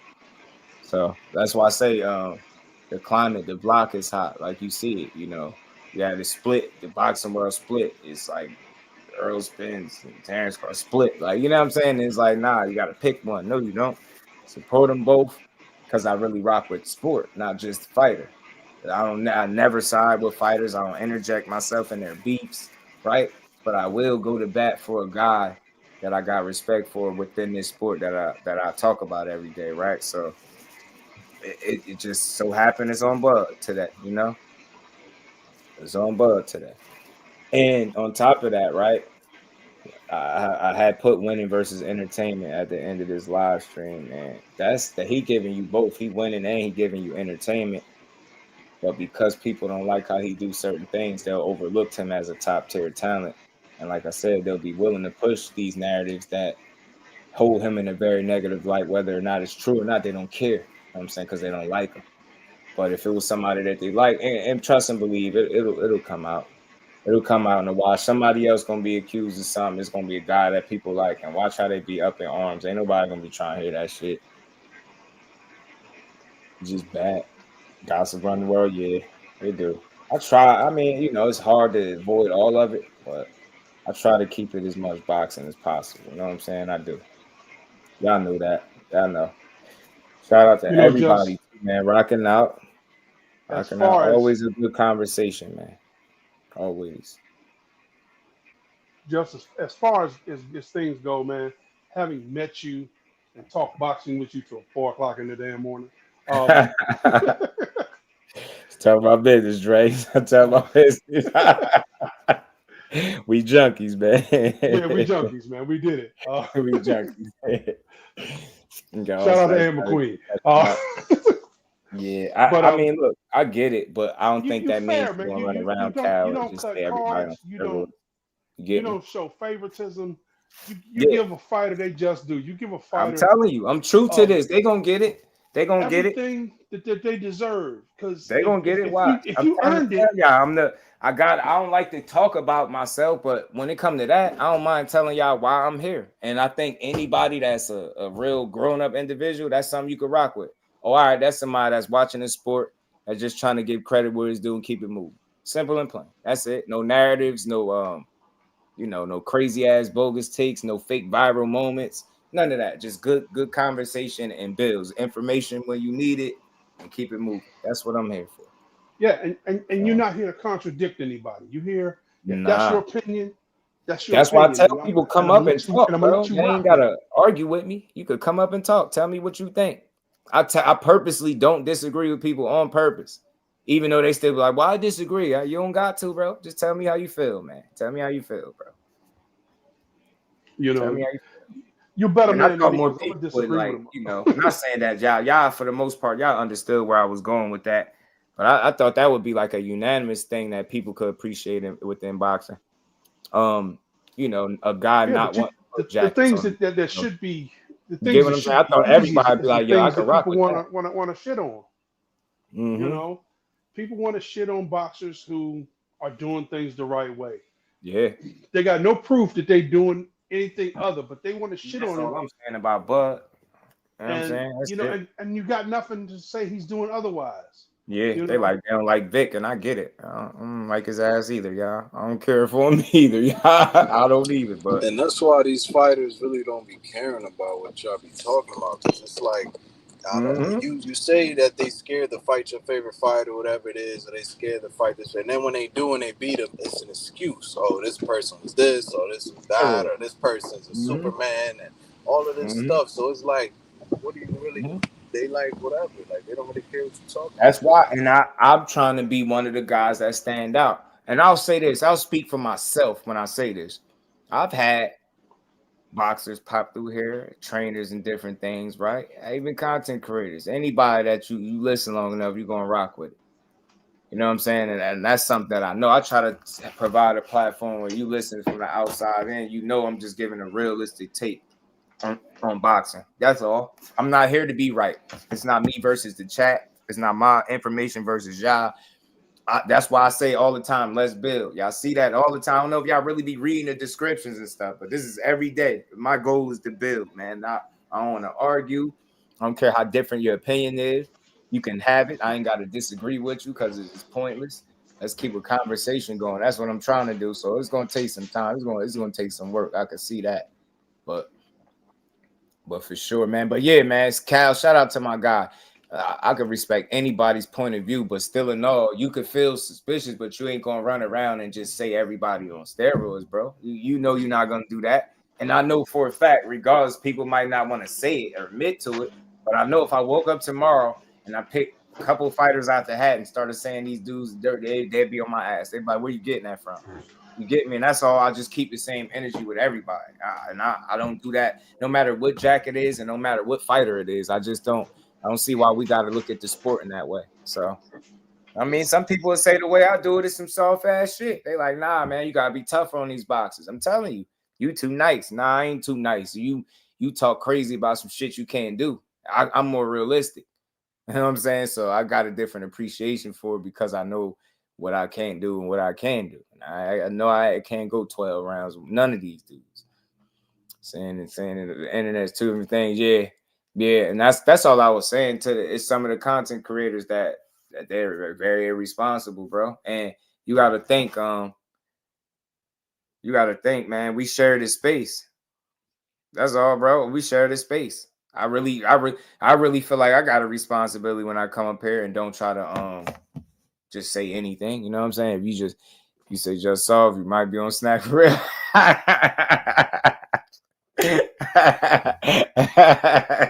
Yeah, I'm telling you, I just be trying to build this boxing, y'all. That's all. I know y'all don't got y'all got people y'all don't like, but I rock with all these dudes. You know what I'm saying? Boom, boom, boom, boom, boom, boom, boom, boom, boom, boom, boom. That's the thing, though, man. No matter how much we talk about this, it's like I keep hearing the Conti angle, and I don't know how many times I could say that. I don't mind people being suspicious of anything Victor Conti, but how could I make this make sense? If you don't know the extent of someone's relationship, I think it's a slippery slope once you start assuming. So it's not about being, gullible at all, because if we're in agreement that I understand anybody's suspicion with Conti, but that just don't automatically deem Terrence Bud Crawford dirty because people deem him dirty, right? Like if you could tell me he working with him actively, then I get it. But that's not something that people are able to prove. They're just saying it. People are going on guilt by association. Because we ain't gonna rewind. We talking about right now as it currently stands because they said it started being said after the Errol Spence fight. So I'm saying from that point on, or that training camp at any point on, can you tell me that he's actively working with this dude and receiving, a boost of some sort? That's what I'm saying. I don't know that. And still in all, you never hear me say, yo, you can't be suspicious, y'all bugging. That never was the argument. That's why people have selective hearing. My issue is with people that's willing to go the full 9-10 yards and say, yeah, he's absolutely dirty, and I know he is. And I'm saying, what do you got? What are you going off? And this is the way we're going to carry it when it comes to the integrity of the sport. We're going to do this to any fighter that we don't like, that's not popular. We're going to do this. That's what, and let's call it what it is. If this dude was some type of media darling, they'd go to bat for him. But because they don't like him, negotiations with public with him and Earl, and everybody think they know how he quote unquote move. That's what they judging him off. They're not judged. If Terrence Bud Crawford is being judged off the fighter he is and not the man that people are accusing him of being or saying that he is or whatever, then it'd be a totally different look. You get what I'm saying? That's why I say when it's about guys like Bud Crawford, he hit a different nerve. Shakur Stevenson, his tweets hit a different nerve. Keyshawn Davis, his call-outs hit a different nerve. Them dudes piss people off by literally doing them. I see it every day. I see it every day. I'm like, bro, what? Just them doing them pisses people off. You know what I'm saying? So that's all. I'm just like, that's where I'm at with it. I just won't do no fighter like that. None across the board. None. Everybody gets that same. It's not just Terrence Crawford. No, everybody's going to get the same energy over here. I'm not doing that to no fighter nowhere in boxing. It's not real, bro. That ain't it. Boxing don't need people doing that. You get what I'm saying? Like, now I'm all for calling him out. Like, think about something, yo. Terrence Crawford. The shit, it's been just as many conversations just about as him possibly doing something illegal as it been with Ryan. And more in certain days. Certain days is Terrence Crawford is more of a thing than Ryan Garcia, a guy that was proven. It's crazy to me. And it's like, yo, I don't expect everybody to see everything the same way, but it's the stuff that I consume on the daily and the things that I see people put out there as content. It's like, bro, I guarantee if I woke up and did that to whoever your favorite fighter is, you will hate me as you're unsub. But it's Bud Crawford's unpopular and he's old and he on his way out and nobody like him and he don't sell. So yeah, we could put the jacket on him. It's cool. That's what it sounds like to me. And I'm not doing it. I don't dislike the dude. He's a hell of a boxer. And that's all I know him as. I never met him. I'm saying being accused of shit with no proof. Straight up the fighters. Yeah, nah. And look, again, shout out to Cash, because he said it about the Victor Conte thing. No disagreement with nobody that is suspicious of Conte at all from Just Do. That's never was my argument. It just was people was making it seem like him and Bud Crawford is one and the same person and they're in cahoots and they're best friends and he works out with them and we don't know all of those things. We just kind of filling in blanks and being cool with it. So I ain't doing it. I just ain't doing it. Terrible. So I guess it's selected. Probably old school. Shout out to old school, man. Kello, I'm judging him off up gloves and always wearing on fight night. All right, bro. I ain't here to fight them all, man. All battles. I can't fight them all, bro. My only one was standing on not putting a jacket on somebody without the proof. And I feel like as men, as adults, not men, women, adults, period, we all could be in agreement with that unanimous. But I don't know. I can't speak for everybody. So that was my only real point. I'm not doing that and you shouldn't either. But maybe I can't tell nobody what they should do, so I won't. But I'm not doing it, y'all. So y'all got my word. I ain't never coming here and putting that on nobody without no proof. So simple and plain. Best out of the 815. What it do? Manny back for years, so I gotta be consistent. Yeah, and I'm gonna be consistent with me because just as suspicious as I wanted to be, but that ain't even the same situation. It's a whole different ball game with him. But again, I'm not doing it. I ain't about to rehash it all over again. It's all it is what it is. You got people that y'all want to go to Bud Crawford dirty route. Y'all can have that, but Just Do. I'm gonna tell y'all, all of y'all, I don't have no information that would back up me making a claim like that, so I'm never gonna do it. And you're gonna hear somebody talk about this again. Somebody gonna be in their feelings, and I'm not gonna care. Because I get a lot of Just Do. I ain't met Kurt yet. So you get a load to flip the script. And I hate to be talking like I'm more than one person, but y'all get get a lot of Just Do going on, man. They ain't met to flip the script, guy. I don't think that's going to be new. Introduce something to the fold, man. But yeah, so that's all are they that basically was, saying that anybody with snack is a cheater? Or is it just Bud? Is it all the snack out? Is it Devin? Like is it Boots? Because they feel like snack is Victor Conte. But the So problem all the is fighters associated is cheaters. But the problem is that's the thing, pound for pound, what you saying. All the fighters that associated with it is not, some guy like again, I said it with Shakur when he wore the shirt, said I'm snack strong. Y'all think he working with Victor Conte? Y'all think he on snacks, supplements, and a regimen? Nah, that's not the case. You gotta know what that is. Like you gotta know he got paid for that. But they'll say, "Oh, nah, that makes him dirty." Nah, bro. See, you reaching.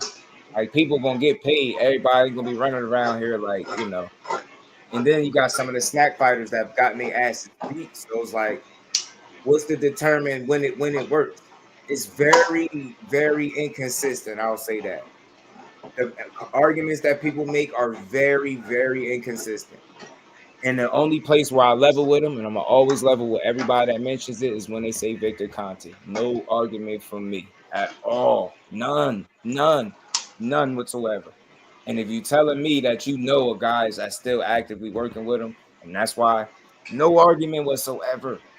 Now get me. No, I hear you, no argument. but I'm not going to throw the jacket on me. So that's it. You know what I mean? And I'm pretty sure if it was a more favorable fighter, people would be able to appreciate his Bud. And it's like, we don't care about Bud. We care about Bud. We care about Bud. So fighters just sponsored by Snack. That's a fact, Cal. That's a fact. That's 100% fact. It's a Kirk trip. Mike Kirkman, what it do, homie? How you feeling, bro? Always good to see my guy in the bell. And then go to the drug god for that work. You stupid, bro. Therapeutic use is crazy though. Use PEDs and we'll never know because can't lie, it's genius. Yeah, man. I said I'm doing the dishes. Nah, I check my phone. She said something about check my phone. I seen it right. I checked my phone. I responded, but nah. I listen. I think I'm very direct with what I'm saying as far as like me not putting no jackets. I'm not doing it. Y'all can have at it though. And thanks for letting me know in the future. I got some little wiggle room if I just want to come up here and lie one day. Just thanks for letting me know I could come up here and lie to y'all one day. And we know you're not the gonna come here next and lie to us. fighter that pop hot, I don't want to hear nobody asking me about no proof. Y'all just gotta roll with it. Just do got it. Nope, I just know why he's suspicious, man. I seen who he worked with. Just know that. You know what I'm saying? Nah, I just don't trust we know that you're not gonna come up here and do that. Yeah, because see, that's not you. Because that's somebody who's met you and talked to you about boxing and listened to your show. I know that you're not gonna do that. Nah, I won't. Some people think snap means saving ninjas' athletic careers. That's funny. So look, y'all. My final thoughts on that is the Victor suspicions is understood. I get that. I just I want to make sure my point was clear. I'm not putting that on a fighter that's been known amongst the boxing circles to do it the right way. I'm not saying everything I'll find out, but certain things will get out. Like you're not gonna keep certain shit under wraps. Like you've heard certain things about certain fighters, whether they've been caught or not, and then you've heard some, and then some been caught. All I'm saying is I've never heard anywhere boxer trainer any conversations remotely close to insinuating that Bud is doing anything other than doing it the right way. That's all I'm saying. And as long as I have that to go off and the track record is clean and he's on the up and up with the powers that be and they know this dude to be clean, that's where I'm at with it. Can't force it to be something that is not. So you shouldn't want it to. So that's all I was saying, man. People be in their feelings because they know that shit apply to them. They're irresponsible, so they don't care. Then they justify it. I was joking. Got people thinking that this dude really juicing. And I seen the Clarissa shit too. I seen that too. I was like, that's nasty work, bro. And I don't use nobody. It's not necessary. I don't have an issue with you. I just don't respect that. That's wild to do that. Like, at least educate the people, put them on, let them know where they could go to get the same type of information from. Don't gatekeep it. Because if dudes is cheating and we can find access to that so we can know definitively, then yeah, we got a real conversation. Because if I ever get that information in the solid, I'm talking about it. You know what I'm saying? If I get it for me, for myself. You know what I'm saying? I already gave y'all a little whisper about the Ryan shit when my bro told me what it was. He know his damn dealer. I know that shit sound crazy, but it is what it is. Told y'all I'm not the one to break stories, man. Bro told me if he ever want to do it, he gonna do it. I'm not. Show took a lot of punches from game. You stupid. He's all over the ring. He was so trained dancer. You stupid, man. That's because his chin was a little bit tested. He ate his Wheaties that day. He said he sure took a lot of punches. You stupid, bro. What you trying to say, Kello? What you saying, bro? You crazy, man. You crazy. I'm about to talk about Zepeda. About the some people every now and then they'll ask if he be getting tested. They'll ask if he be getting tested. I wouldn't know. I don't know what be up. I just know Tevin Farmer sound like they didn't get tested for them fights, right? But it won't happen with Shakur. That's a title fight. They're gonna make sure he get tested. That's it. Ain't even gonna happen. They ain't even gonna pull that off. So we're gonna be Zepedas. Oh shit! I just thought about that. Oh, nah, I'm not gonna chill. I ain't gonna do that. Zepeda's, damn, yo, that's crazy that you can say that. Black men don't cheat. Tell them 2 cents. You know what I'm saying? Don't you dare. I will. Come on, 2 cents. What was that at when I was up? I was up here bobbing and weaving on the ropes, man. You know, I was in the corner, man. You know, don't fight my way up out the corner for Bud Crawford. You was supposed to throw that out there. Black men don't cheat. I was about to put that up there. Like, see, ZPEDs. Oh gosh, man, that's crazy. That PED is in his name too, just like that. That's crazy. What you said? Well, what you said? Nah. Say it with your chest, man. Say it with your chest. Osterine, yeah, man. Kurt be Osterined up, bro. I be on go. Turn up. Trying to tell you, I be trying to leave him off here. That's the one that be like, because I got a different type of anger when I get into my bag. So I just be trying to keep it civil. Let's just have a boxing conversation. Remember, Sebastian Ventura said he hadn't been drug tested in a couple fights? Yeah. Some of the guys be exposing the fact that they don't be doing the testing. I was shit. Kevin Farmer was saying it, right? And I just know that's not going. I ain't worried about that because I know that's not going to be the case for that title fight, though. He can cancel Christmas if he think they about to let him come in there, juice to the gills or something. If that is even the case, but he do throw a lot of punches. I mean, look, you know, it is what it is, man. But I know one thing: he better not look like a totally different person than people ignore. They did it with what's name? They did it. Yeah, I was where you see me. I was on the ropes, bro.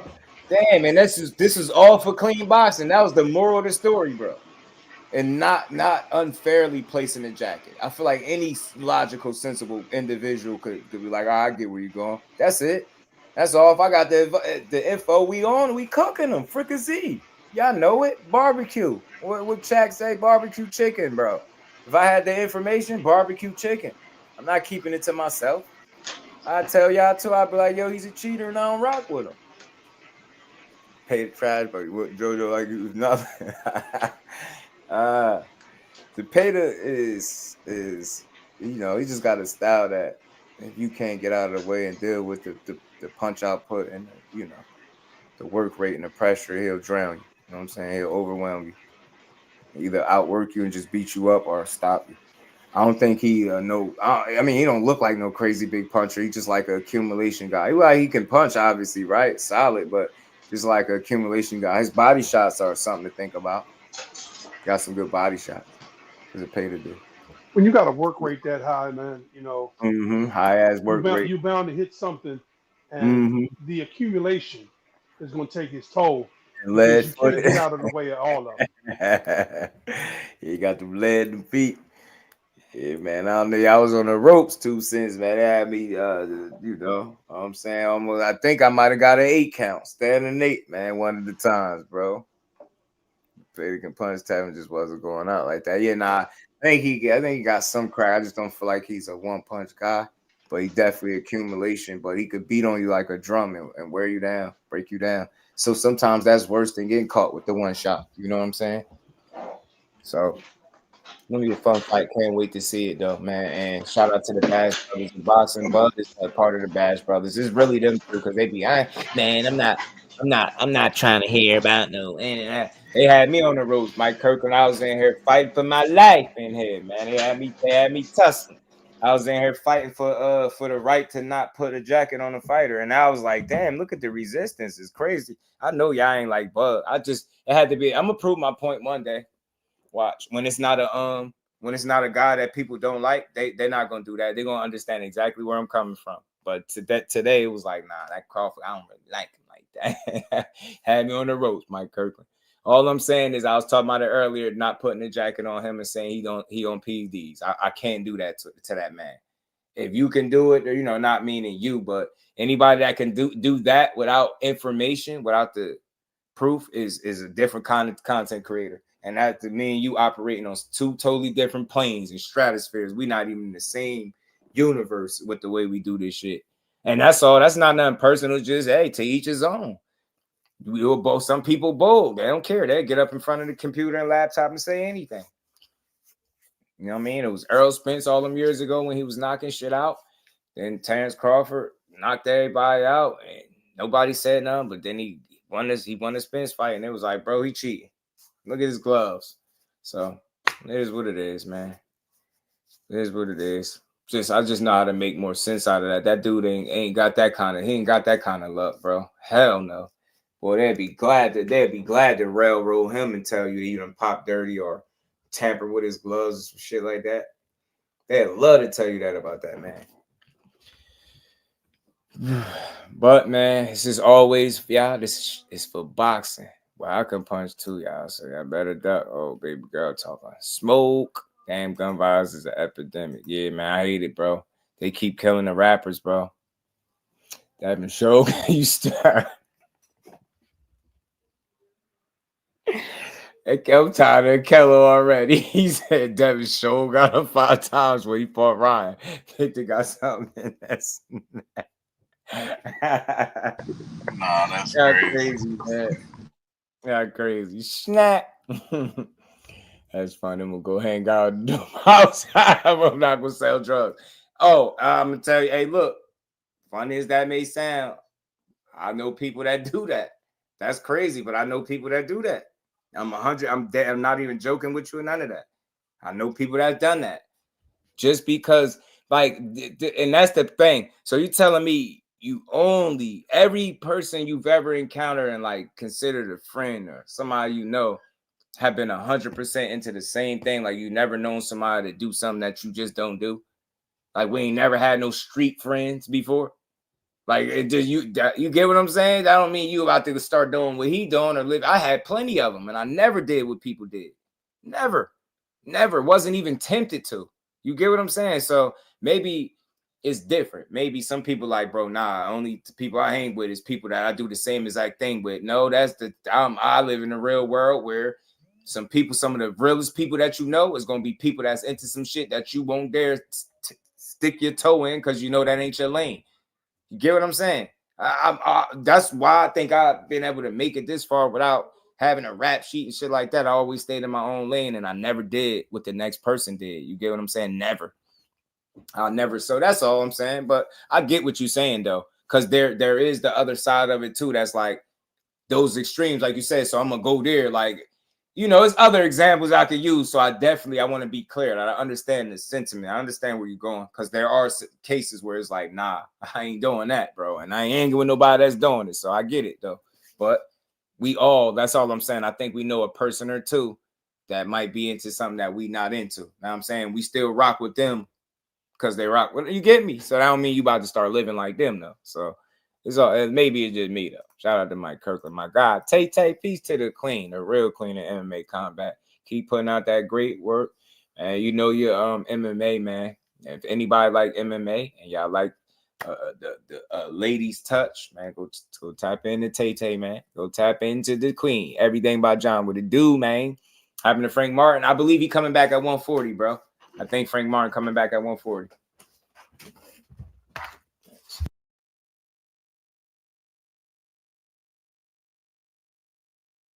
Yeah, shout out to my homie Kello, man, in that Cash App, supporting the grind as always. My guy for the show. Appreciate you, bro. Shout out to Kello, my dog. Appreciate you, homie. As always, man. But yeah, that's it, man. Again, man. Everybody is different, but I gotta try to be. He used to hang out with the homies. Told me I might as well say you stupid. Nah, that's how it be though. I appreciate you, man. Just keep putting out your work, and you definitely got my support. You know, whenever I can catch me a good Tay video, because I say that for real. I mean what I say. Like I listen and I can hear that you definitely know what you watching and you understand it. So, you know, keep doing great work. As always, shout out to my homie for good boxing talk. Appreciate you always supporting the great boxing. Shout out to my homie Mike Kirkland, man. Appreciate you, bro. Kello, appreciate y'all. Shout out to the fan. Always a dope build. Always good to chop it up on his boxing. We got some more stuff to talk about tomorrow for sure. I didn't even realize we was at 4 hours, y'all. I kept y'all here 4 hours. Again, shout out to everybody that stays to the end of the show. Y'all the real, let me turn the camera on.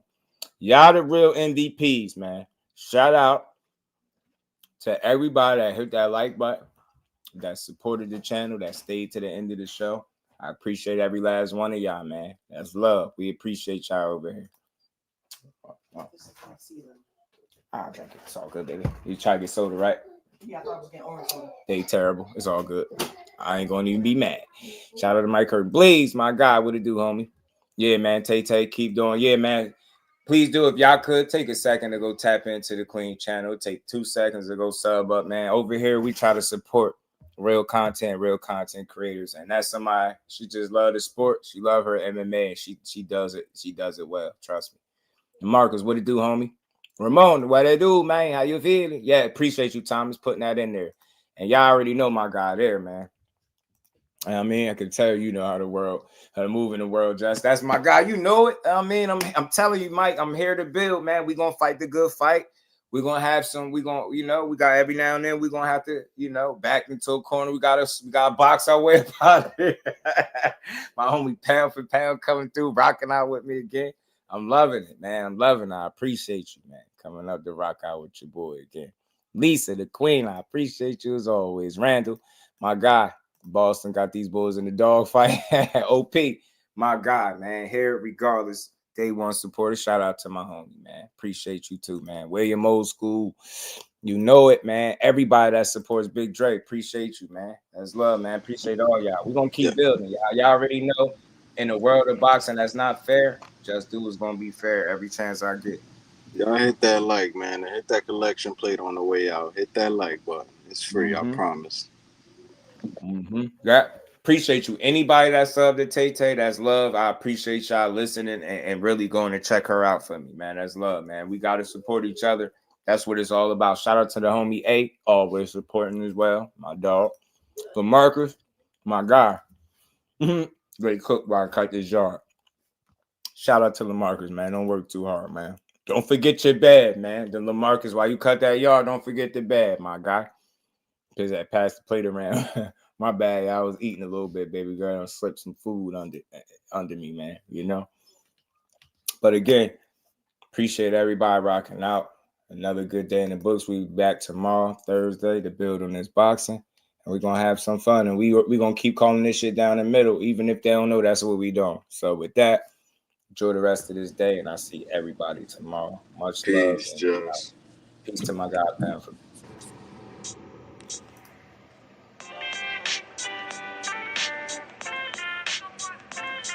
Yo,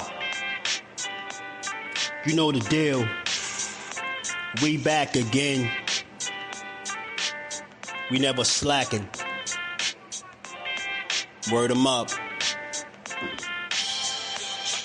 Ladies and guys, whether if you drunk or you high, it's time to pay respects to the illest man alive. If you think you got a point, he'll shrink you down to size. And from there it's downhill like a slinky or a slide. Open your eyes, got a deep connection with the rise, so you might see them jump in whenever they go live. Peep it, this channel blowing up now, it's not a secret. With tons of exclusive interviews to listen to.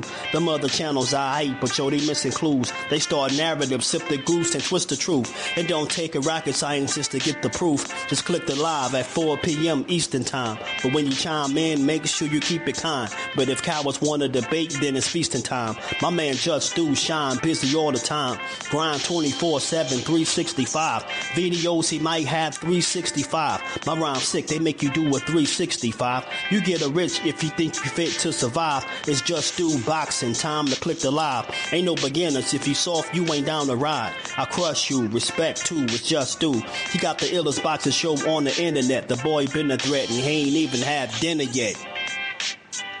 Word 'em up. Yeah.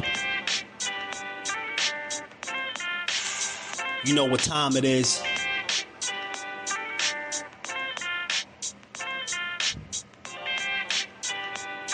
$4 p.m. Eastern. Click the link.